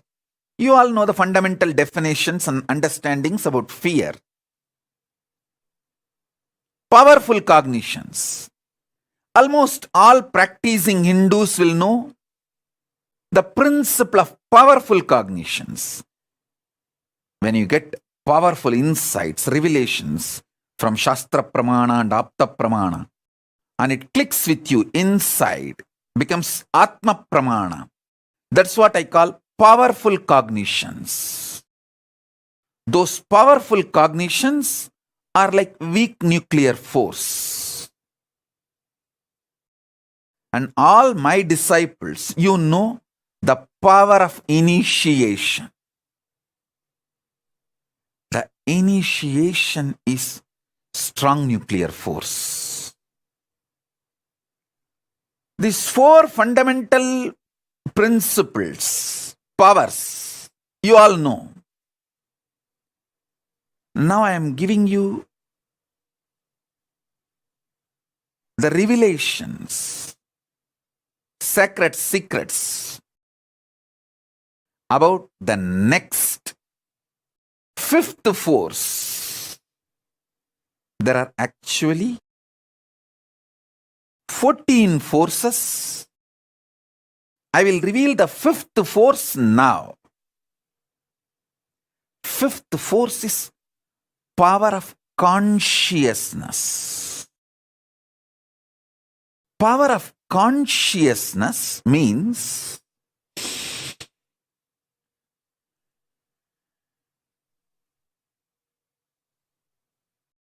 just knowing the truth. Paramashiva is there not because you believe. It's a truth. Paramashiva is real, is truth.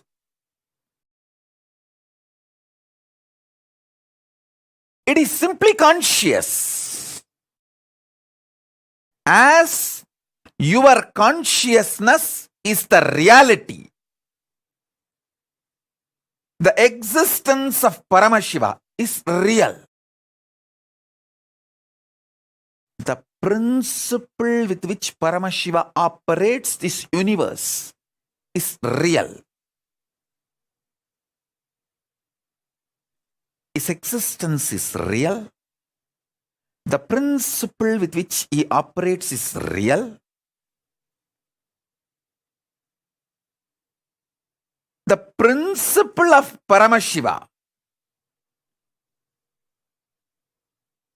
is called Linga, Dharma. Listen. Just knowing the reality is consciousness. Just knowing the reality happening in microcosmic level is consciousness. Consciousness happening in the macrocosmic level is Paramashiva.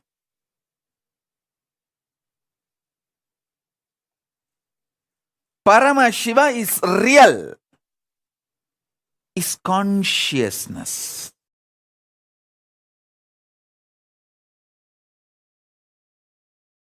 When you experience the fifth force, the conscious power, then I can reveal the sixth, seventh, eighth, ninth forces. Before you experience the fifth force, if I start revealing the sixth, seventh, it may just go above your head. The sixth, seventh, eighth, ninth, 10th, 11th, 12th, 13th revelations about this, I am going to do it as classes and programs for the committed disciples, not economically, but consciously. Sincere seekers that need not be revealed to people who are not that interested. It should be revealed to people who are really committed and interested.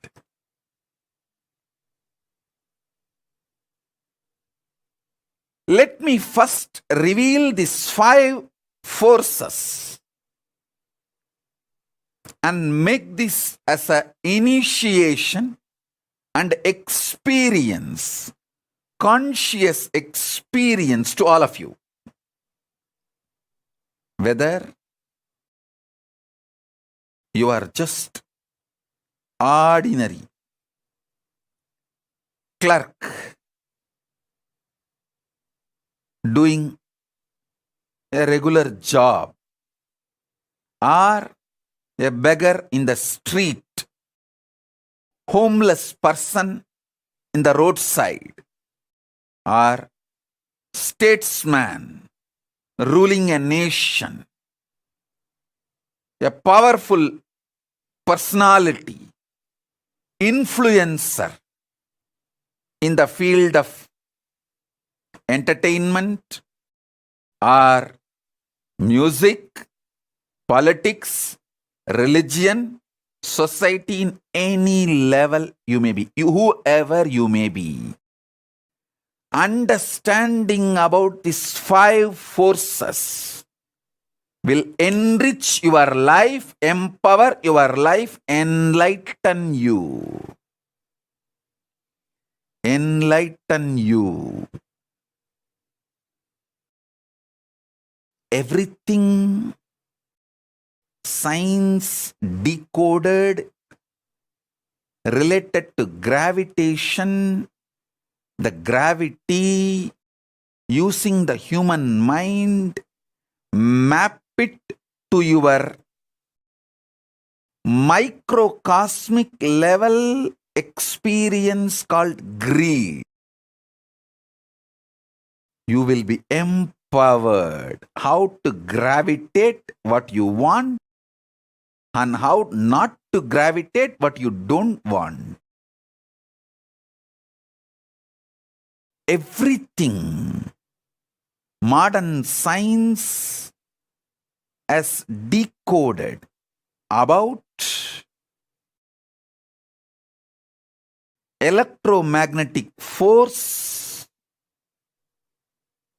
internalize, map it to the fear you experience in the microcosmic level, insecurities you go through, fears you go through. Map all those principles related to electromagnetic force to the experience of fear in your life, in your being. You will have so much clarity about fear. You will know how to use fear, how not to get affected by fear, how not to get affected by insecurities, how not to become life negative due to fears. I tell you, last 4 months, this Chaturmasya, the space of Paramashiva and Parashakti, Paramashiva darshans, Paramashakti darshans, continuously all the great things Paramashiva revealed to me, Paramashakti revealed to me, I am revealing it to all of you now, sharing it with all of you now. Maybe in next few satsangs I can bring some of the principles of gravitation force, gravity, and map it and show you how the greed functions in you. And same way, some of the principles, revelations about greed by Upanishads, map it to gravitation and give you the deeper new revelations and principles and theories.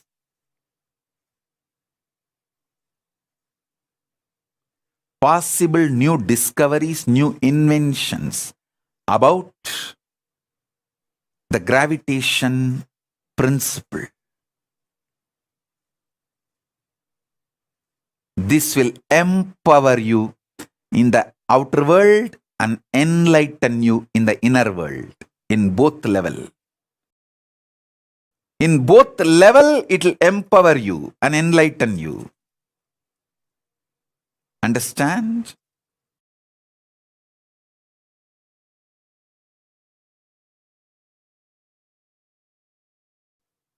Same way, all the principles science has decoded about the electromagnetic forces. If you map it to the fears and insecurities and phobias you go through, you will become so clear about fear and the effects of fear in your life. Then you will know how to use fear and not to get used by fear. How to master fear. How not to be slave for fears and insecurities. Understand? When you're in fear and insecurities and phobias, you become life negative. Not only you commit suicide, your consciousness. You see, suicide is not just destroying your body. You become Brahmarakshas after that. It's not that just when you destroy the body, everything ends. No. You can't end because you are eternal. Even if you kill your body, you don't have death. It's a truth.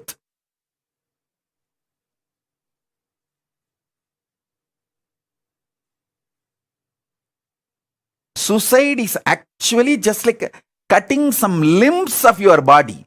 If you just cut your hand, you think everything will end? No, it is only going to be more painful. Same way, destroying your body is only destroying part of you. You can't destroy yourself. It is impossible. You exist. No one can destroy you, including yourself.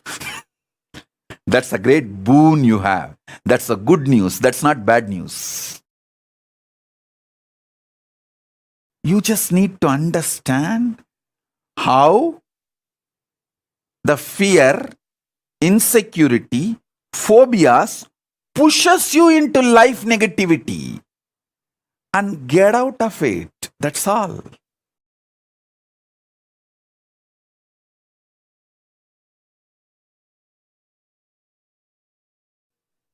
So listen.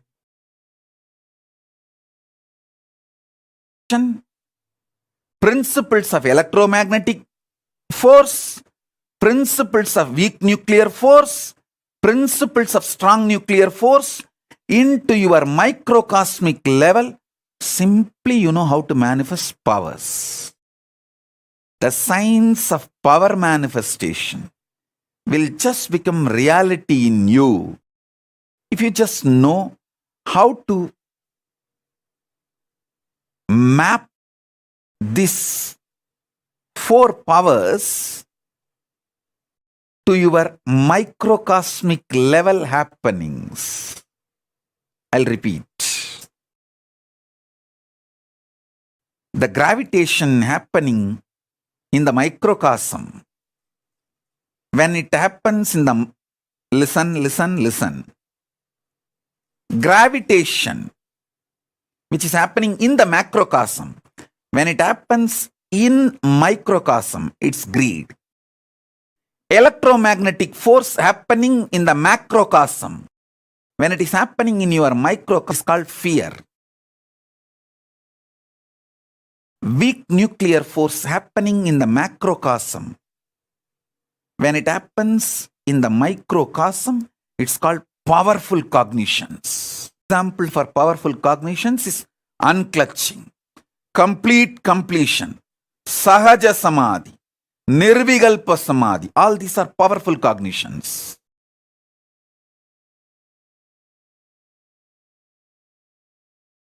That's a weak nuclear force happening in the microcosmic level.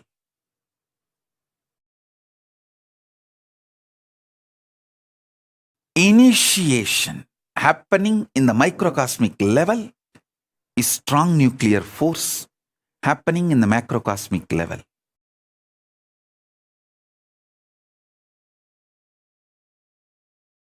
Strong nuclear force happening in the macrocosmic level, the same thing when it is happening in the microcosmic level, it's called initiation by me, by an incarnation, by Paramashiva directly. When Paramashiva initiates the microcosm, it is Diksha. When Paramashiva initiates the macrocosm universe, it's called strong nuclear force. The fifth principle, fifth power, fifth force is consciousness. The example for consciousness is Paramashiva is real not because you have greed to get what you want from Paramashiva, not because you have fear and Paramashiva should protect you, not because you want to use Paramashiva as a powerful cognition and enrich your life, not because you want to get initiation from Paramashiva and empower yourself. Paramashiva is real because he is real. That is consciousness. He is real beyond all these four. That is consciousness. That is consciousness.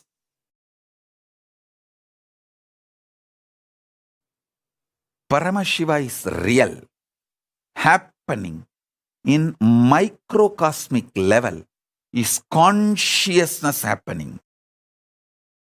Paramashiva is real, happening in the macrocosmic level is the reality of Paramashiva. Existence of Paramashiva. Existential principle or principal existence of Paramashiva. The principal, primordial, Adi, original, source existence of Paramashiva happening in the microcosmic level is consciousness. Consciousness happening in the macrocosmic level is the primordial, primal, original, Adi, source existence, principle of reality, the real principle, fundamental principle of the cosmos. Paramashiva is real. Paramashiva happening in the macrocosmic level is consciousness. The macrocosmic level is Paramashiva. Paramashiva happening in the microcosmic level is consciousness. Consciousness happening in the macrocosmic level is Paramashiva. Paramashiva is real. Is consciousness. This is the fifth force, fifth power. Power of reality.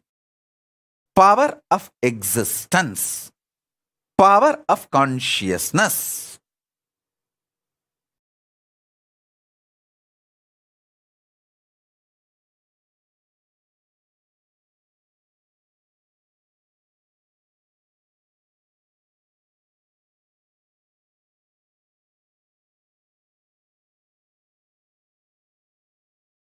Today, I am introducing these 5 forces, the principles about 5 forces, and initiating all of you, empowering all of you, consciously enlightening all of you. In further satsangs, I will map how the gravitation can be mapped to greed, how the electromagnetic force can be mapped to fear, how the weak nuclear force principles can be mapped to powerful cognitions, how the strong initiation empower you. all of you, enlighten all of you more and more, and also will reveal the power of consciousness. If you travel through the same logic, gravity, electromagnetic force, weak nuclear force, strong nuclear force, you can easily take a jump into consciousness. Science can explore consciousness if they travel this path, because by the time they travel this path and understand these four powers, they will understand the uniting principle. So they will know the road to travel from first to second, second to third, third to fourth, and fourth to fifth. Science can use consciousness for betterment of the human life on this planet Earth. If they can understand these principles step by step, step by step, step by step, and get involved into knowing the reality,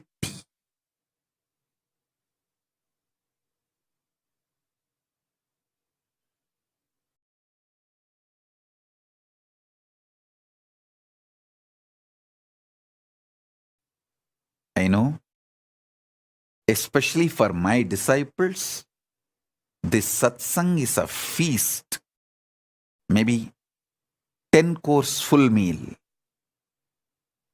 You need to watch this satsang at least 5 times.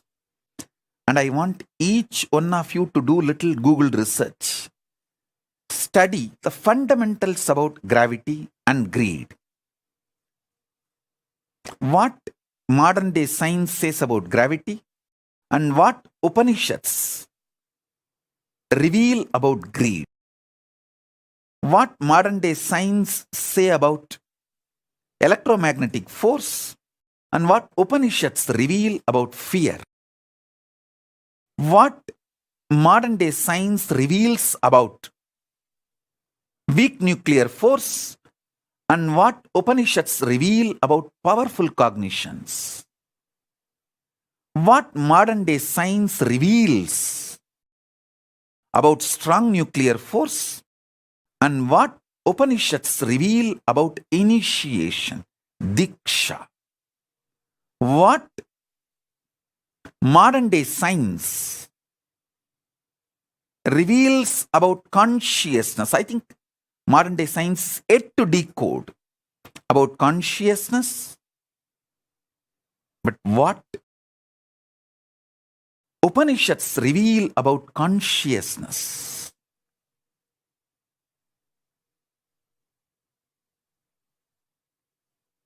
Understand, map it, internalize it, have Vakyartha Sadas.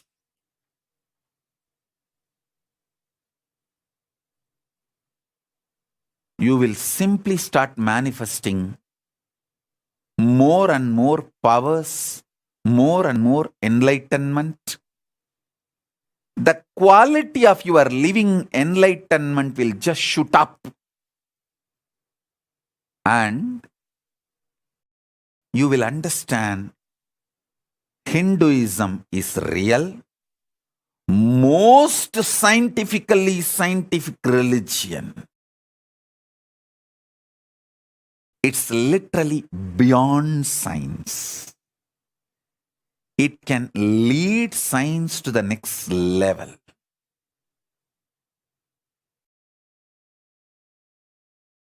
Any one of you, especially my disciples, most of you are exposed to modern day science and this ancient science I'm revealing. If you start mapping, analyzing, you will reveal, discover so many principles related to your world. Simply you will get Nobel. in many fields, not just peace. In many fields, you will get Nobel Prize. Maybe there will be a time many of you will be receiving Nobel Prize for revealing many principles, sacred secrets from the principle, from the truths I am revealing in these satsangs.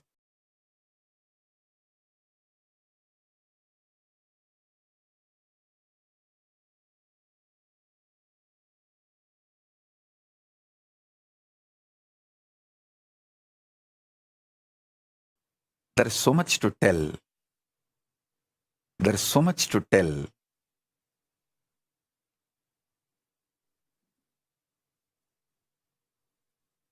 I will reveal them step by step in further satsangs. And classes and sessions and programs for committed disciples. Understand? What's the difference between a viewer, common practicing Hindu, and committed disciple? A commonly practicing Hindu is integrated to these great truths. No doubt. He starts practicing. He may fail and succeed. He may go ups and downs, but he will revive himself, rebuild himself, practice, struggle, manifest. A committed disciple is not just individually integrated, he takes the responsibility for collective integrity. He wants to be part of this Kailasa ecosystem, bringing collective integrity, and take this to the whole world. Make whole world benefit from this. I am looking for those kind of people who are interested in taking collective integrity, responsibility for collective integrity. I am looking for those beings who wants to take responsibility for collective integrity and gather all of you and form the government of Kailasa. To the government of Kailasa, I will reveal the deeper truths and sacred secrets about the 6th force, 7th force, 8th force, 9th force, 10th force, 11th, 12th, 13th, 14th, 14 forces, powers. These 5, I have revealed it to everyone. From 6th, I'll be revealing, initiating, empowering, enlightening people who want to take the responsibility for collective integrity, making this greater science called Hinduism useful to the whole universe. So if you are interested in becoming part of Kailasa government, want to take the responsibility for collective integrity, you can declare your commitments through the social media now, either through YouTube live chat or Facebook live comments, Twitter live messages. You can put your comments. Whoever wants to take up the responsibility for collective integrity of taking this science to the whole universe, want to spend your time. I am not looking for people with the treasure or people with the talent. I am looking for people who are ready to spend their time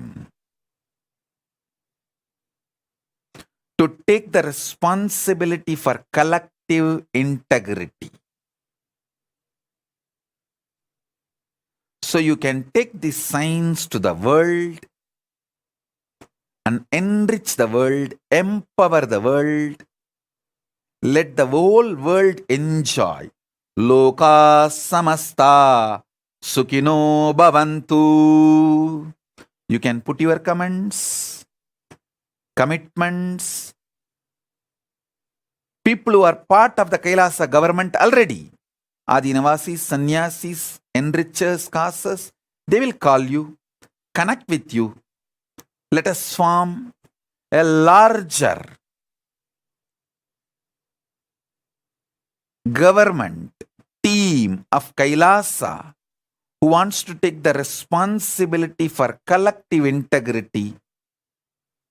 To them, I will share the next level powers so you can take this.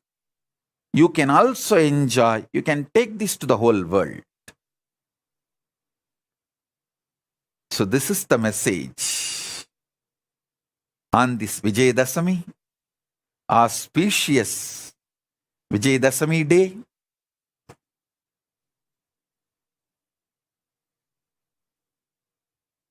Let the victory be on all of us by the grace of Paramashiva. Let Paramashiva shower victory on all of us.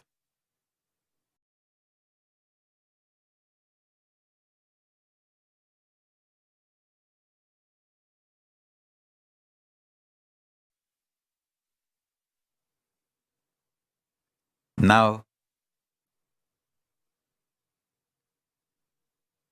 I bring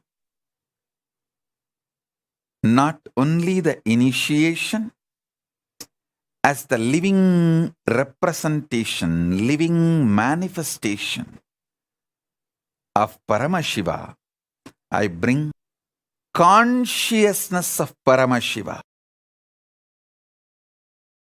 to everyone who is connected to me now, sitting all over the universe.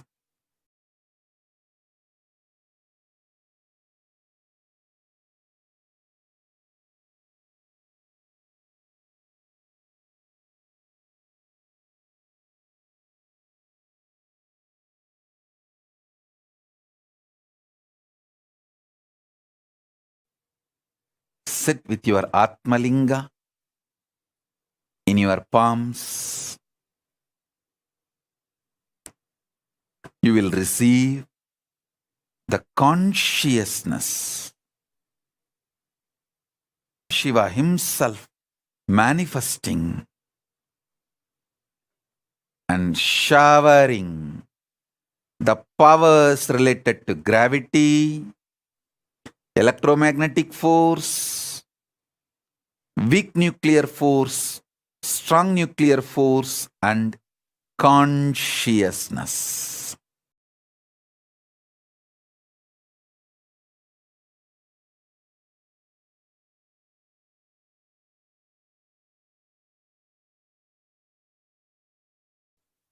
Paramashiva, Paramashiva, Paramashiva, Paramashiva, Paramashiva.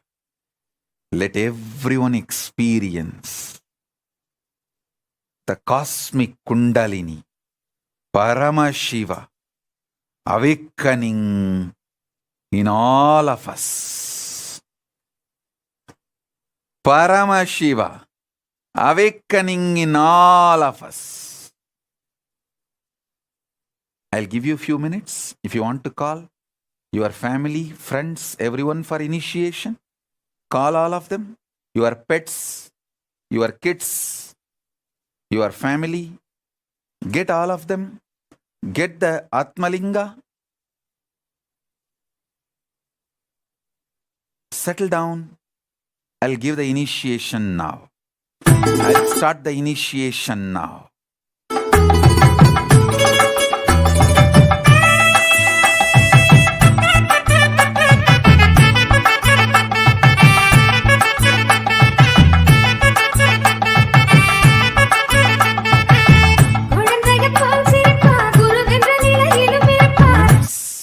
Whoever wants to commit to take the collective responsibility You can put your messages in YouTube, Facebook, Twitter, WhatsApp, in all the social media platforms.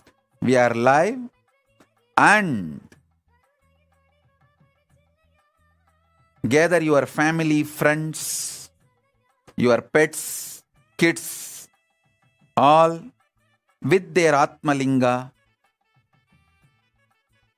for the initiation. If you don't have Atmalinga, you can pick up any stone, a small stone, and keep it in your hand. I'll energize that, do Prana Pratishta of that stone into Atmalinga, and bring conscious initiation to all of you. We'll start the initiation now. Please sit straight.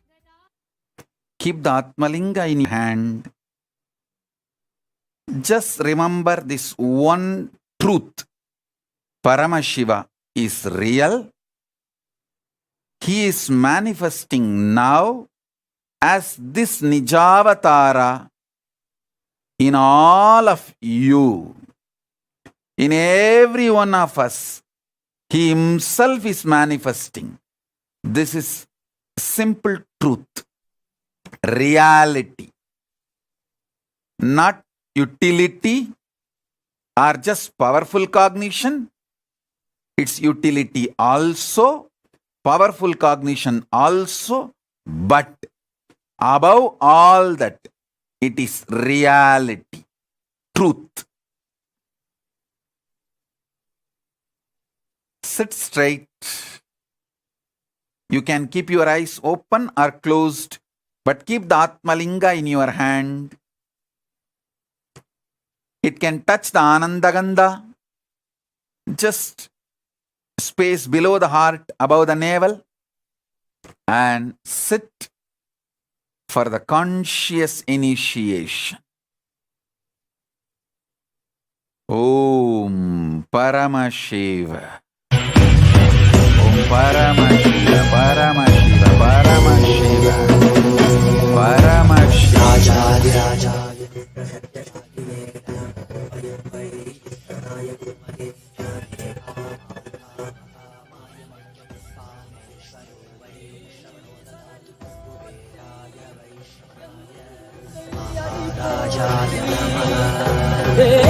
சனடி போற்றி சிவன் சேவடி போற்றி நேயத்தே நின்றறிமலனடி போற்றி போற்றி சீரார் பெருந்துரையிடம் தேவனடி போற்றி ஆராத இன்பம் அருளும் மலை போற்றி ஈசனே சிந்தை கவனம் நேசனே நீ வருவாய் கனிகளை கொண்டு உன்னை பூஜித்தோ அருள் தருவாய் கலி என்னும் கடலினில் கூட்டிட்டேயும் இனி கரம் வந்து Paramashiva, Paramashiva, Paramashiva, Paramashiva. அருணாச்சலனே நீவாராய் அகண்ட ஜோதியனே வாராய் அல்லல் நீக்கிடவே வாராய் அதிரம் போற்றுகின்ற ஈசனே சிந்தை கவர்ந்த நேசனே நீ வருவாய் ஒடு கனிகளை கொண்டு பூஜித்தோ அருள் தருவாய்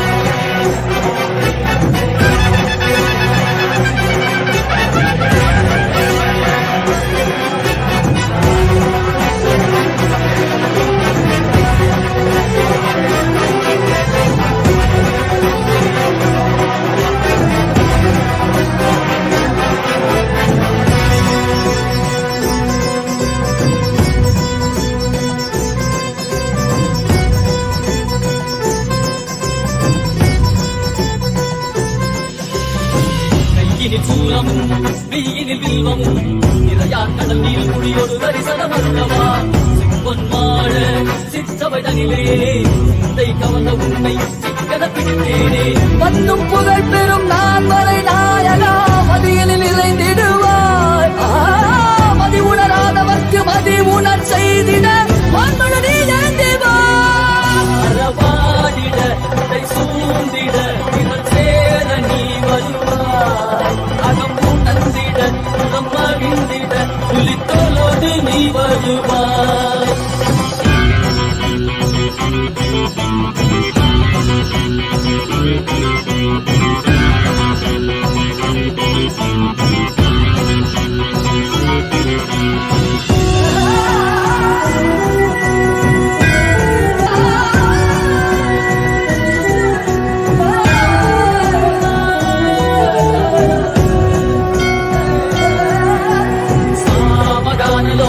విముక్తి కారణే నాదికేశ దివ్య బ్రహ్మరూపనే మీనాక్షి శక్తి సహిత సుందరేశనే అన్నామలై మునిక్త నిత్యనందనే சித்து அச்சித்தெல்லாம் முன்னாலே இயக்கும் முன்னாலே உந்தன் கண்டாலே சிகையில் அணிந்திட்ட மதியாலே மதியின் மொழியாலே தெளிந்திடும் வழியாலே ஜீவன் முக்தி பெற விழைந்தோமே உந்தன் திருப்படியில் தொழுதோமே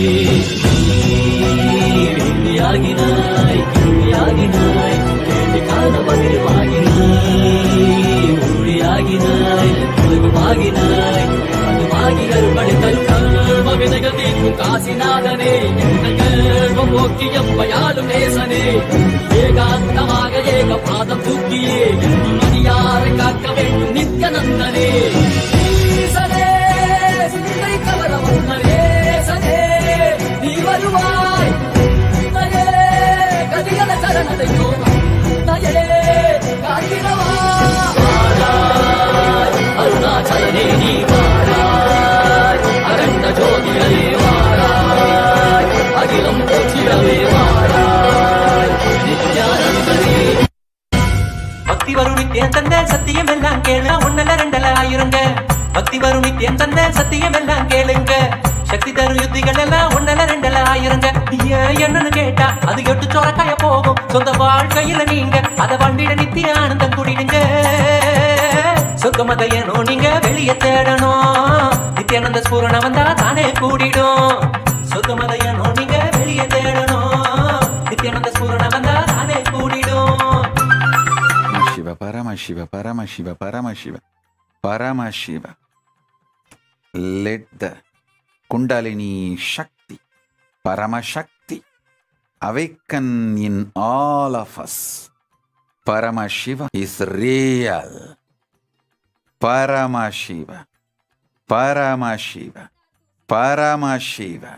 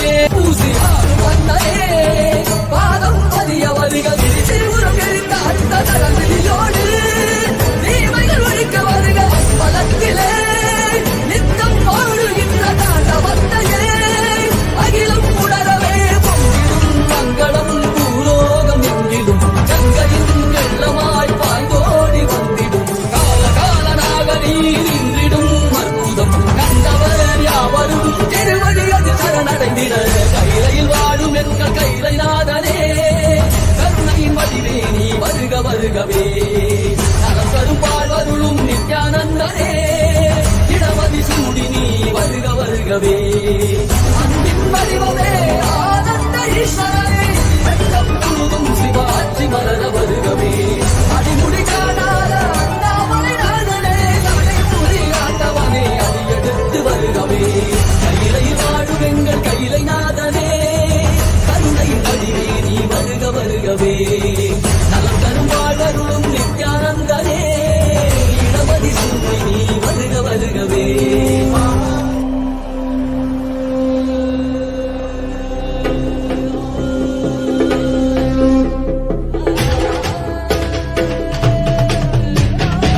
புல்லாகி பூடாய் புழுவாய் மரமாகி பல்விருகமாகி பறவையாய் பாம்பாகி கல்லா மனிதராய் பேயாய் கணங்களாய் வல்லசுரராகி முனிவராய் தேவராய் செல்லாரின் தாவர சங்கமத்துள் எல்லா பிறப்பும் பிறப்பிழைத்தேன் பெருமான் மெய்யே உன் பொன்னடிகள் கண்டு இன்று வீடுற்றேன் மெய்யே உன் பொன்னடிகள் கண்டு இன்று வீடுற்றேன்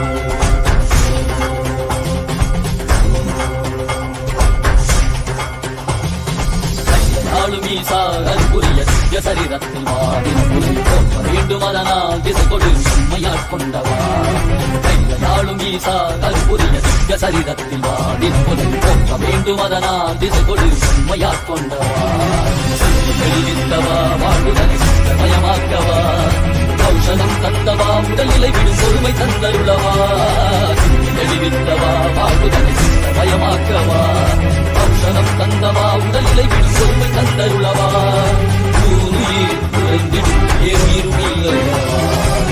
நாளும் ஈசா அல்புரிய திவ்ய சரீரத்தில் வாடின் போற்ற வேண்டும் அதனால் திசை கொடு மையாட் கொண்டவா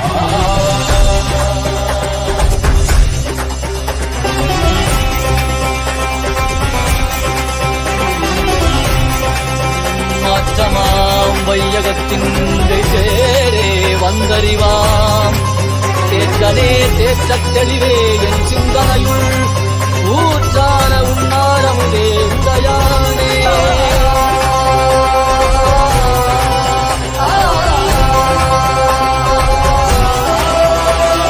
கலியுகம் மரலில் உள்ளது நீங்க தீபமாய் எழுந்த ஜோதி ஸ்வரூபானவம் அழித்து முக்தி தந்திட மலையாகி நின்ற அருணாச்சலமே மானிட ரூபம் தரித்தவா படைத்து காத்து மறை கழித்து அருளிடவே பரம ஞானம் தன்னை இறை ரூபம் கொண்ட நித்யானந்தனை அருளிடவா வேண்டும் என்று கடல் கடைந்த போது அது வரும் நஞ்சை உண்டு பக்தரை காத்திருந்தார் சிவ சிவ சிவமோ நம சிவாயமோ ஹர ஹர என சிவம் அடையும்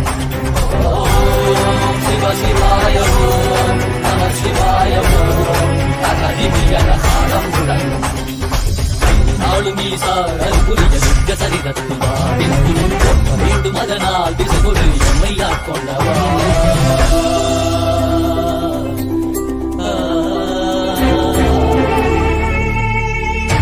பகவதே ருத்ராய புருஷாய அகோராய வாமதேவாய சத்யஜாதாய பகவதே ருத்ராய புருஷாய அகோராய வாமதேவாய சத்யஜாதாய நம சிவாய நமோ நம சிவாய நமோ நம சிவாய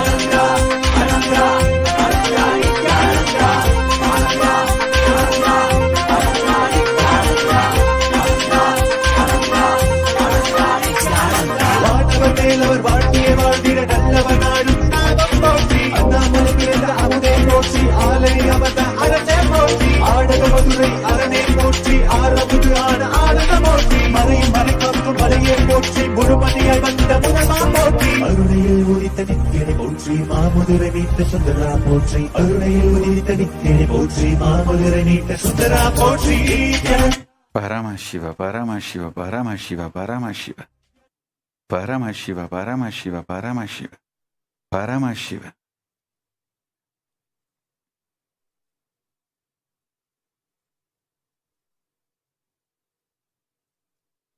Listen to this revelation intensely. You will manifest this reality now. All the principles of greed is included in the fear. Fear is the higher force inclusive of greed.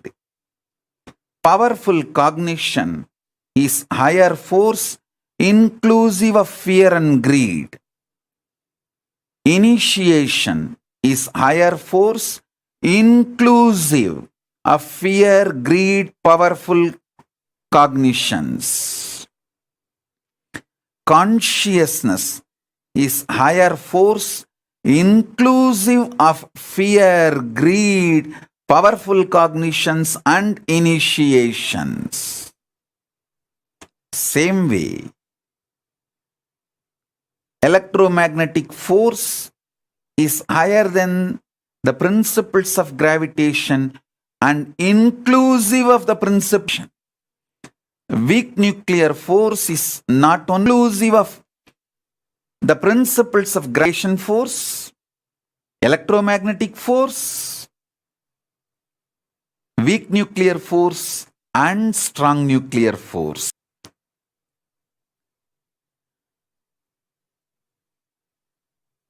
So understand, consciousness is not only higher, it is inclusive of all the other four forces. So sit with this consciousness. Paramashiva is real. You will manifest consciousness now. Paramashiva. Paramashiva. Paramashiva. Paramashiva.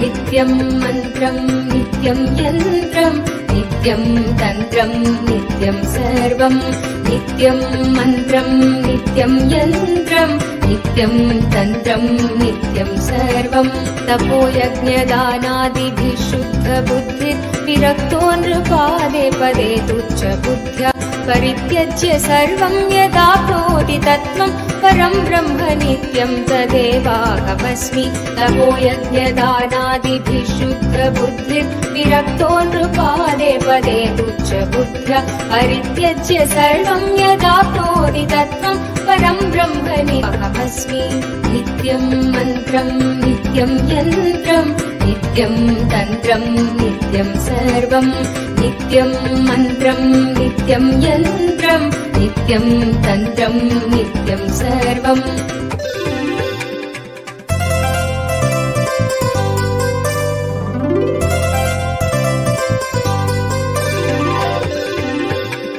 दयालुं गुरुं ब्रह्मनिष्ठं प्रशान्तं समाराध्य मध्या विचार्य स्वरूपं यदाप्नोति तत्त्वं निदिध्यास्य विद्वान् Om Paramashiva, Paramashiva, Paramashiva, Paramashiva, Paramashiva.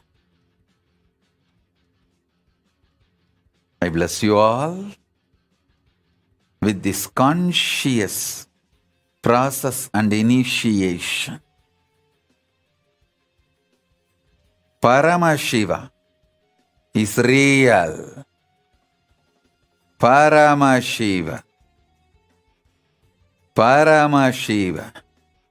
Paramashiva. Paramashiva. Paramashiva. Paramashiva.